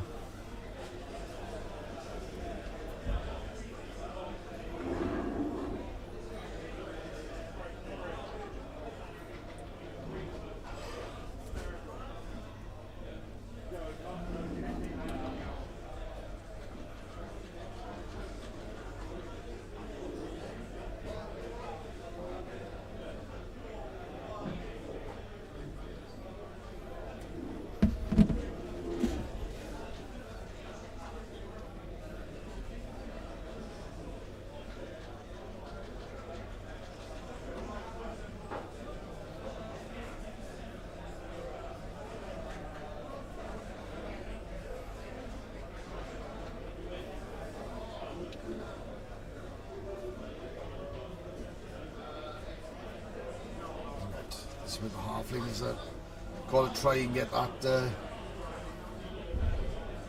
defence going.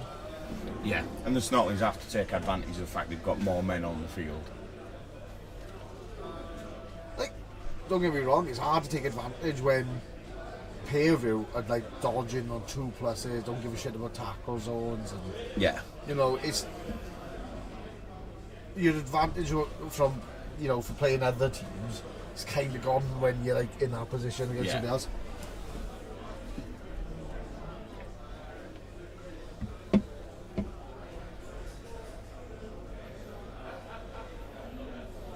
Ooh. Big guy down.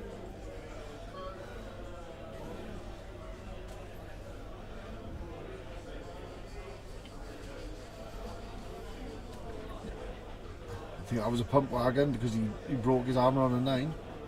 Could have been 10+ with a mighty blow. could well have been. We know Snotling Cudge has already lost Varag, so Yeah, well, he.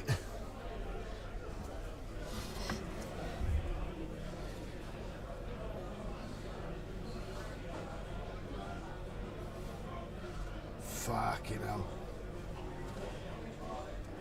This boy has lost a troll now and Varag. oof.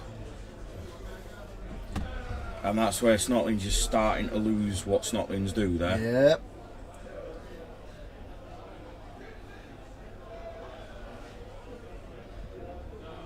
And let's be honest, Pump Wagon has gone to the sin bin as well. Yep. So it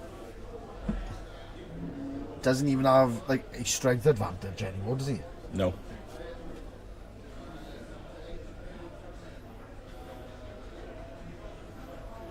And this is the likeness that is playing Stunties, as we saw yesterday with Gnomes No, yeah, Gnomes and Snotlings. and Snotlings. Gnomes down the vast majority of their good positional players. 1-0 up at half time. It might score another 2 to make it 3-0. Yep. So there you go. That's how it's looking by you.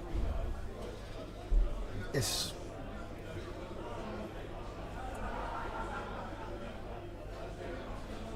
unfortunately for the Snotling coach, seems to be getting a bit of an uphill slog, isn't it?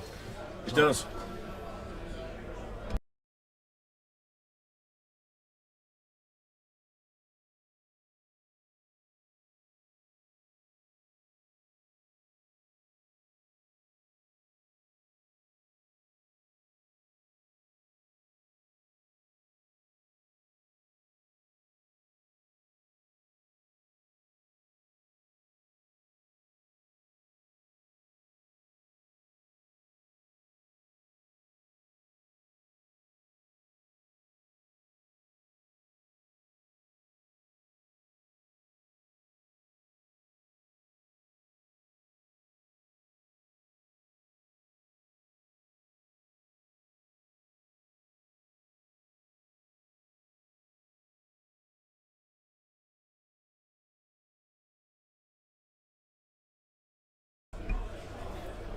Snotlings with the ball.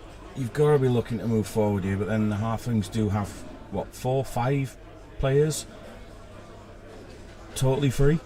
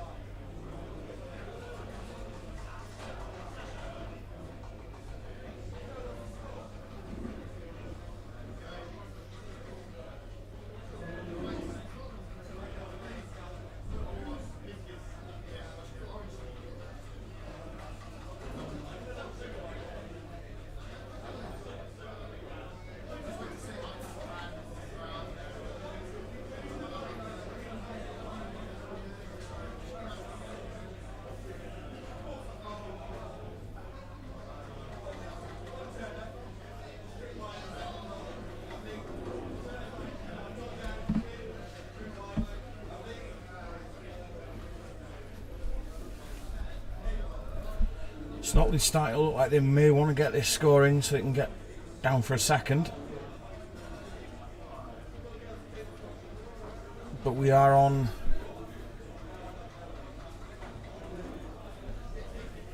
turn 3, turn 4. We really should bring back legal procedures at this point.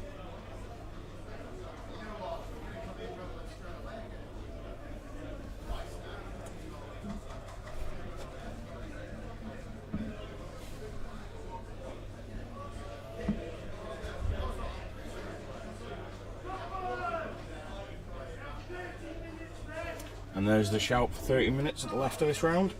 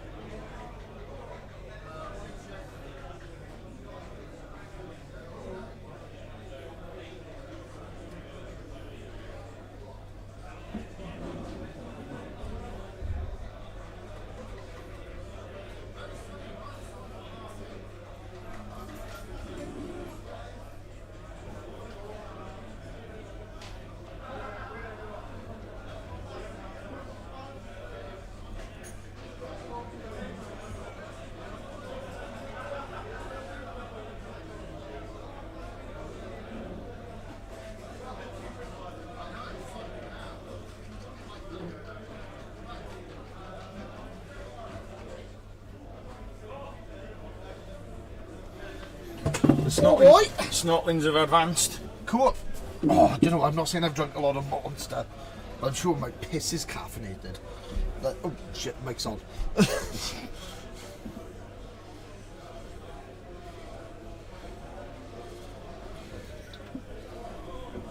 Right, I've stepped away and I've come back now. So, explain to me what happened. Ooh. So Snotlings have made an advance down the flank, looking like they've got enough time to make it 2-0, but the Halflings have just Smashed him in the face. smashed them in the face. which shows that sometimes playing for the draw and being a bit more safe is, Key? safe. Well, he just had 2 ball bags smashing his face, didn't he? So, Yep. ball's loose.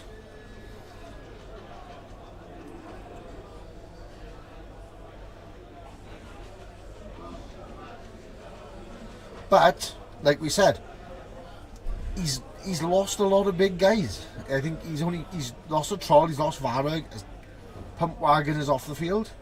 He's got a Troll out of position. You know, it's an uphill fight for your big guys, isn't it? Yeah, and at this point he's not got enough that they're not in the KO box. There's no chance of them coming back.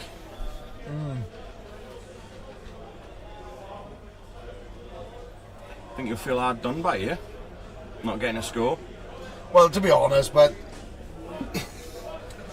he has received it dry all day, hasn't he? Yeah, and Let's be honest, nobody has spat on it for him. No, and as we said, setting up earlier with 3 big guys and not one of them on the front line is a choice. Yeah, I can see what he done with Varag, right? Because he wants him to run, chip away, Yeah. right? But at least one Troll should have been put there. Varag makes it effectively 4 big guys now. It's not Yeah, and I said I know what he was trying to do. I think Yeah. he was trying to keep his them most away. mobile, reliable Yeah. big guy out the 4, Yeah, and still in the fight and still. He was trying to force the trees to come after him, but it's just not worked for him, has it?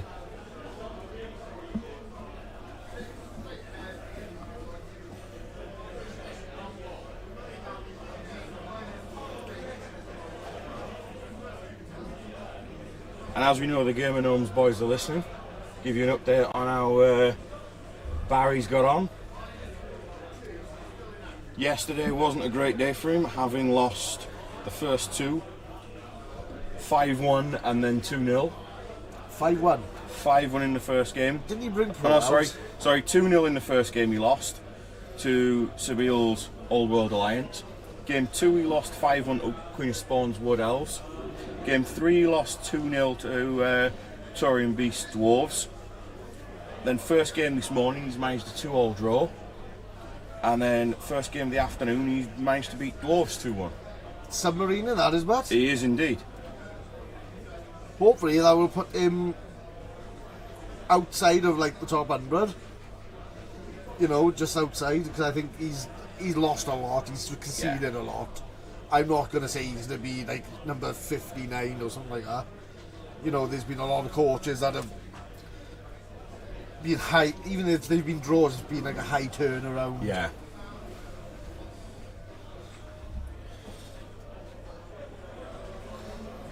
But as it stood going into today, Barry was in the bottom 3 tables going on the first game. See, he can't even get a wooden spoon right. Nope. Anyway, going back to the action here. That ball's loose and it's deep into the halfling half. Deep in a halfling, yeah.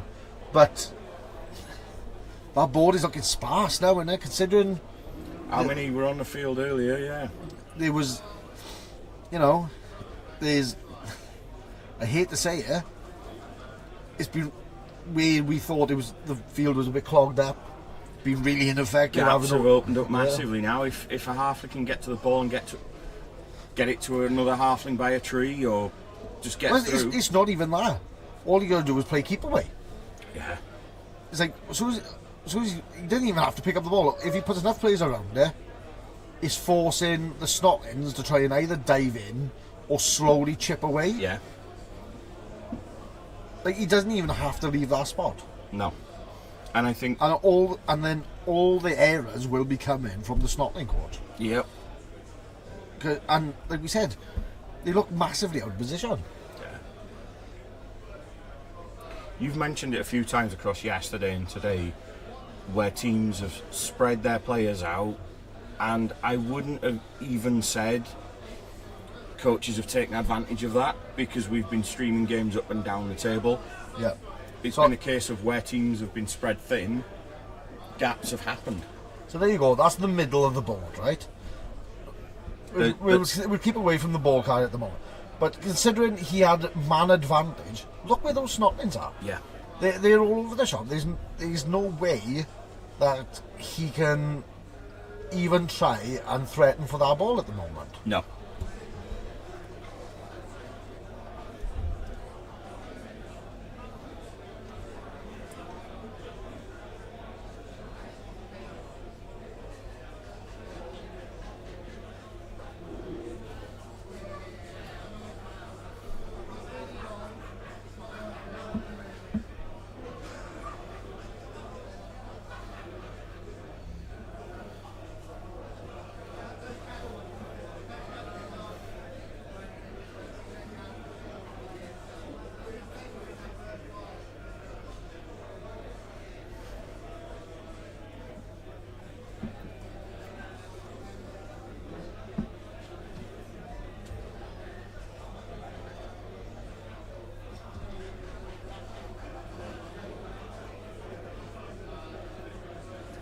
That's another fun hopper gone. That. What do you say, mate? Isn't it? What can you say at this point? The Snotlings, while initially starting off with 7 Rioters rookies, are now feeling it on the field. Like their most useful players are going.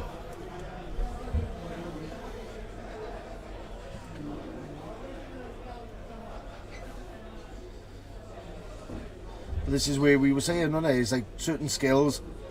It seems like a choice, but you know, it's obviously suboptimal as well, isn't it? Yeah. So. And there's the ball surrounded. Like you said, doesn't have to go for the score here. Doesn't a halfling coach dustbin? Well, but that's it now. It's like he's got to try. Okay, you can have 1 or 2 players down there, but he's under strength. He needs more than 2 or 3, Snotlings down there.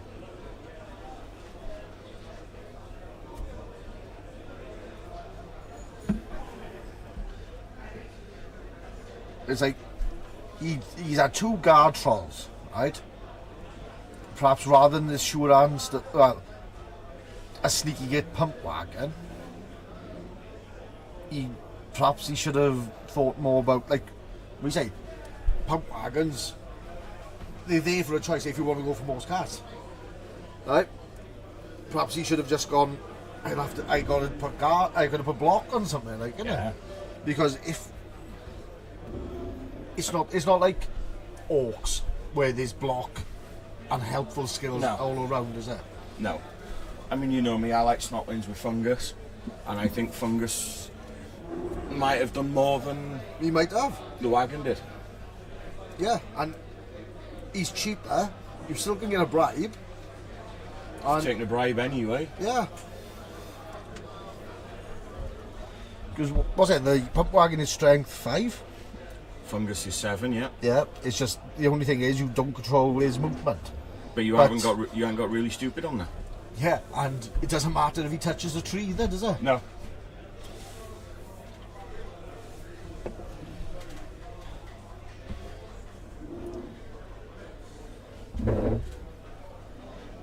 It's like we fucked around with a list a couple of years ago, didn't we?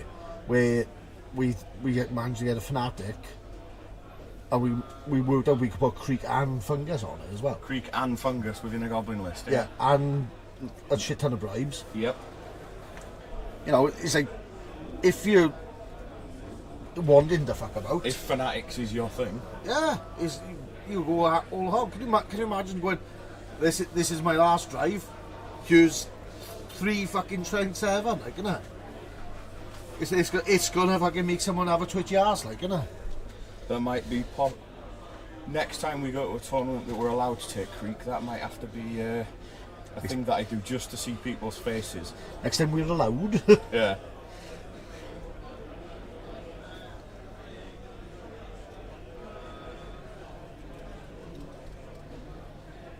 Well, there you go. By the looks of it, 2 trees down. Here's the problem.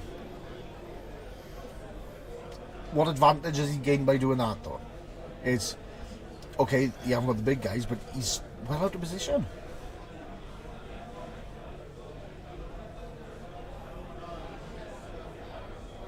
But I'm just being picky at the moment, and so it's, you know, you've got to play the game, you've got to play what's laid in front of you. Yeah, and I think at this point he's probably not worried about the trees staying. Yeah. He's wanting to cling on to that 1-0 win if possible. Yeah.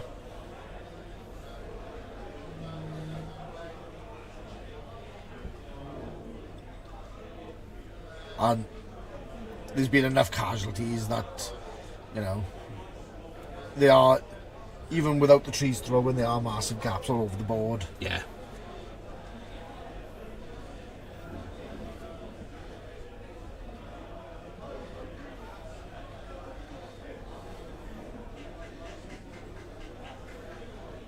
And there's somebody having a tactical nap.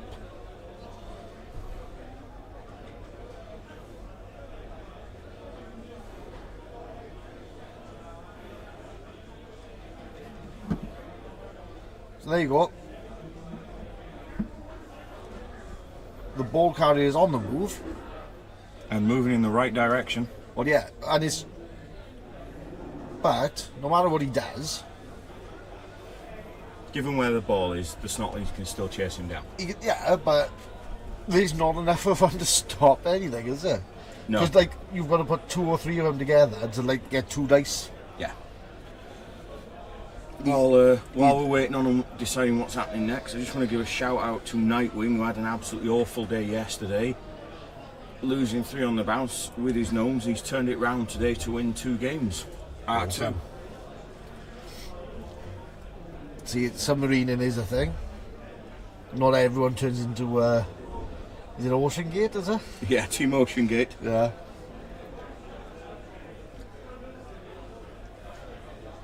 Some submarines do come back up. Yeah, you're right, Rob. It's like playing sevens. It's there's not enough of them on the thing, but halflings are. They got strength advantage. That's the weirdest thing to say, that, isn't it?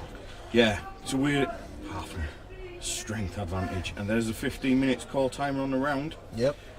While things are being tied up, I also want to give a shout out to Onodil with his Elven Union and Stone Throwing Devil with their Skaven. Both players have played 5 games and have not caused 1 casualty in 5 games. Oh, the soft touch, isn't it? It is, it is. But what did we say? There was Skaven and Elven Union. But they don't need. They're not really bash teams. I was going to say they don't need to bash, really, do they? No, They just need to not get bashed. No, but it's got to be Your dice have got to be fucking against you, haven't they? to not remove anything. Yeah.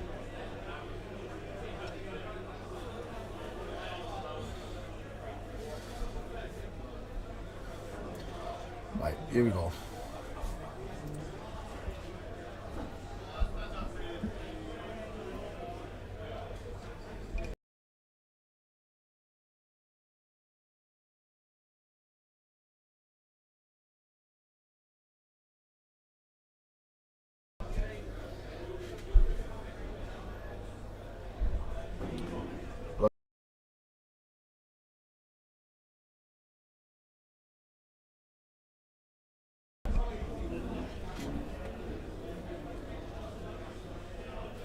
I'll try and see if I can catch Daniel as well. Yeah, you crack on.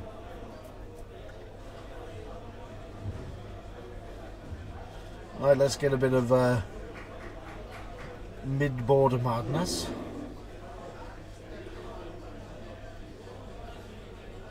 So, ball is just out of sight by here, but Snotlings, they've got to make a lot of ground.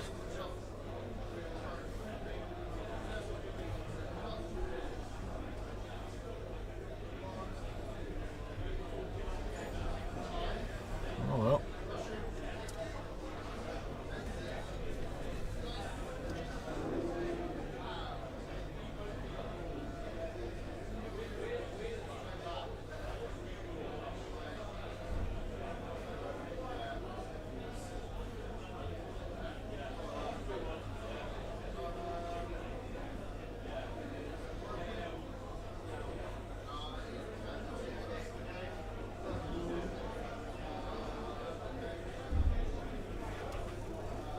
Right, we're going into Snotlings, turn 7, second half.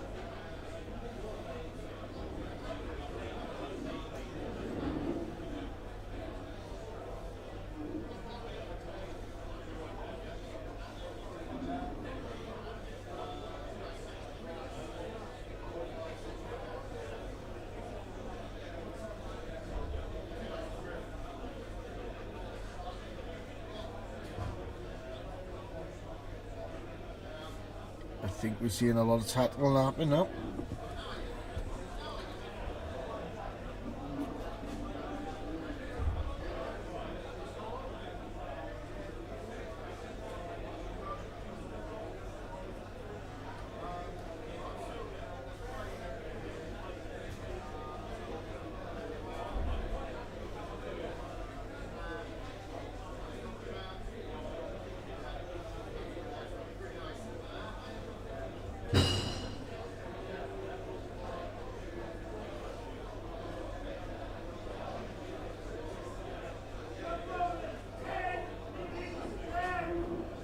And that's the 10-minute warning.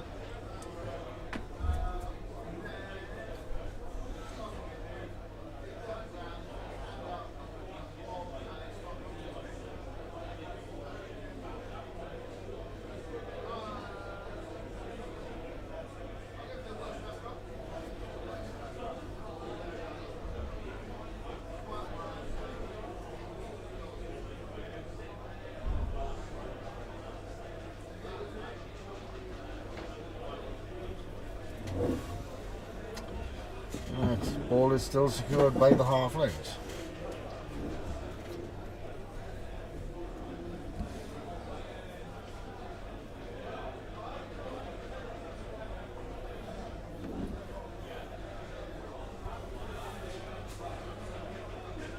Right, so as per usual, we got table 1 to go On the last round, and as it stands, Danny's Dark Elves are the only team. Bear in mind, not all round 5 games have finished as yet. They're the only one to go 5-0-0 so far. So Eve toppled. Mankiz, yeah. Yeah. Mankiz has been beaten. It's taken at least 3 years, is it? 18 games, yeah. Yeah. But it's a valiant effort. Yep. So technically, if Danny wins the whole thing, it's another Dark Elf winning team. Yeah, Dark Elves 3 years running. Yeah. Yeah.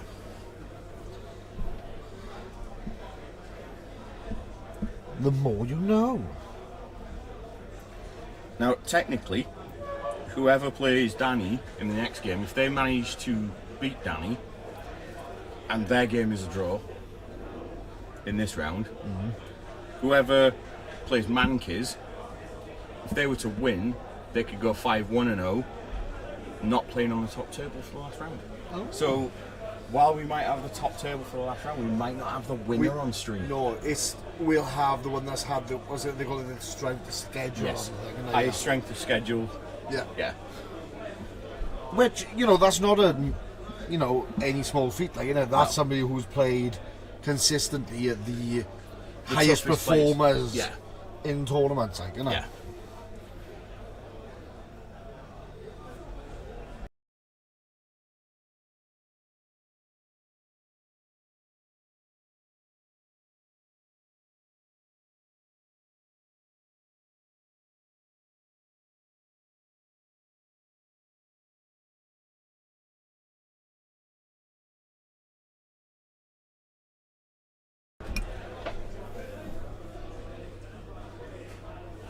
So as we have it coming into the last few turns now, they are having to speed up to get this game finished on time.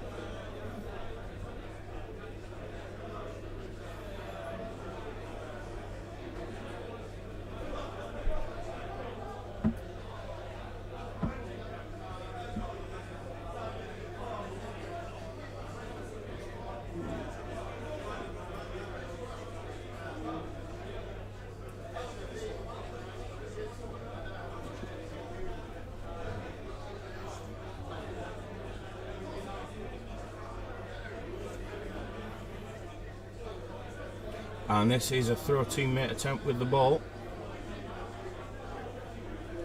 Am I seeing the throw? You are indeed seeing a throw teammate attempt for 2-0. We've got the ball, the dice showing where we're going to go. Oh, he's moved from the throw marker now. Dice. Yep. Oh. Right, Diagonally okay, one towards the end zone. Yeah. Right direction again, yep. That's fine because he's only got to move. Can he land?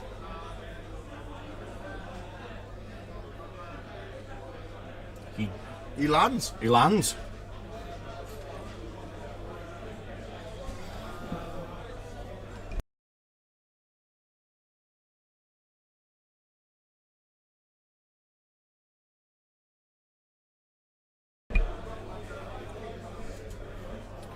And he's taking that over the line for 2-0. Do you blame him when there's only like 10 minutes left? No. I would take the touchdown while you can.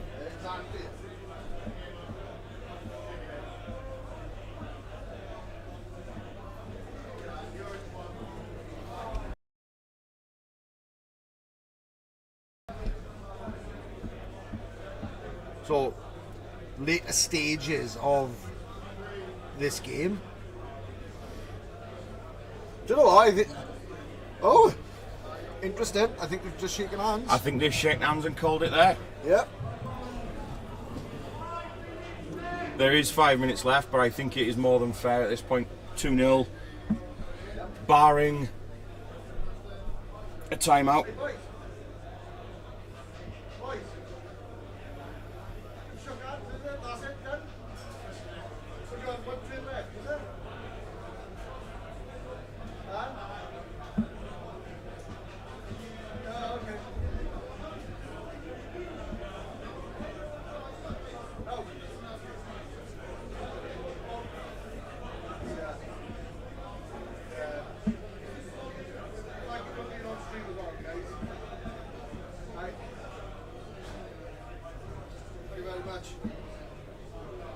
Yeah, just double check. They have had the gentlemanly shake.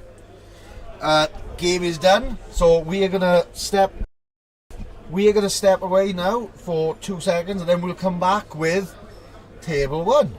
So we'll see you in a minute.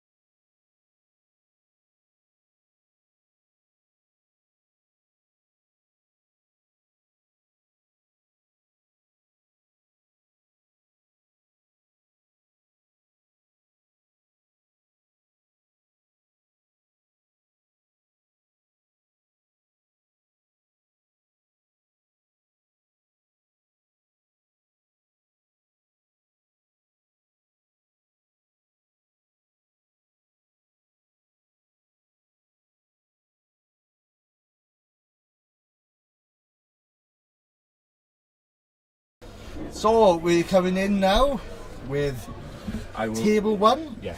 Well, you're doing that. I'll just like angling now. So if you want us to.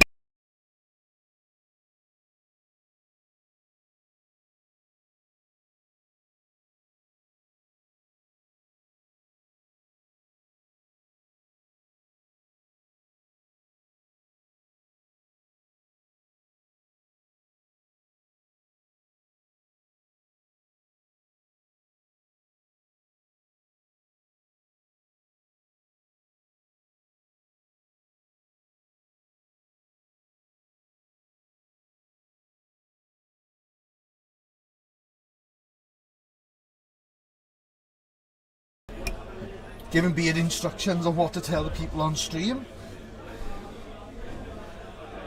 So this is table 1, and as that stands, it is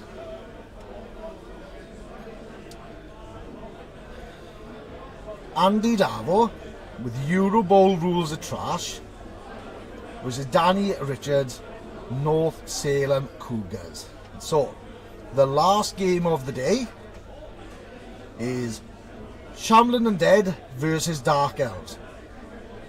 As we said earlier, if Danny wins, that's a 3rd Dark Elf win. Granted, 2 of them have been done via Mankiz.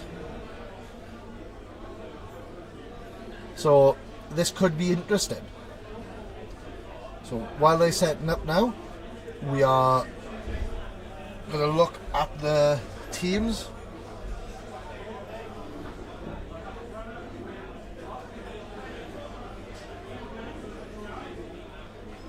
Told him, Andy said to drop him a message on his Discord. I'm not on his fucking Discord, and he will advertise it so people can watch him. Oh, cool. So we might pick up some viewers. That's nice of him. Yeah. I better be careful what I say then, don't I? Yeah, maybe on his fucking Discord. Right, anyway, getting back to it, guys. We're going to look at the Dark Elves first. So we've got 4 Blitzers, all with dodge, so they become blodgers. 2 Witch Elves, 1 with wrestle, 1 with block. 2 Assassins with dodge. And 3 Dark Elf linemen.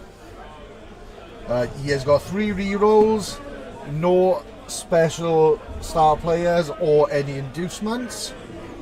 Then we're going into Andy Davo, who people will know as a Twitch streamer. Yep. He does Blood Bowl 3, and apparently he's pretty good at it. And they were Shambling Undead. Are you going to take this over, or do you want me to do it? If you can do that, we have possibly some. So in other words, you're sucking up to Andy Davo's Discord. Well, somebody's got to. Right, so we've got 2 mummies, 1 with guard, 1 naked, 2 white blitzers, 1 with tackle mighty blow and the other one with guard, 4 ghoul runners, sorry, 1 with sneaky git, 2 with block, 1 naked. The rest is 4 zombie linemen. That's 3 rerolls and 1 bribe. So this might be table 1, but this, as we have been told by the people running, it is a 4-way contention for the number 1 spot. So far, these are the ones who have like top table, so they've obviously the best chance, I would say, at getting number 1, but you know, because of strength of schedule.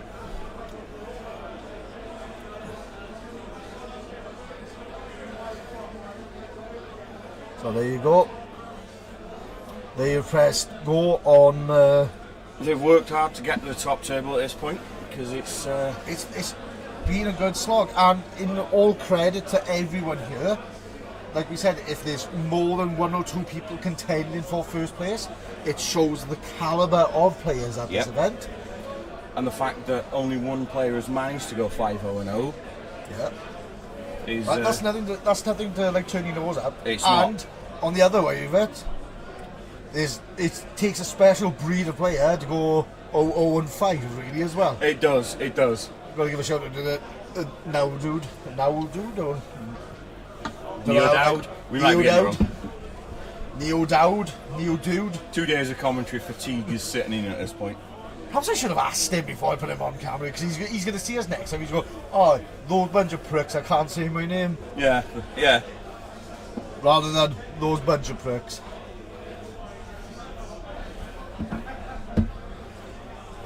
So, I know I've been saying, I'm guessing who would win. I'd hate to say who could appear on top. Like, this is... And there's the handshake before we start. Yeah, that's the gentleman's shake.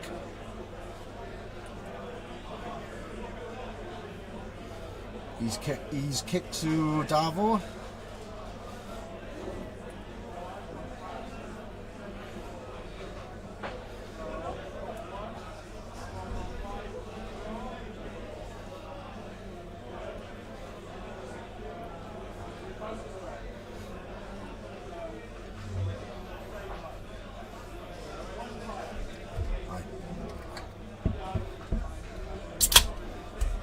Refreshment.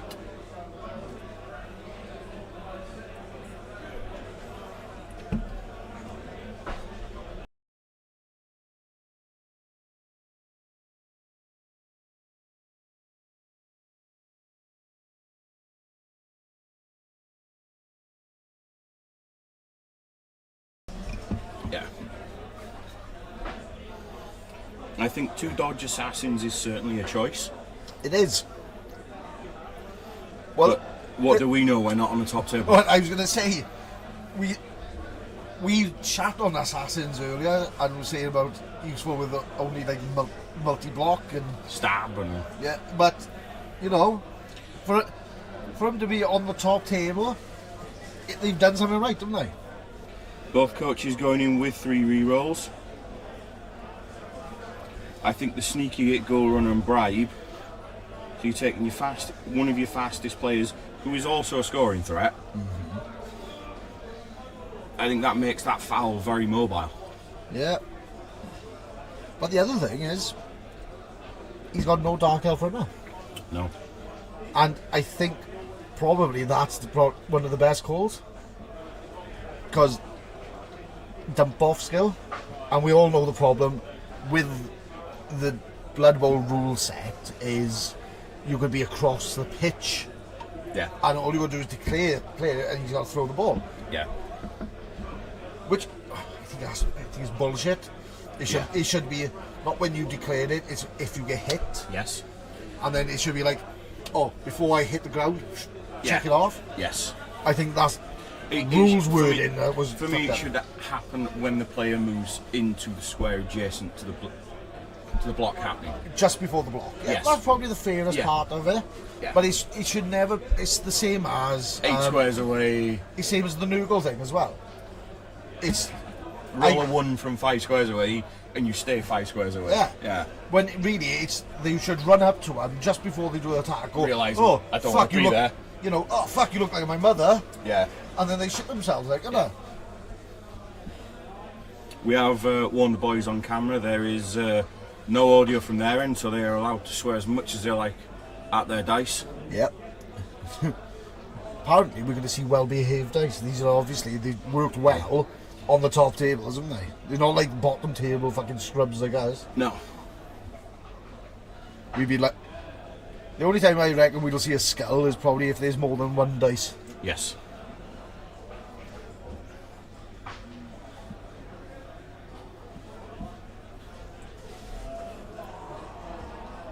So, getting back into the game, it is Andy Davo's turn 1. He has got the ball.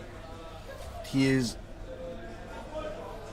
holding the front line, and he's got his ball carrier in protected. Yeah. It's with the mummies and everything. That's a hard wall to get through. Yes. So, and that is a very safe turn 1. Yeah. He's not. But he doesn't need to do any more than that. No, he's very experienced tabletop and online. Yeah. And that experience shows when he's in no rush turn 1. Well, no, again, like you said, it's not just about the rushing part. It's he's made sure that it's the Dark Elf coach has got to either chuck a few men in and make his way through it. But there's don't forget, there's not just high strength mummies. There's guard as well. Yeah, there's guard. There's the mighty blow tackle. So if he can't get through, he's got to go around. Yeah. And that's a long way round if you've spread wide because of the amount of guard you've got. Yeah. Like, you know, like once you like turns 2 and 3 in, perhaps you start making sides on it. Yeah. But he's probably going to be grounds before that happens. Yeah. What's your tactic there then? Do you, as the Dark Elf coach, try and get round him? Do you just step back and minimise how often your blitzers are getting hit? Well, I like how you say, "What's your tactic?" I wouldn't bloody know because I wouldn't be in this match. No. Neither of us are elf coaches. No, but possibly he's got less protection on the left-hand side, which is the top of the screen. Like, I know he's got a player with a skill band on there, And that looks like it's going to be tackled given it's orange, so yeah. I think that's fair. But what I would do is perhaps either drop back and make a screen. So he's got to take 2 movement really, haven't he? He's got to come up to you Blitz. and blitz with 1, or he's got to come up to you and then he's going to be a few. I got to wait another turn to be able to hit you with more than 1 person. Like, Yeah. But perhaps chip away here. On the tackle, yeah. So it forces him. Forces Andy down his right-hand flank, yeah. Yeah. So if you bring some people back screen, Yep. and then try and force him into a narrower corridor, perhaps you're lucky that way.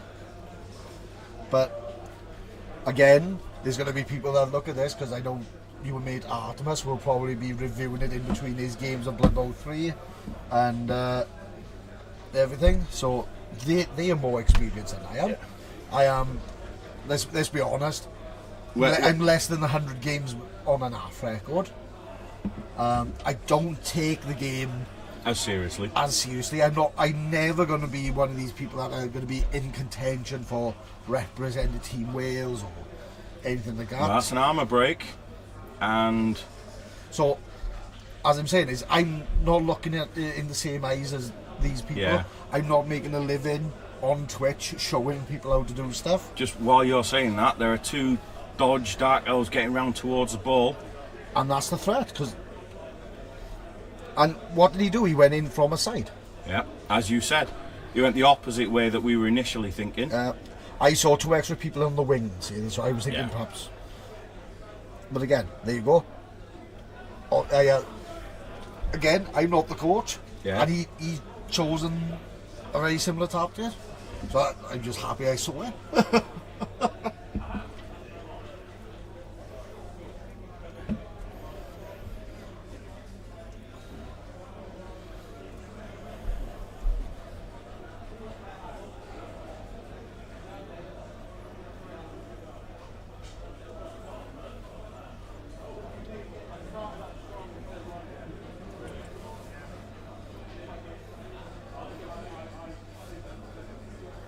I think that is the end of the Dark Elf turn.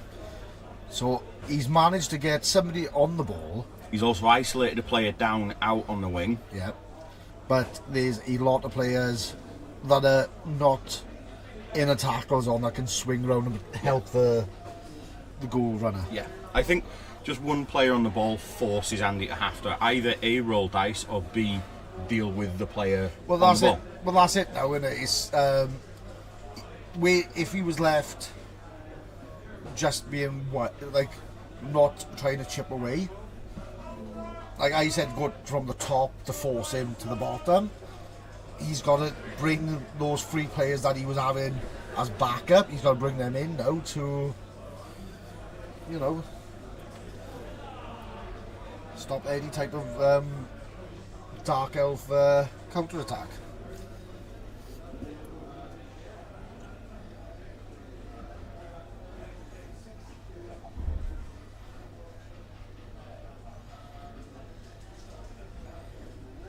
There you go.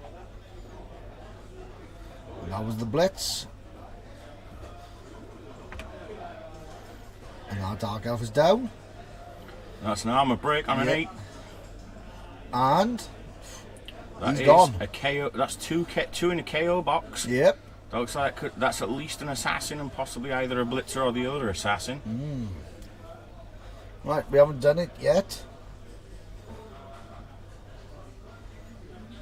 Let's go. Mid-table scrum. Zoom. So, there you go. His blitzers are not touching anybody, which is fair.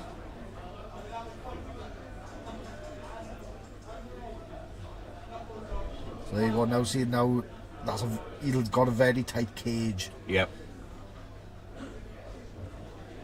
and that's guard and 2 players there at the Yeah. bottom. There's another guard I see in the back as well. So Yeah, he's forcing the Dark Elves. they've got to come to him. Yeah.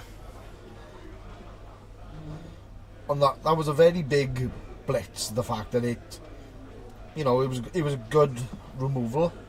It's a very key part of that attack as well, when the dodge assassin like.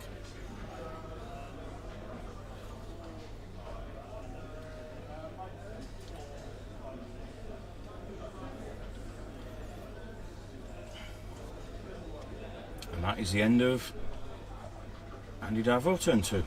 Yeah. How are the Dark Elves going to respond to that?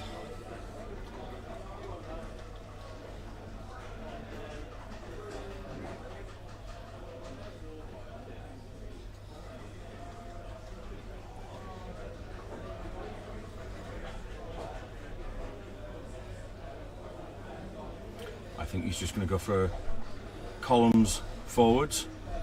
So another play around the back. There you go. Stab blitz does nothing. And it's a very quick turn again. Well, If you when you're like that and you're 1 square away, you're not giving up ground. You're yeah. like you said, you're chipping away where you can. But now look at that. And now Andy Darvo, another blitz. Takes down another assassin. Moves into mark. So, but there you go. This could turn round. No, he's there. Right.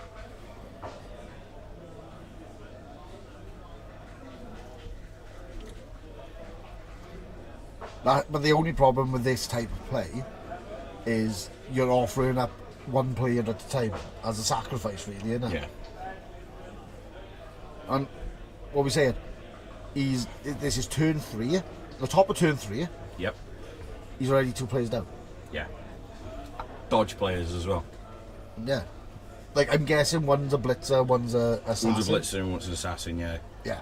I mean, you are talking the Dark Elves have 8 players with dodge, Well, yeah, but 5 with block. I know he's got blitzers and then he's turned into blodgers to make it safer on dice rolls, which, And fine. But there's the foul.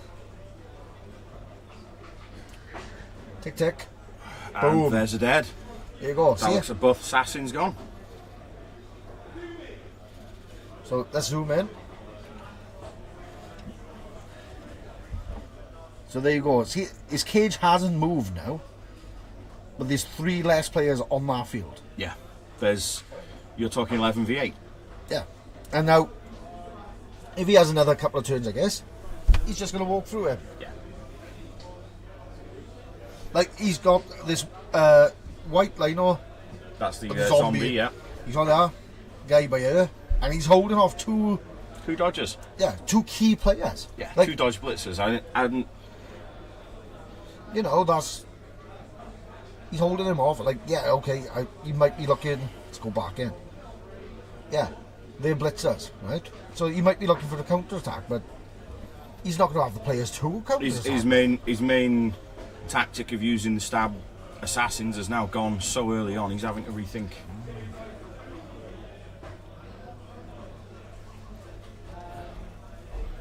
So here we go. There you go. There's a player down.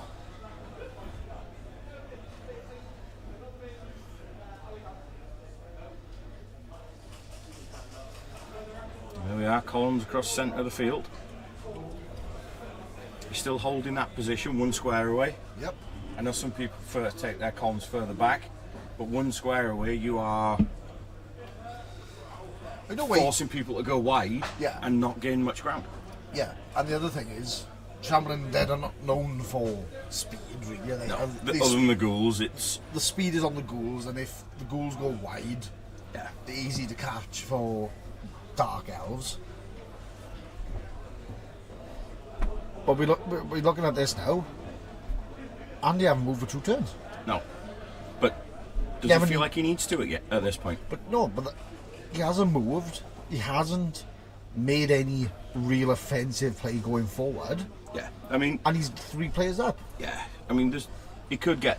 He's only 1 permanently removed. The KOs could come back, and with 2 Witch Elves, there is a 1 turn on turn 8, so... I'm not saying no different. No. Right? I'm not saying nothing about that. I'm just concerned that he's going to lose key players. That's going to bugger him up, because there's no guarantee. Like, you haven't got a keg or anything to reduce the dice needed for the knockout box. If he's unfortunate and rolls less than a 4, then it may as well be in the bloody casualty box, isn't it? Yeah.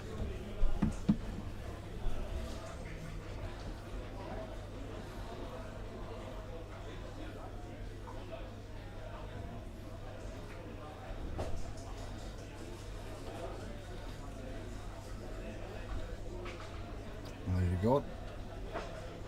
Guard in the middle.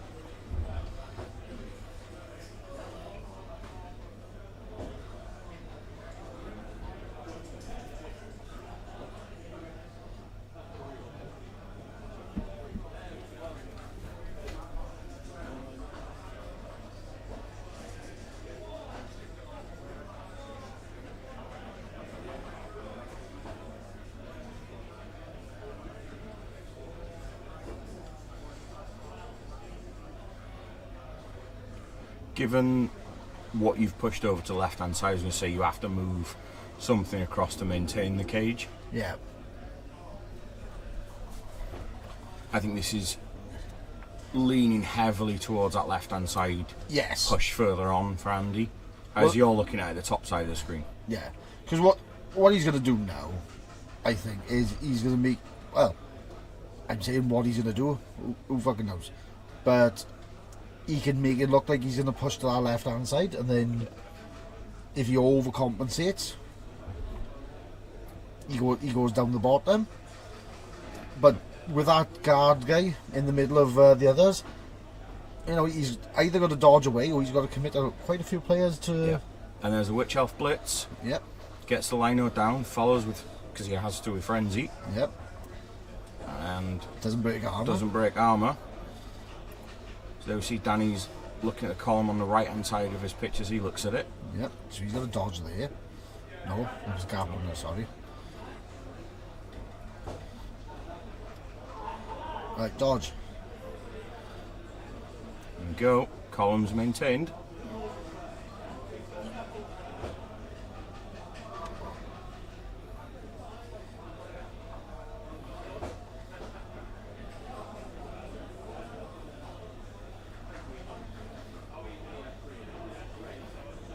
And there we are.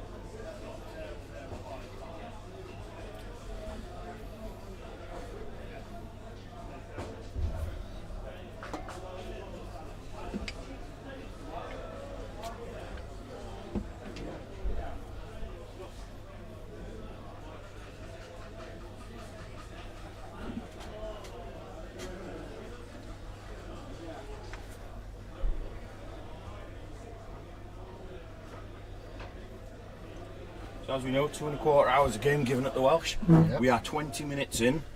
We're already halfway through a half. Yeah. But I suppose playing at this speed early on does mean later on. Well, the thing is, they are efficient though, and they've been playing enough. And they're not throwing block after block after block. Yeah. Like, don't get me wrong, there's been a couple of turns where they've only done one action and has been done.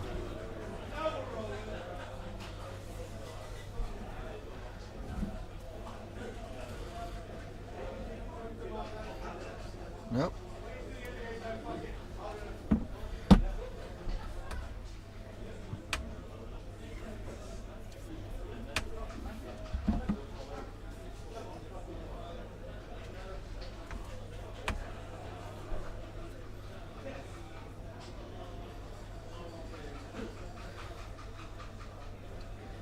And here we go, now's the push down the middle.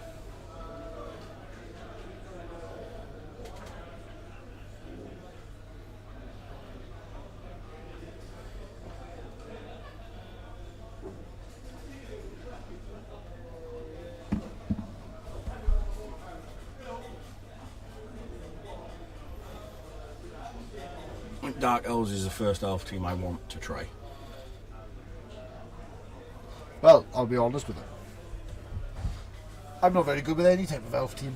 I've got pro elves and wood elves painted, ready to use, but I don't think I'm at a level where I can effectively use them. Especially when I got the horror story of 8 failed 2+ dodges. With dodge. Yes. Yeah. Well, that's failed 8 of them in a row, like, you know, it's... It was every turn was ended because of that. It was I was sat next to you through that game, and that was painful. Look at that. It was that painful, my opponents were nearly crying. Yeah. You know, and it wasn't even their dice. So we go, Andy's full team past the halfway line. Yep.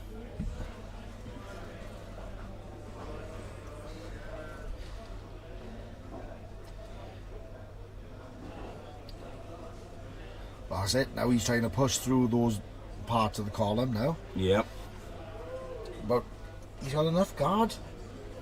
Based on where the standings were, Davo's 4-1-0 going into this, and Danny's 5-0-0. Yeah. Draw should, based on strength of schedule, be enough for Danny, so he's not going to mind having kicked the ball first half. No, I know that, but... He's going to need the players to be able to get at least one over the line. Exactly. It's hard enough.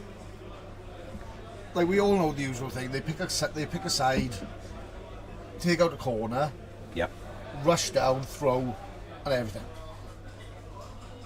But if he's offering up 1 or 2 players a turn and they're being removed, who's he going to throw to in the second half? Yeah, yeah. But that's the thing. If that's where he's throwing up his assassins, you know, the game plan has worked all day. Yeah, it's worked all day for him. You know, I mean, yeah, we haven't been following him all day. We haven't seen what's worked, what's not. We can only guess. Yeah. So, you know, and as we've said multiple times, this is nosebleeds for us. Yes, we you know, we don't usually table 1 for us is when we're drawn against each other round 1. Yeah, where table numbers don't matter. Yeah, it's a fucking joke, like, isn't it? Yeah, right. We don't see this end of the table. No. Right. So perhaps our mindset is a bit different. Yeah. But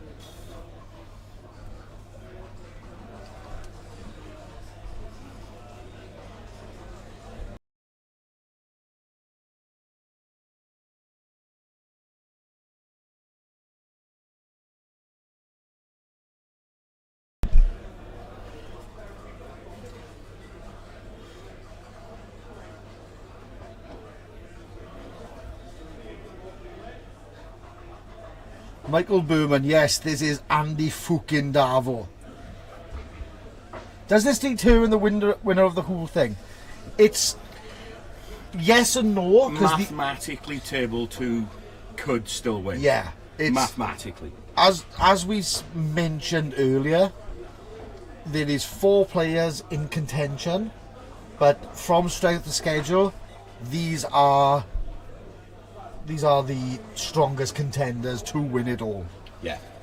You're talking the top 2 are on this table. Andy who? Exactly. Andy who? Andy Pooh?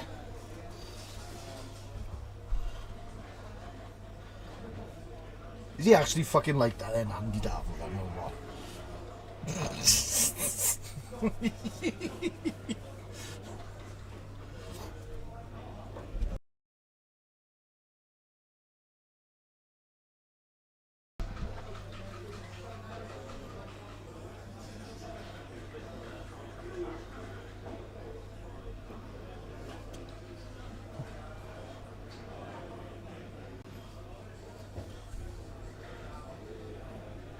Yeah, Day, it's Necro versus Dark Elves. Oh, we've even got Jimmy Fantastic around. I'm sure he'll give us better hang on a insight. minute, we haven't seen him all day and now he's sniffing around because Andy fucking Davo's on the screen. Oh, fucking... Someone's looking to suck the skin off his dick, aren't they? Well, Fucking hell.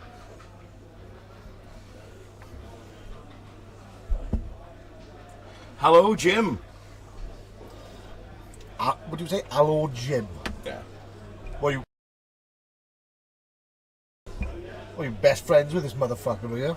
Well, Perhaps he can give you a fucking lift home then.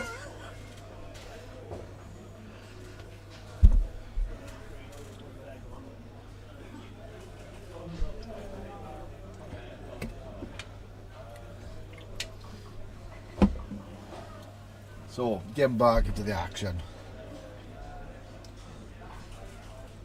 Brought to you by two dickheads in the back room of Firestorm Games. But hang on. Two dickheads with a camera. Oh, we ain't having none of that. And zoom. So, this is what the scrum in the middle is looking like now. In fairness, I think Andy has been in control in most of this half, really, haven't he? So Three early removals, both assassins and one of the blitzers. And that's another knockdown. And what's he going to do with this one? That's an 8. And I think that means he done shit. It does. Oh. And Andy's A tactical sit down. Andy's proven that he's not able to multitask. He's had to stop twirling his dice cup while he works out where the nearest Nando's is on the way home. There we go. So the record of these players I'll play: Andy is 4-1-0, Danny is 5-0-0. Fun news from the Las Vegas Open, 90 people, and fun Blood Bowl nonsense. Bazakin came in 5th, but would have won the whole thing if it wasn't for the game 2016 snake ends on tripwire. Always the fucking case, mind. It is indeed, mind. So it's just whenever you need a rush over the line, it's always... So, Day, so it's just a Davo dicing then? Not really, it started off strong, but... Yeah, Volcano and Davo drew 1-1 in the last game. That's, it's been an interesting day, and like we said, it's over 100 players here. Yeah. And there's been a lot of people on a similar record. Yeah. So to have, 4 people vying for the top 3, let alone the first spot, top 3. Yeah. There's multiple people that can, depending on draws, wins, amount of fucking casualties, it shows the quality of the players that have turned up. Yeah. And as we said earlier, Danny's the first player to beat Mankies in the Welsh Championships in over 3 years. You cut me off there. I would say the quality of these players and Andy Davo. Well, yeah. Though supposedly looked at a daffodil once, so qualifies for Wales.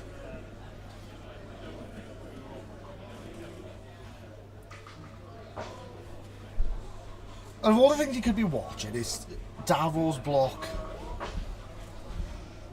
Top his block dice. And you give a shit about this why?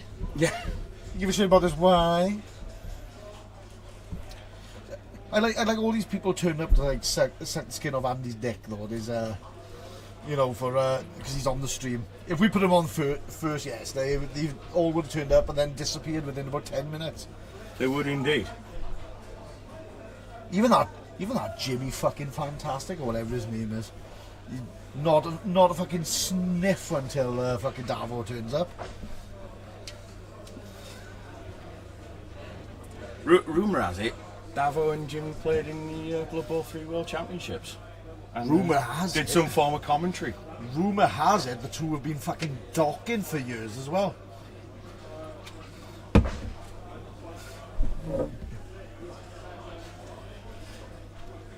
But I don't know who's the primary docker.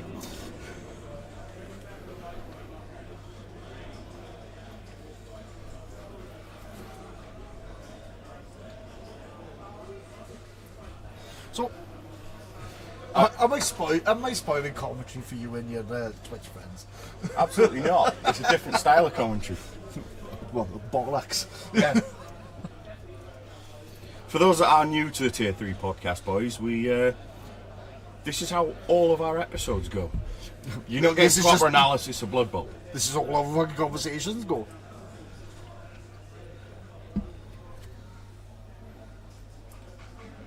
Oh, thank you, Baron. Thank you. So, no, I've refrained from dull questions. I will say, because the one I've had fucking lined up since yesterday is: would you rather, right, have one butt cheek, massive, firm and plump, and the other one flat as a fucking pancake, or not being able to wipe your ass in the same room you shit in? Now that's a fucking conundrum, isn't it? Because just think about it, right? One juicy ass cheek and one flat one is just an inconvenience, and you do some fucking wobble walk. But can you imagine trying to pass someone after you've taken a shit and you've got trousers down your ankles and you're having that fucking wobble walk? You lose friends really fucking quickly, It's been a few months since I've had to re-say this phrase, but I ain't getting paid enough to do this shit. In fact, I ain't getting paid enough at all.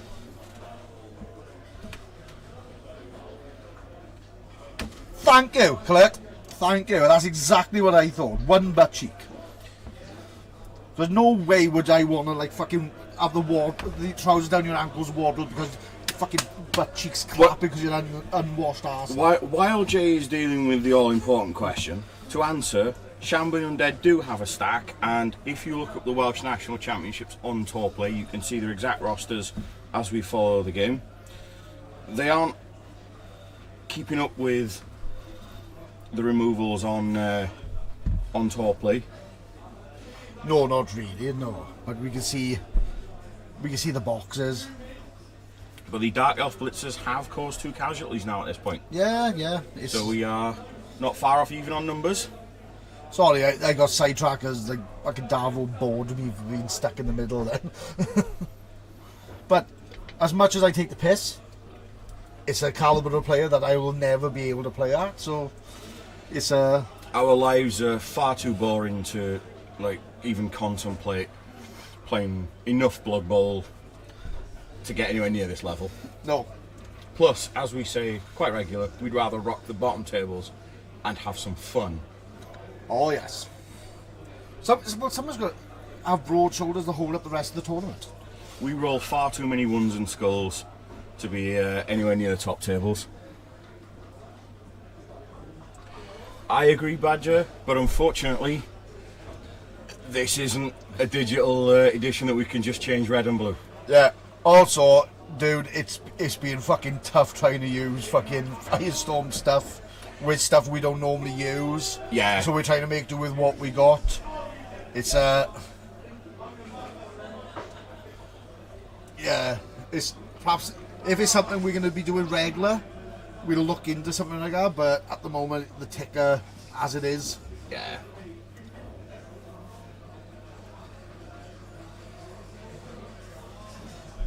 Have I scared Jimmy Fantastic off? He's disappeared. I think you have. He's not said anything for 20 minutes.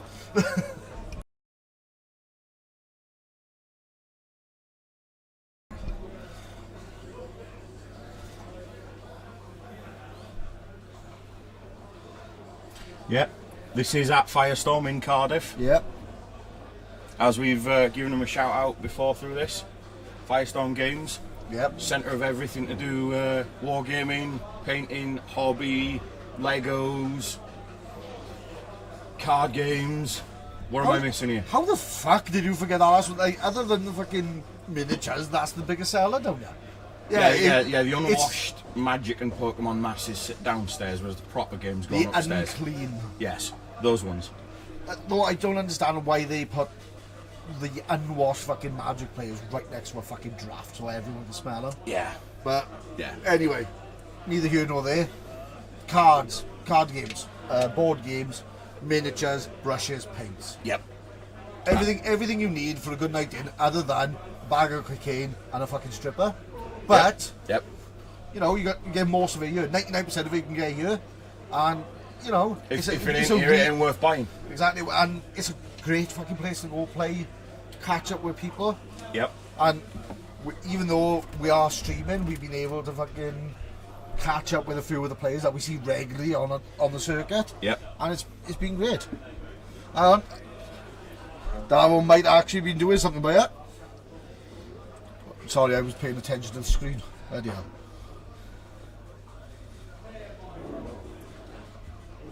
The new place is nice. It's the old, I think it's the old Catty. It is. It's the old motorcycle showcase, showcase, and it's much nicer than the old shop used to be. Yep. Yep. It is indeed a rush to score. Oh, hang on. Take a deep breath, guys. Something entertaining might fucking happen. Yep. Ooh. And he's taking a step away from the table while he orders his Nando's for the drive home. Having a quick wank because he's all on his way.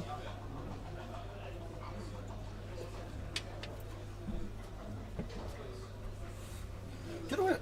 I was thinking sometimes, I don't know if like Firestorm actually listen to the shit that we say, right? We'd have restraining orders and not be allowed within 500 yards of the centre. I was gonna say they'd probably never let us do this again. No. Fuck it, make the most of it.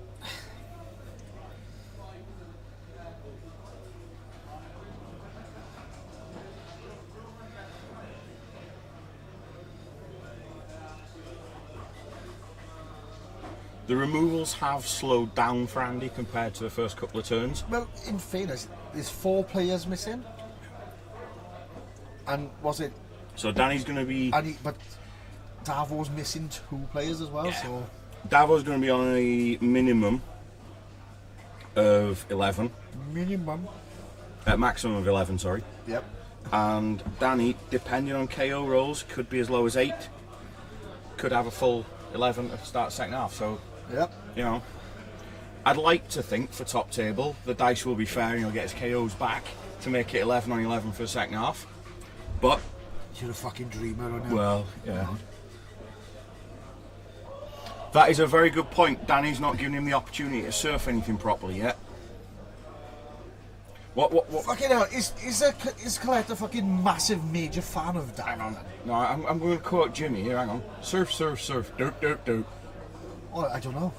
You don't? You don't follow technological Blood Bowl, do you? No. It's mostly because fucking Blood Bowl 3 is bollocks. Yes. And I'm not the one to comment on it because Cyanide has already seen fit that I get blocked. Yes. You've joined the very short list of permanently banned from speaking to and about Cyanide. Well, put it this, I'm never going to be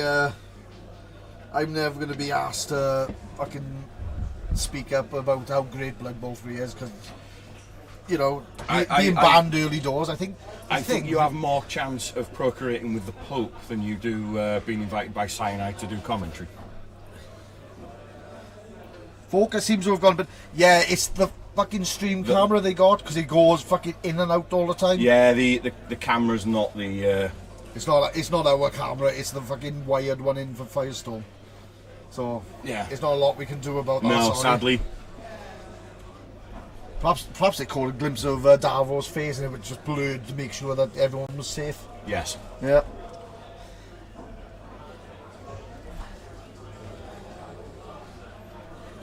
Let's see if we can force it, is it?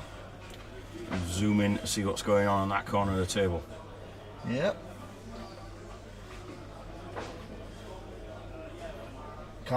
Is that going to make it? No, that doesn't make it any better at all. No. There's a fucking wonky camera. There you go. Ooh, oi. Wonky donkey.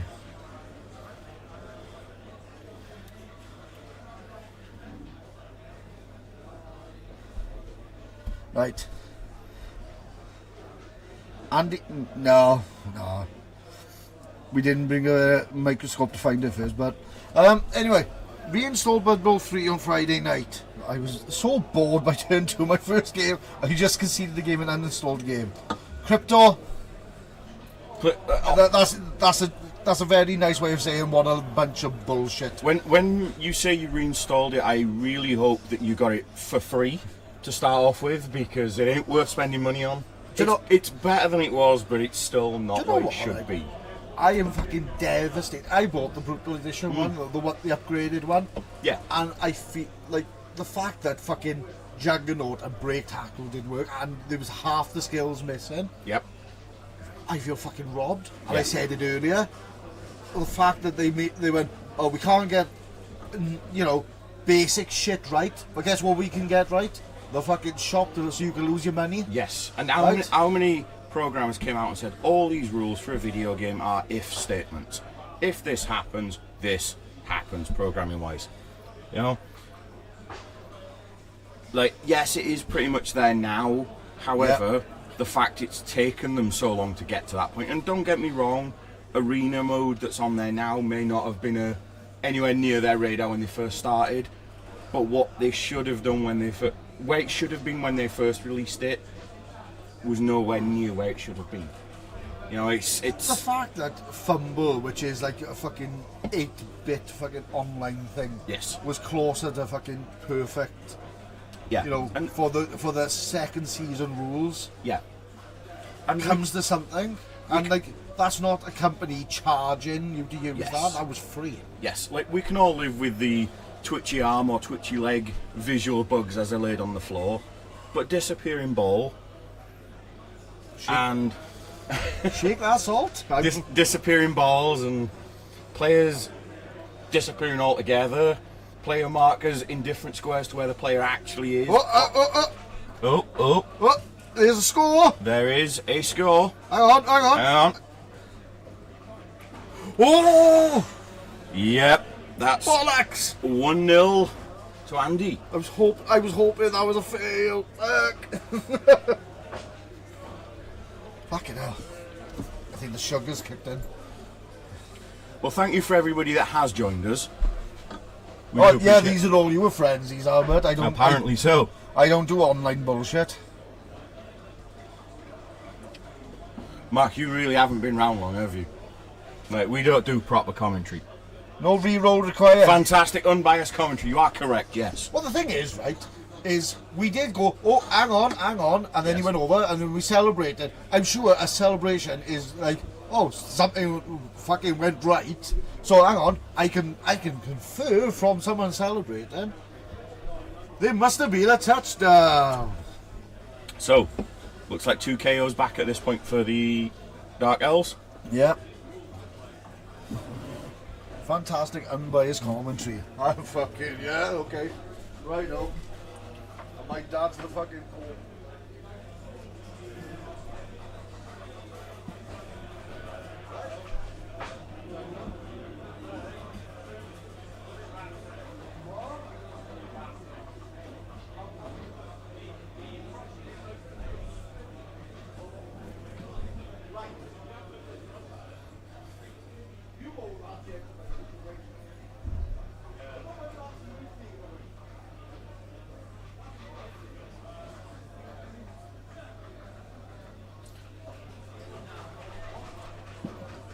So while Jay's stepped out onto the floor, apart from a man in the backfield, it does look like Danny's all man's in here. He's not going for the one-turn response.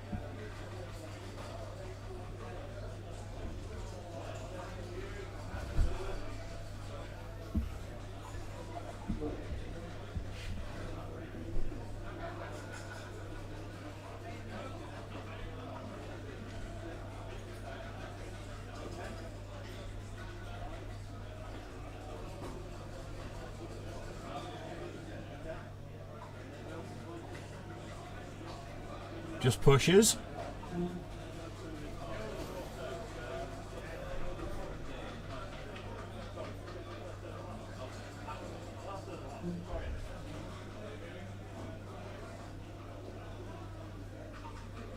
Armor breaks into a KO.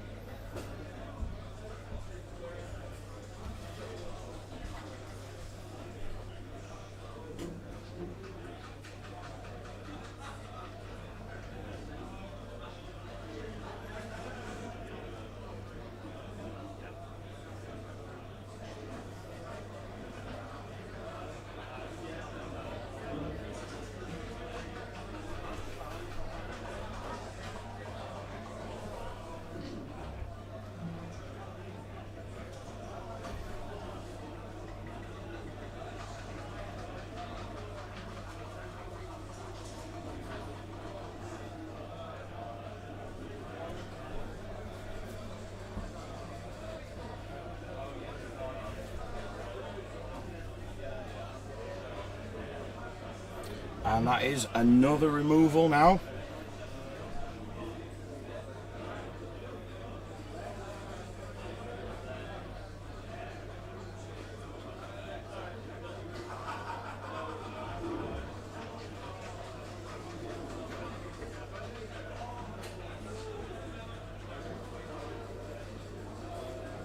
Rolling for KOs for the second half.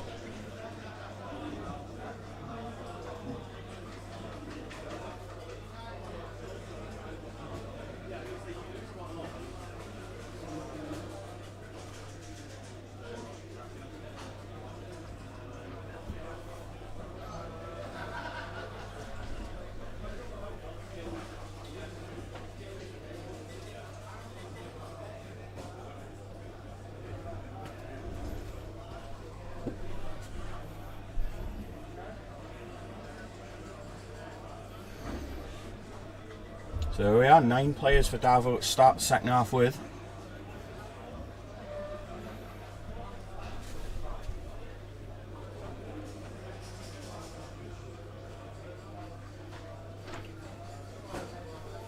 And we're going into the second half with an hour and 25 minutes on the clock. So while they've not been playing slow, they've given themselves plenty of time for the business end of the game.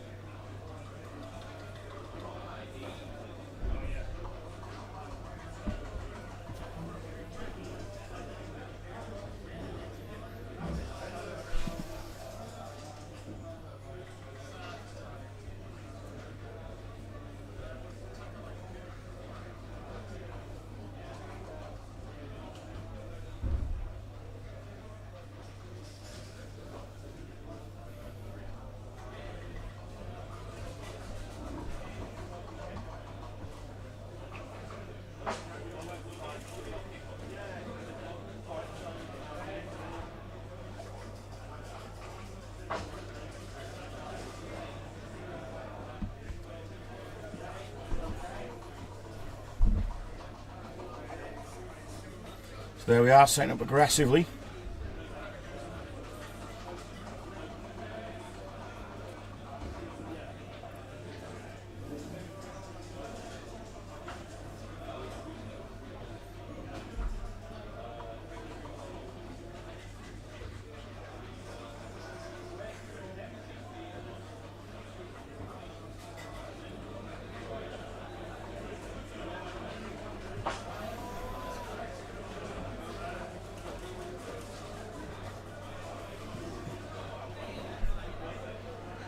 And just to give everybody a heads up, Jay has been away giving the players refreshment drinks so that they're not wasting time disappearing from the table.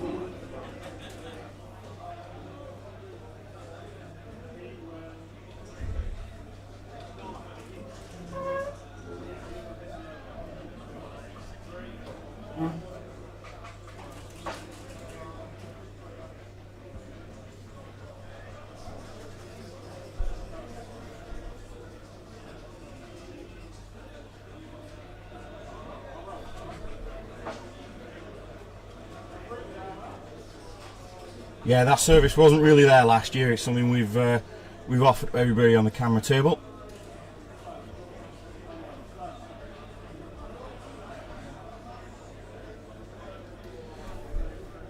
Appreciate it, JSB.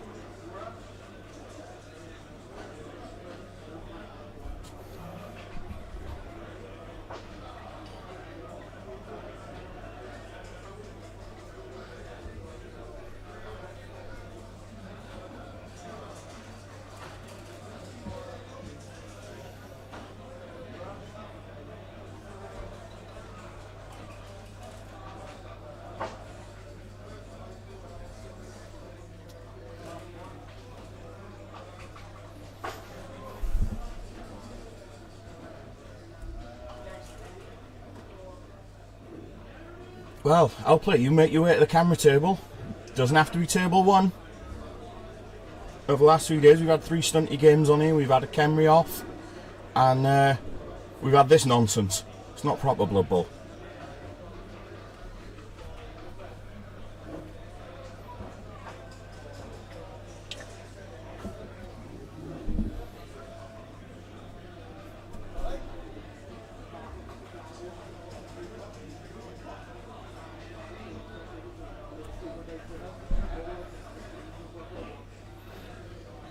So Danny taking the blocks while the ball is on the floor. There you go, I'm back. Am I being accused of having bias? Fucking... You are not being accused of anything. I was keeping our viewers updated that you were sorting them refreshments so they didn't have to take time away from the table. I was actually, it'd be nice. I bought them fucking drinks and everything. So I'm going to leave you in Jay's capable hands for 2 minutes. So viewership will disappear when he's insulted every single one of you in space of 2 minutes. Yeah, it was a mummy collect. I have warned L Plate that he needs to get on this table if he wants the refreshment service. Yeah. Anyway, L Plate was, what the fuck is he doing commenting if he's fucking playing?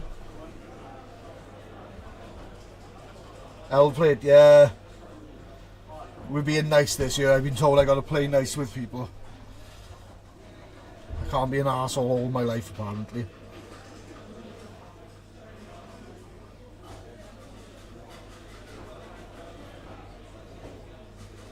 It'll be good to see you, buddy. It'll be good to see you.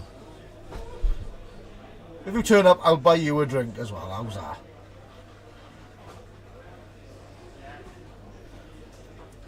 Oh, I do apologise. Yeah, if you turn up next year, I'll tell you what, I'll go out of my way and I will buy you a drink. Alright? Not for you to feel left out. Top man.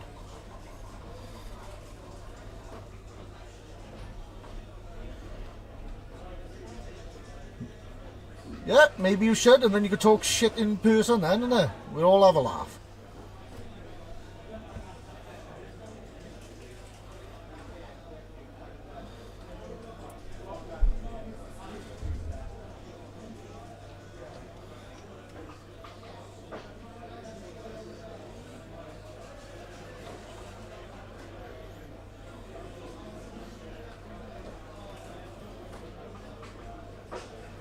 So, I see we've had a re-rack since I left, and the ball is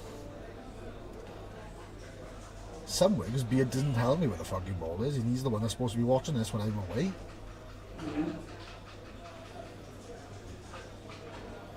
Let's have a zoom in.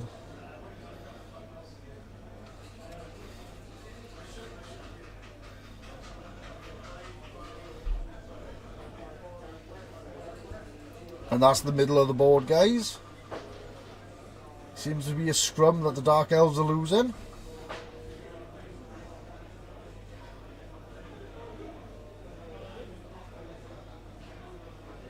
Yeah, I think it's a blitzer as well, because he should put him in the middle. Yeah, as much, I'll tell you what, as well, as much as everybody's saying is, I think it's that, guess what? Can't do a lot. I gotta use Firestorm's camera, which is a little tiny webcam dangling above the screen. So I think we're all stuck for that. Hi, bud, you back? I am indeed. Right. There you go. We're going to have a little zoom in. Look at that. That's the scrum. That's the centre of the pitch scrum. Yep. Have we given our listeners the plugs yet? Butt plugs? No, the plugs for the podcast. Just fucking don't worry about it. you can if you want. I don't think it. Well, these are Davo's friends. They're too like high grade for us. Well, yeah. They won't listen to anything we've got to say. You know, with background like white noise, won't it? But if you are interested in listening to any more of this drivel from us too, look us up on Spotify and Apple Music. No, Rob. There's no. They don't sell warning shots at Firestorm. Anyway, let's zoom out, see what dice rolls and decisions are looking like on anything other than the middle.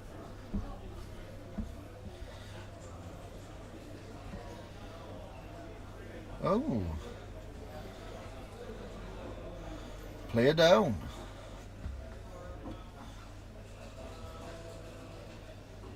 Right. And the thing is, right, I'm really thankful that Firestorm allows us to do this, right? But we need a camera, Yeah. Closer to the action. Yes. But then again, we can't safely run a massive lead then from there to the back rooms where No. everything is, isn't it? And there's so many players, eh? It's not like you can miss a whole table as well, and that. Yeah.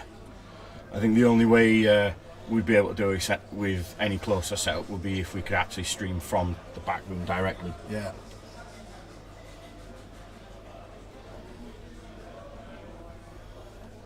So, anyway.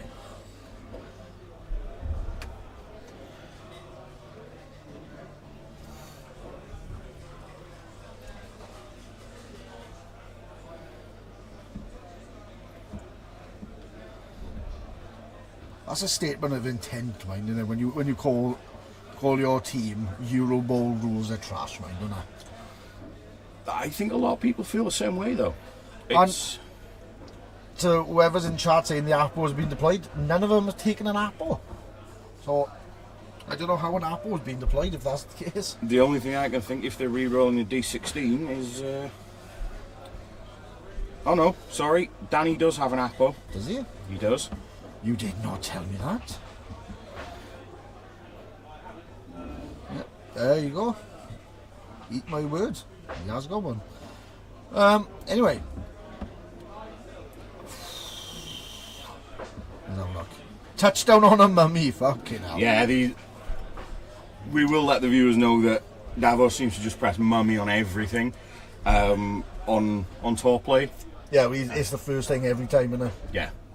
It's easy just to keep things logged. Yeah, well, the thing is, it doesn't make a difference, does it? He's not like league player or anything like that. No. And in fairness, I think just for what it is, tour play is amazing.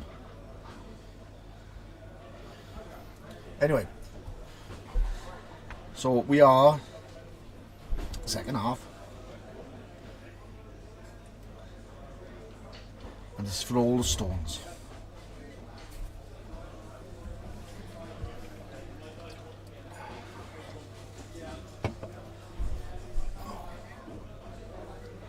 And if anybody needed reassurance, 12 cans of monsters in one day does not help.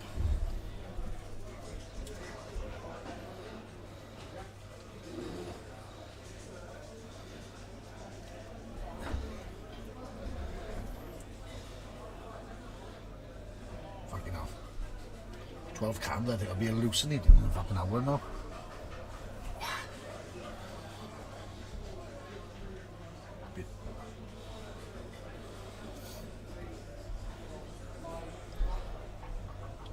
Been an exciting couple of days, but it's been a long couple of days as well. It has indeed. And let's be honest, we haven't even done the hard part of sitting through six games, like, you know. Yeah. We've watched 6 very entertaining games. Yep. And there we go. Ball's going safe. Balls have been safely kept on the sideline. Bill's dodge. And there we go. Dodge reroll works.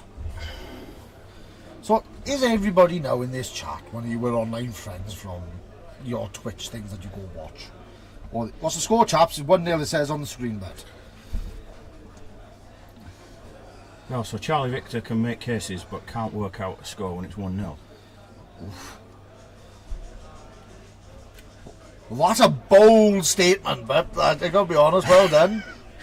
It's a good thing you've already I mean, bought also, I can't count to 3 because I've never scored more than 3 in a game. Like, you know, that's bold statement. Cause But good thing you're not buying any more, you know, fucking skill bands or anything, is it? Where he's gonna fucking probably piss in the bag.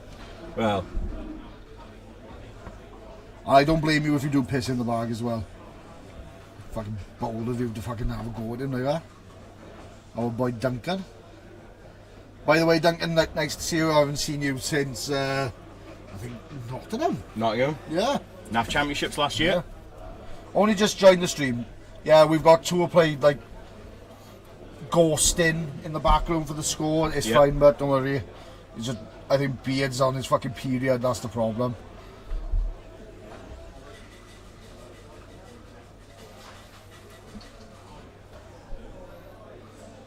I can piss in the bags, just cost extra. Ah, see? You will end up putting that on a fucking Kickstarter, won't you? He will, yeah. Saying that, he's got the second version. Mark of 2 of the Yeah. cases, yeah. I've had my case. I like a Doc miniature case, I will say, but those fucking those ones from Duncan. Yeah, the Charlie Victor XL case. Yeah, I think limited edition piss bag exactly. Yeah, fully funded in under an hour. Absolutely fully funded in under an hour. Look it up. But would you have different levels of Tiering on the Kickstarter? For £1 you have water-based piss, so he drinks water for a couple of days. You would pay extra for like pineapple flavoured piss. Is it extra again for rocket fuel flavoured piss? Could be. Oh, this week I've been mostly fucking, I don't know, sticking sausages up my ass, and then that costs extra or something like that. Can you imagine, like, he'll probably charge you £2.50 for him to quiz in a bag like that. So there's me saying that Duncan can't count, and you're there talking about him shoving sausages where sun don't shine. Like, and he said I was savage. In fairness, right, I've talked shit about everybody, right? Equal opportunist arsehole is what you're saying. Yeah, I am the nicest arsehole you will ever meet. Yeah. And I've stood by that for years.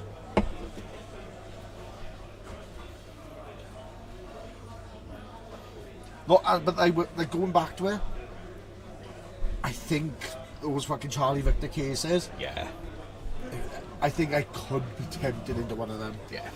But you can tell, designed by somebody Who plays? who plays. Yeah. Yeah. This isn't a company that's gone, we're in a miniatures market, we don't actually care about the game, here's a product you can have. This is designed by somebody who's lugged all his stuff to a tournament in various bags and backpacks, who's gone, one thing to fit your pitch, your books, all the other things. You know, and I know we're giving it a shameless plug here, but we actually have them. There's people in the shop who bring them regularly. Yeah. I took mine out to Spain for the World Cup with me, do you know what I mean? But So it's like you said, that's everything. If you've packed it right, your dice are all in there, your team is in there, your rules, your pitch. Yeah. You don't have to take extra bags in, do you? Yeah. It's good stuff. I'll just be very jealous if you turn up with the Mark II. There you go. Thick Skull Case Appreciation Society, you know? And Duncan, no, I'm not looking for a discount on the fucking the Mark II, but don't worry. It's just you got to, when you call out bad behaviour, you've got to call out good behaviour as well, Yes, isn't it? And absolutely. The quality like that, you've got to say about it, haven't you? Yeah. Anyway.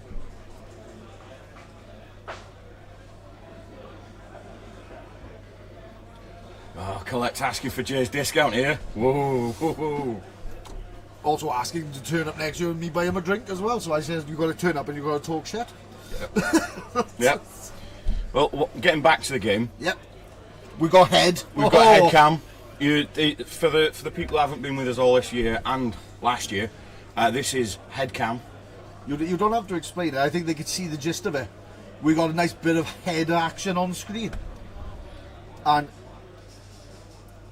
that's a nice quick play down the field there as Yeah, well. it is. I think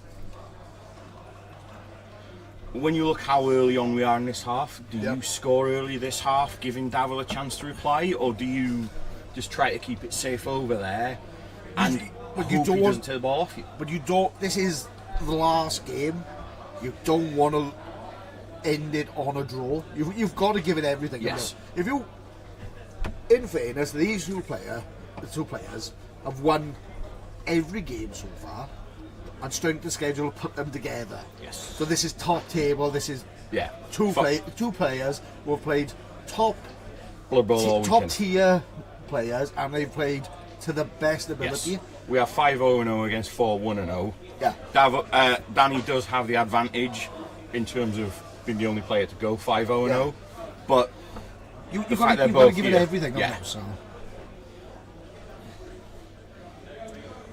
Danny's going to win. Yeah, And I agree. He's going for the win. if the dice is going to stick with him, yes, Yeah. go for the win. Absolutely. I think it would be an injustice to how well those two played if they only went, I'm going to play for a draw. Yes. The pair haven't done it. Like.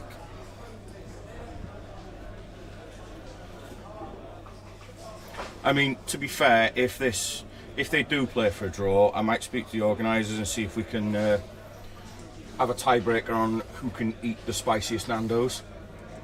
Because This sounds like a fucking Davo stream thing. That's why I say these you were friends in the fucking chat.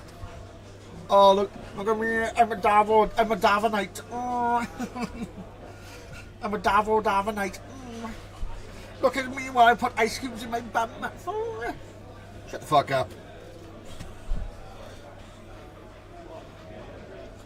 There you go. There you go. We got people supporting.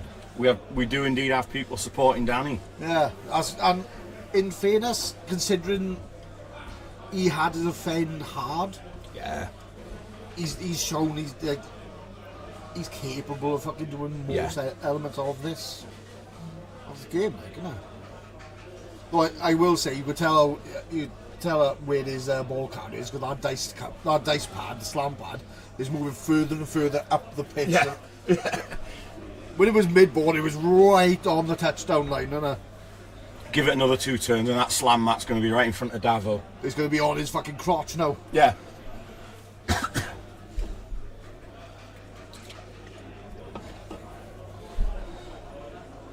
That's what he said, Danny. It's all for good. Right. And they talk about the commentary being I tell you what, unbiased. shall we see how many people are there for Danny? What we should see is a hashtag D in the chat. If that's the case, how many people think Danny's gonna win? And then F in chat if if you think it's gonna be Davo. I would say hashtag D every time. There we go, we've already got one response. There you go.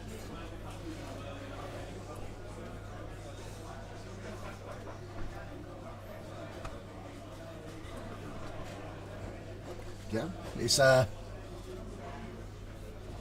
you go, and look at the amount of D's in your face. Absolutely.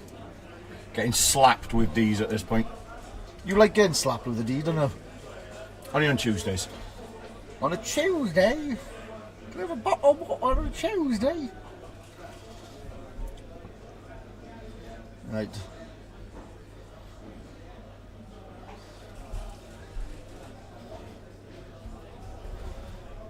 Oh, fucking hell. Here we go. The finger tap and doom on the pitch. Yep. I mean, that means Davo's having to engage the fucking noggin. He's having to think of a different tactic to surf him. Fucking hell. Fuck the surf. Fuck the surf. There you go. There you go. I think this is Stream Danny. Stream Danny. Yeah. I think The chat is firmly in the camp of Danny winning this one. Yeah. And it seems to be all his way as well. Yeah. That's all. Yeah. He's had all his KOs back across.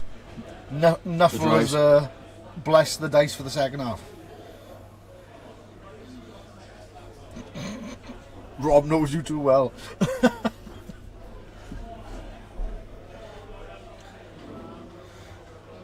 Oh.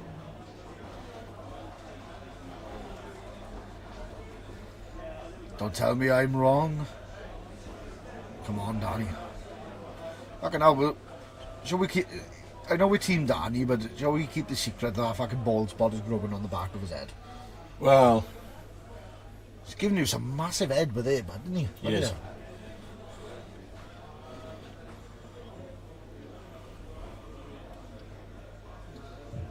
Yeah, I completely agree with that, Colette, yeah.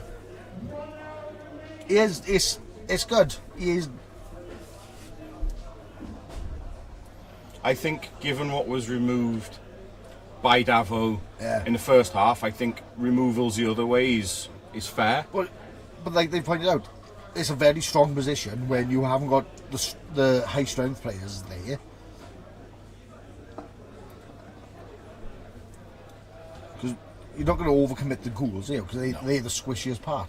So that leaves you with, your linos? Yeah. Your blitzers can't be everywhere, so...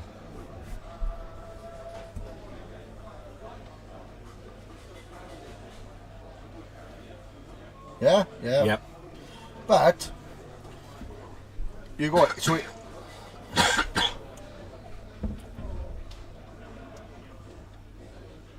And there you go. He's screening out as well after doing Phil Dodge. Ooh.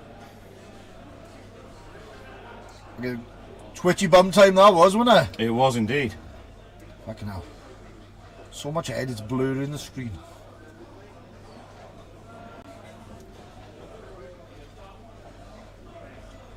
Oh, are we risking it? Yep. Yes, we are. There's only so many ones you can see on the top table, isn't there? Yep. See, this is where we keep going wrong. We keep rolling There you ones. go. Danny's sponsored by Head and Shoulders. Yep.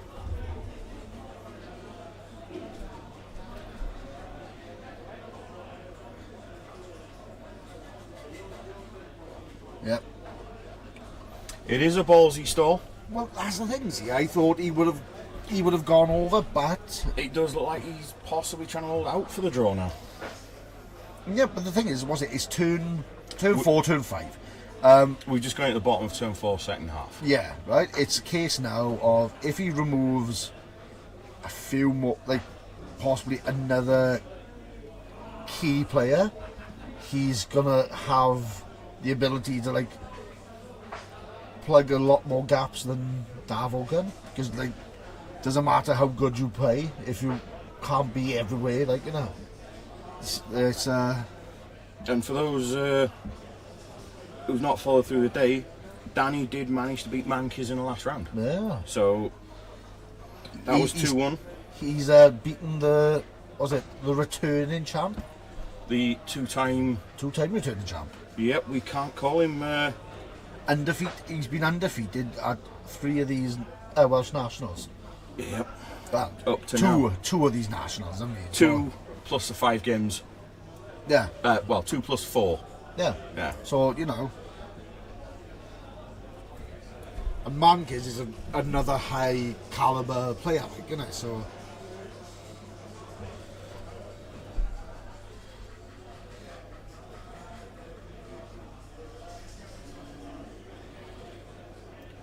So you telling me the game is easy if you don't roll a lot of ones? Don't know, because all I roll is ones, right? Maybe score 6. But then look at the game. Fuck off. Look at the game yesterday where we said it's easy if you just roll 6s. 5 out of 6 dice in a row that was 6s. Have you seen a 6 on the dice? I know I fucking haven't. I have on other people's dice.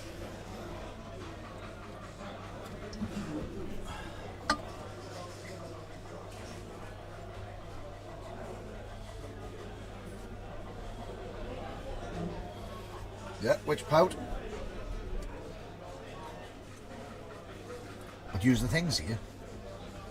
I would have been too nervous to stall. Yeah. I think I would have gone for a score, personally. Yeah. But again, we're not top table contenders, are we? We're more like mud skippers in the bottom tables. We have it. Yep. As coined the phrase before, we are wooden spoon warriors, was told by another person that liked to be in the bottom tables.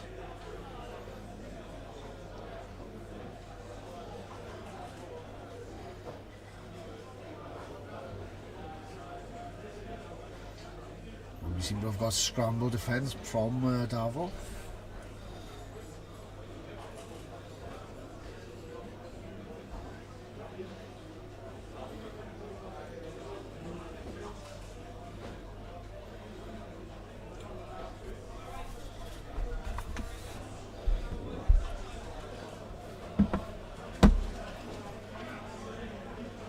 Oh.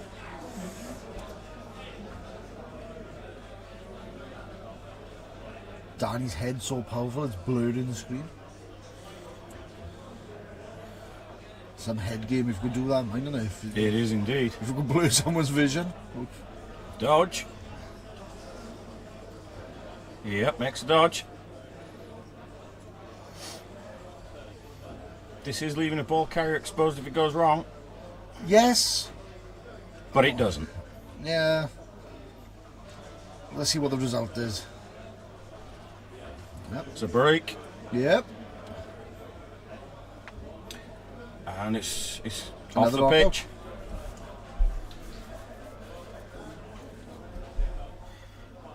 This is Dodge with the ball carrier then. this is the important one. Get over.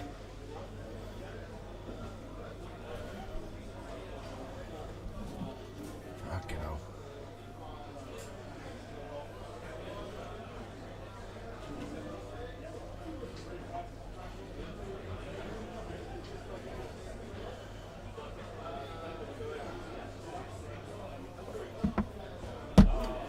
Honestly,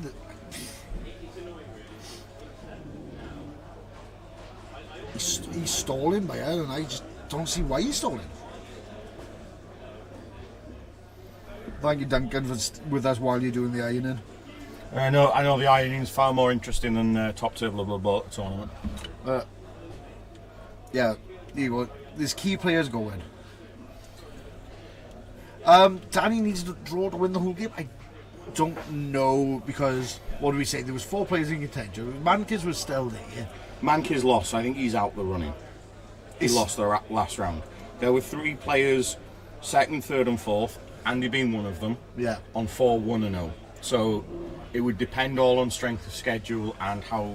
Yeah. Yeah. I don't think strength of schedule means he would win the whole thing. I think possibly he will. I think Danny has had a harder time. Yeah, I think if Danny draws this, Danny wins because he's the only one on 5-0-0. So he would go 5-1-0. But Andy would go 4-2-0 with a draw. yeah,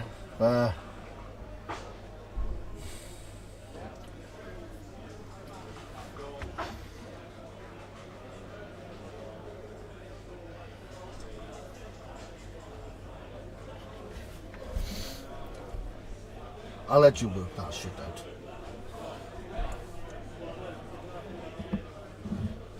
I'm more of a turn up roll dice kind of guy. Well, as it stands, Table 2 are currently drawing 1-1, which means they're on 4-1-0. They will go to 4-2-0. And they're the other They're two. the only other people that can catch at this point. So as it stands, this game will decide it. And Andy winning right now puts him on 5-1-0, Yeah, and would put Danny on 5-0-1. yeah. So yeah, you go second. yes, live scores mean Andy's winning at the moment. So Danny has to get this ball over.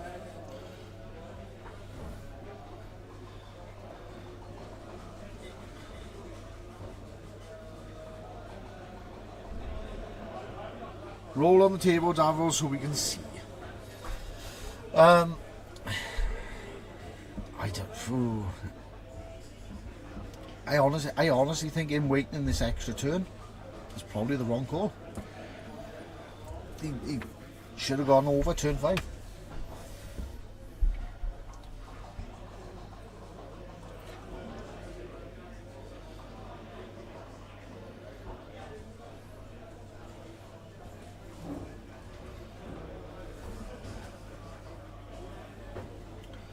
I don't think you've had a bad run of dice in this game as well, so we can't even say. I think I agree, Duncan. I think he is playing for the draw now. Yeah. I don't know. It's just perhaps I've seen it go wrong so many times when I try shit, I guess. Which is, it's not saying it's going to be the same outcome, but the amount of times that you see some people will fucking risk diving through. Yeah. And you get that fucking. They get there and stop you. And then you can't do shit, like, You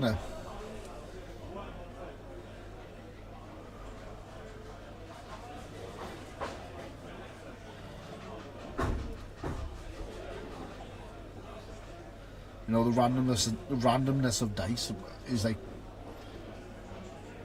I think we've had league games where they all come down to like one dice. Yes. In the most unusual spot. Yeah. It can happen here as well. We had our last league title game decided by one dice, and I'm pretty sure it was a 4+ as well. So it was literally a 50-50 coin flip for the top of the league. Yep.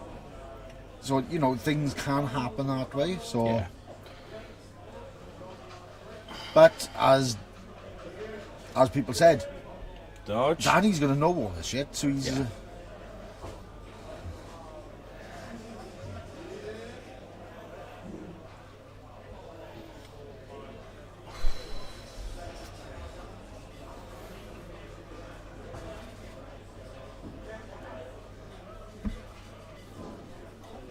Oh, that's another player down. Yep. What's going to happen? That's an armour break. And that's a tactical nap in the knockout box.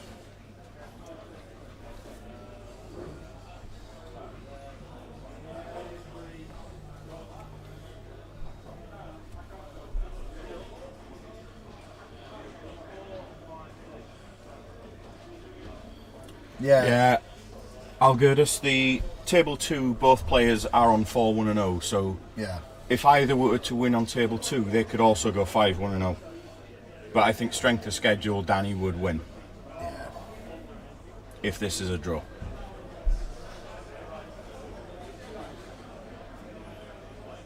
I'm still unsure about this stall at this point. I know. I think it's... Like, it's easier for him to be in control because he's holding the ball. Yes. But like we said, the randomness of dice, all you've got to do is sometimes What is I just will be say, some man, mad dash. for top table, this is very controlled. I was about to say control of reroll, very good control of rerolls, but then Danny's then spending one as I'm saying it. Well, But there you go, he's blocked himself into that corner quite well.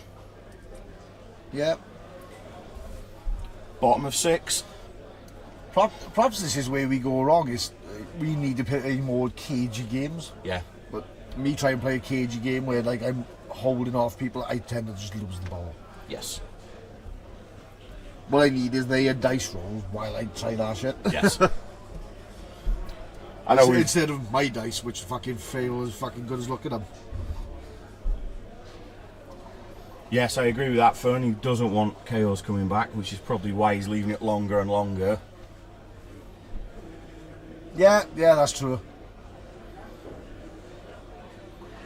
Yeah, Fern, we can't do much about the camera. That Firestorm's camera, not ours. But we can see there's a guard. We got key guard figures which are Missing. missing. The tackle white's missing. Yep. Whereas Danny still has 3 players with Dodge on the field, Yeah. or Dodge upgrades on the field. And some of them are blodgers as well, because he's turned his blitzers into dodgers as well. Yep. I was unsure about the double assassin build. We dodge on both, but it seems to have paid off. Oh yeah. Might not be optimal, but it's worked. Yep. But then again, who are we to say but? Yeah. Like, you know, we're getting nosebleeds by watching this table, let alone get into the table one, isn't it? Yeah.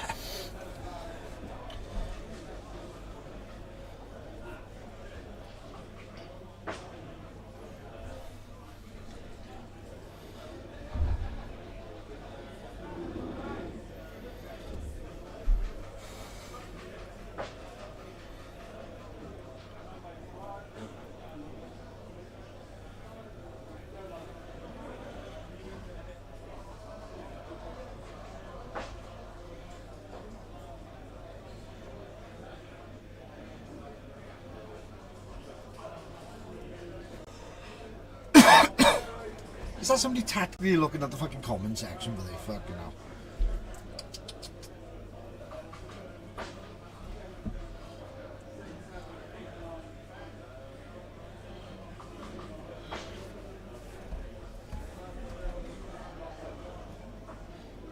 Alright, he's trying to come through her. Fucking hell.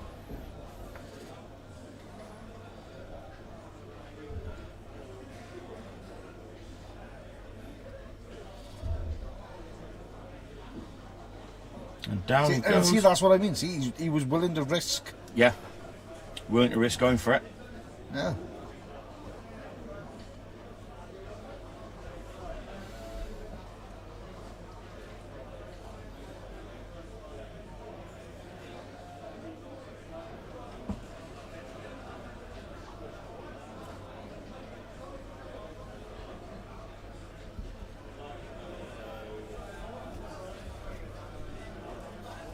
How's the bottom of the table going? But come on, we're watching. While these two are debating, you know, Turkish hair transplants, bottom of the table clash, as it stands, is Neil Dowdy we had on last game with his Snotlings is currently 0-0 with Honor Dill's Elven Union. However, the biggest news out of that game. Don't tell me he's winning on casualties or something. No, Honor Dill had gone 0-15 for casualties going into this game, but has caused 2 casualties, so that's at least everybody who's caused at least 1 now. I can imagine going 6 games and not causing a casualty. Fucking hell. But then saying that, there is the other player, Stone, throwing... Hang on a minute, hang on. Danny's breaking armour, Danny's abusing people. Them boxes are getting mighty full. Sorry, I cut you off there, didn't I? No, it's alright, it's not a problem.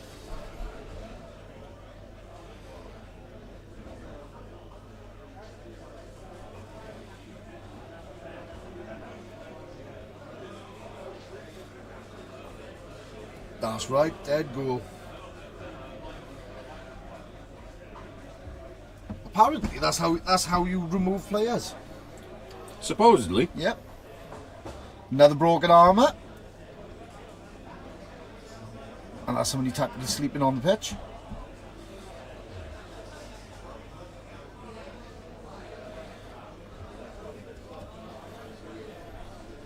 Armour break. Another tactical lay down. And he goes for the score on 7. Well, this is it now. Right, so And he has 2 turns, for as you called it. All the rocks. And there's Danny's KOs. all the stones, not all the rocks. There you go. Right. So Davo has finished there with 5 players. Well, he's... That's okay. 9 with reserves, right? Oh, we're rolling for KOs. There's 1. There's 2. 2. Oh, that's what he uses his weighted dice for, is it? I say that as he rolls a 1. Right, so He gets 3. yeah, there you go. A 1 turn with 8 isn't unheard of, but Well, one it's of not the, one he's got 2 to do it in, so... one of the mummies have come back. It's got guard. I'm sorry, but that's nice little piece to keep on your front. Could be the white that's got guard mind. Right, I'll tell you what. Let's try and see if Firestorm's camera can Tell the difference. make it useful. Whee! Look at that skinny lady arm. I look like a mummy to me. A mummy.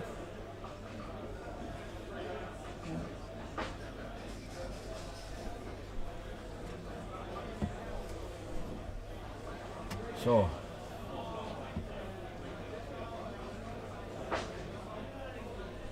Oh, the well plates fucking can see better than I can.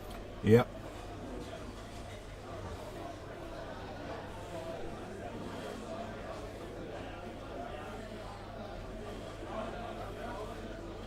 Whee! There you go. Yeah, he is Yeah, right, actually. you're all right. You're spot on. You can see us better than we can.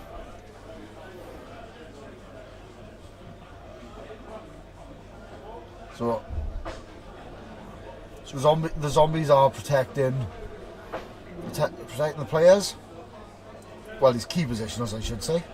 But yeah, but I was.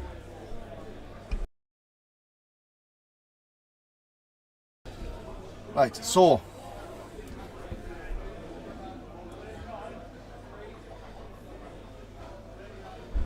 So Danny's put it deep behind. His ball is deep within Davo. Yep.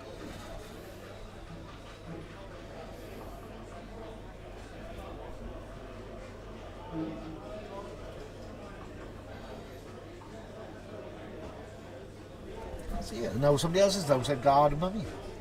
So no, see, nobody can tell the difference when you look at the fucking head from the head down. Bird's eye shit in view.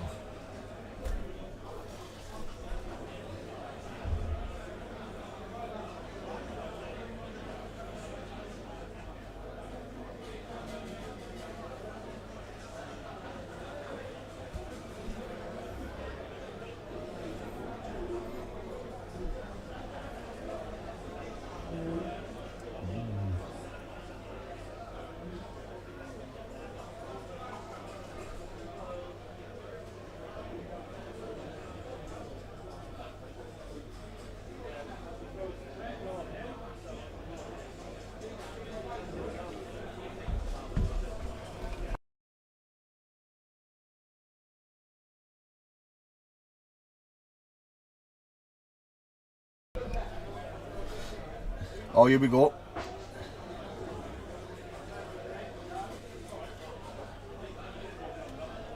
Davo trying to make a channel now to throw his ghoul down the side. I say throw, run. Right, I'm going to do a walk around. Can you pass me your rubbish? Right, entertain the people, please.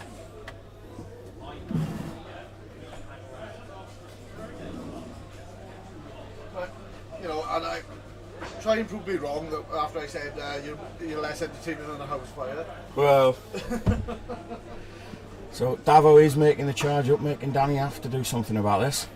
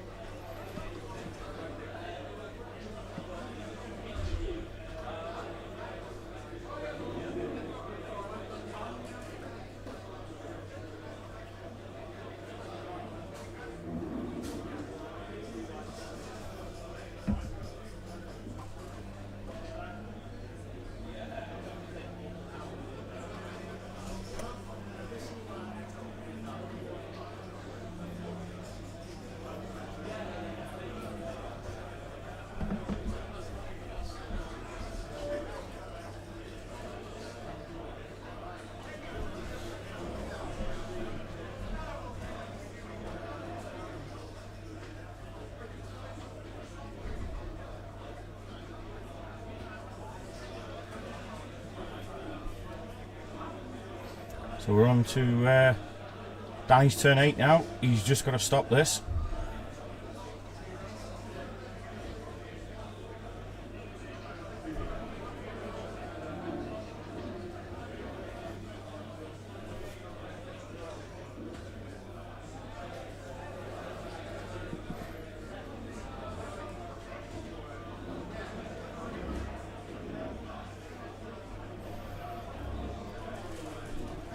It took Andy a few turns to break down calm defence in the first half. And yes, Andy does still have all 3 re-rolls. Said it earlier, it's been very controlled use of re-rolls.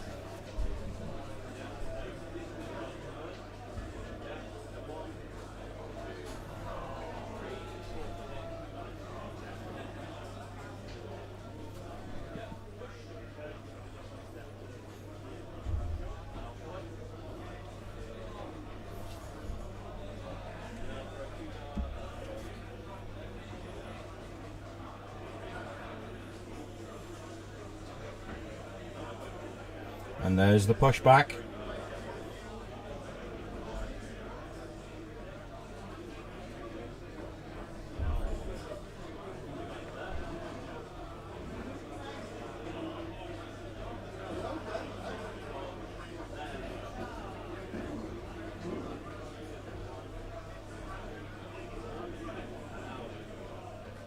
There you go, news from the trenches. It is indeed a double rush now for Andy there to...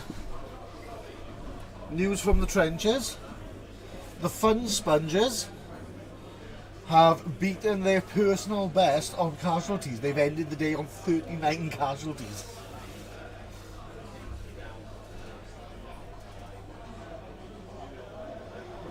Oh, so what have I missed then while I've been away? So you've missed Andy's charge up the field, and then Danny's started to put in place his calm defence again, and he's blitzed and pushed back the ball carrier.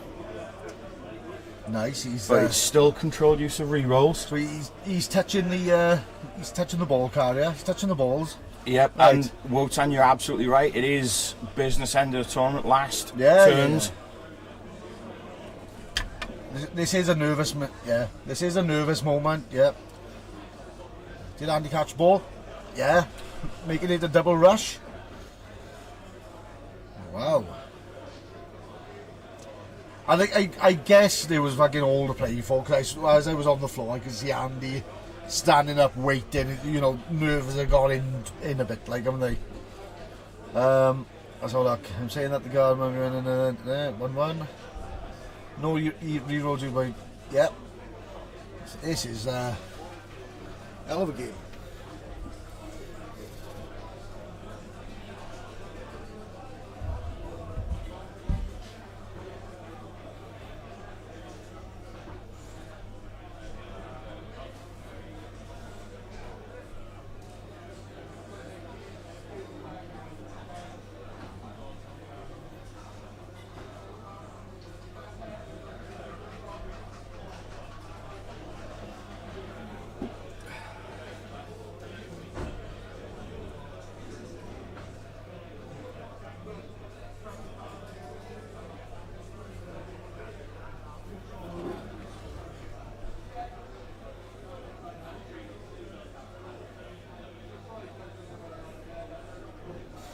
No.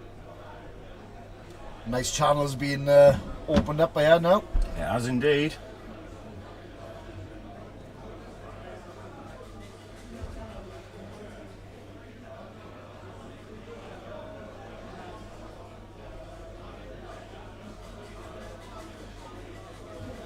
Fucking hell.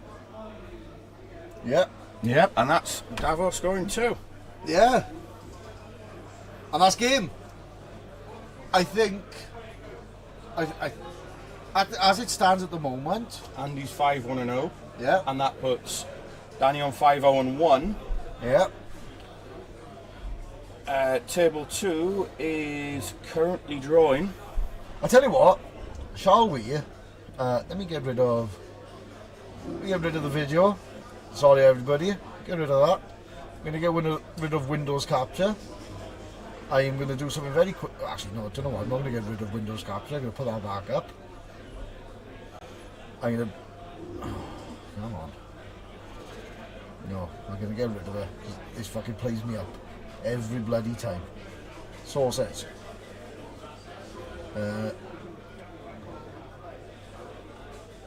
Windows capture.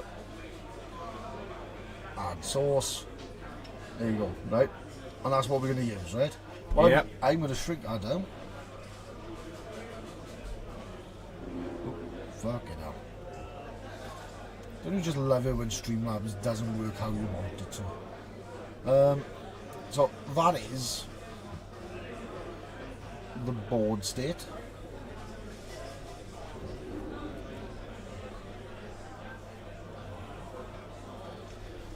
Up. That is our lovely board state. What we'll do now, we shall leave the tick over there, or would you rather see the standings? Well, we can't see the top. They hide the top of the table, so I Yeah. think leaving it on the fixtures so people can see them as they roll in. Yep, And Like- is that what our viewers are seeing? that will be what they're seeing, because let me go over here.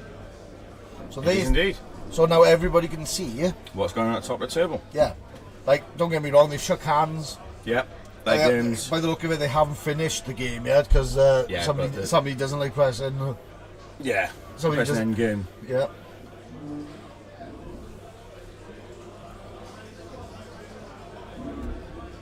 Yeah, and I'm just double checking the camera feed now. And just double check the camera feed. And yeah, as you can see, Danny's parked up. Yep. So So before we go, final thank you to Firestorm Games for hosting the Welsh National Championships Yep. and for letting us hide in the back room. yep, Thank you for letting us use the equipment. yep, Thank you to all sponsors that have provided awards and bling and player packs for everybody that's attended. yep. Thank you to Shep and Hobnail for arranging the Welsh Championships. And we want to take this moment to say thank you to Shep for being a Welsh representative for Blood Bowl. I don't think enough is ever said about Nope. the reps because they're essentially they're a linchpin for It's the an unthanked, unpaid job. yeah, and let's be honest, you've set up the Welsh Tournament Series. He's been a good rep for Wales, and we know Jay Hayward is going to be stepping into Yep. that role, and he's another one that will Keep he will community growing. he will run with it. Yeah, he's got the same mentality as Shep. Yeah. So let's hope that it's going to go on. It's going to go on for a while now. So what we're going to do then? We're going to leave this up. I don't suppose anybody wants to. I don't think anybody wants to hear us, witter on now.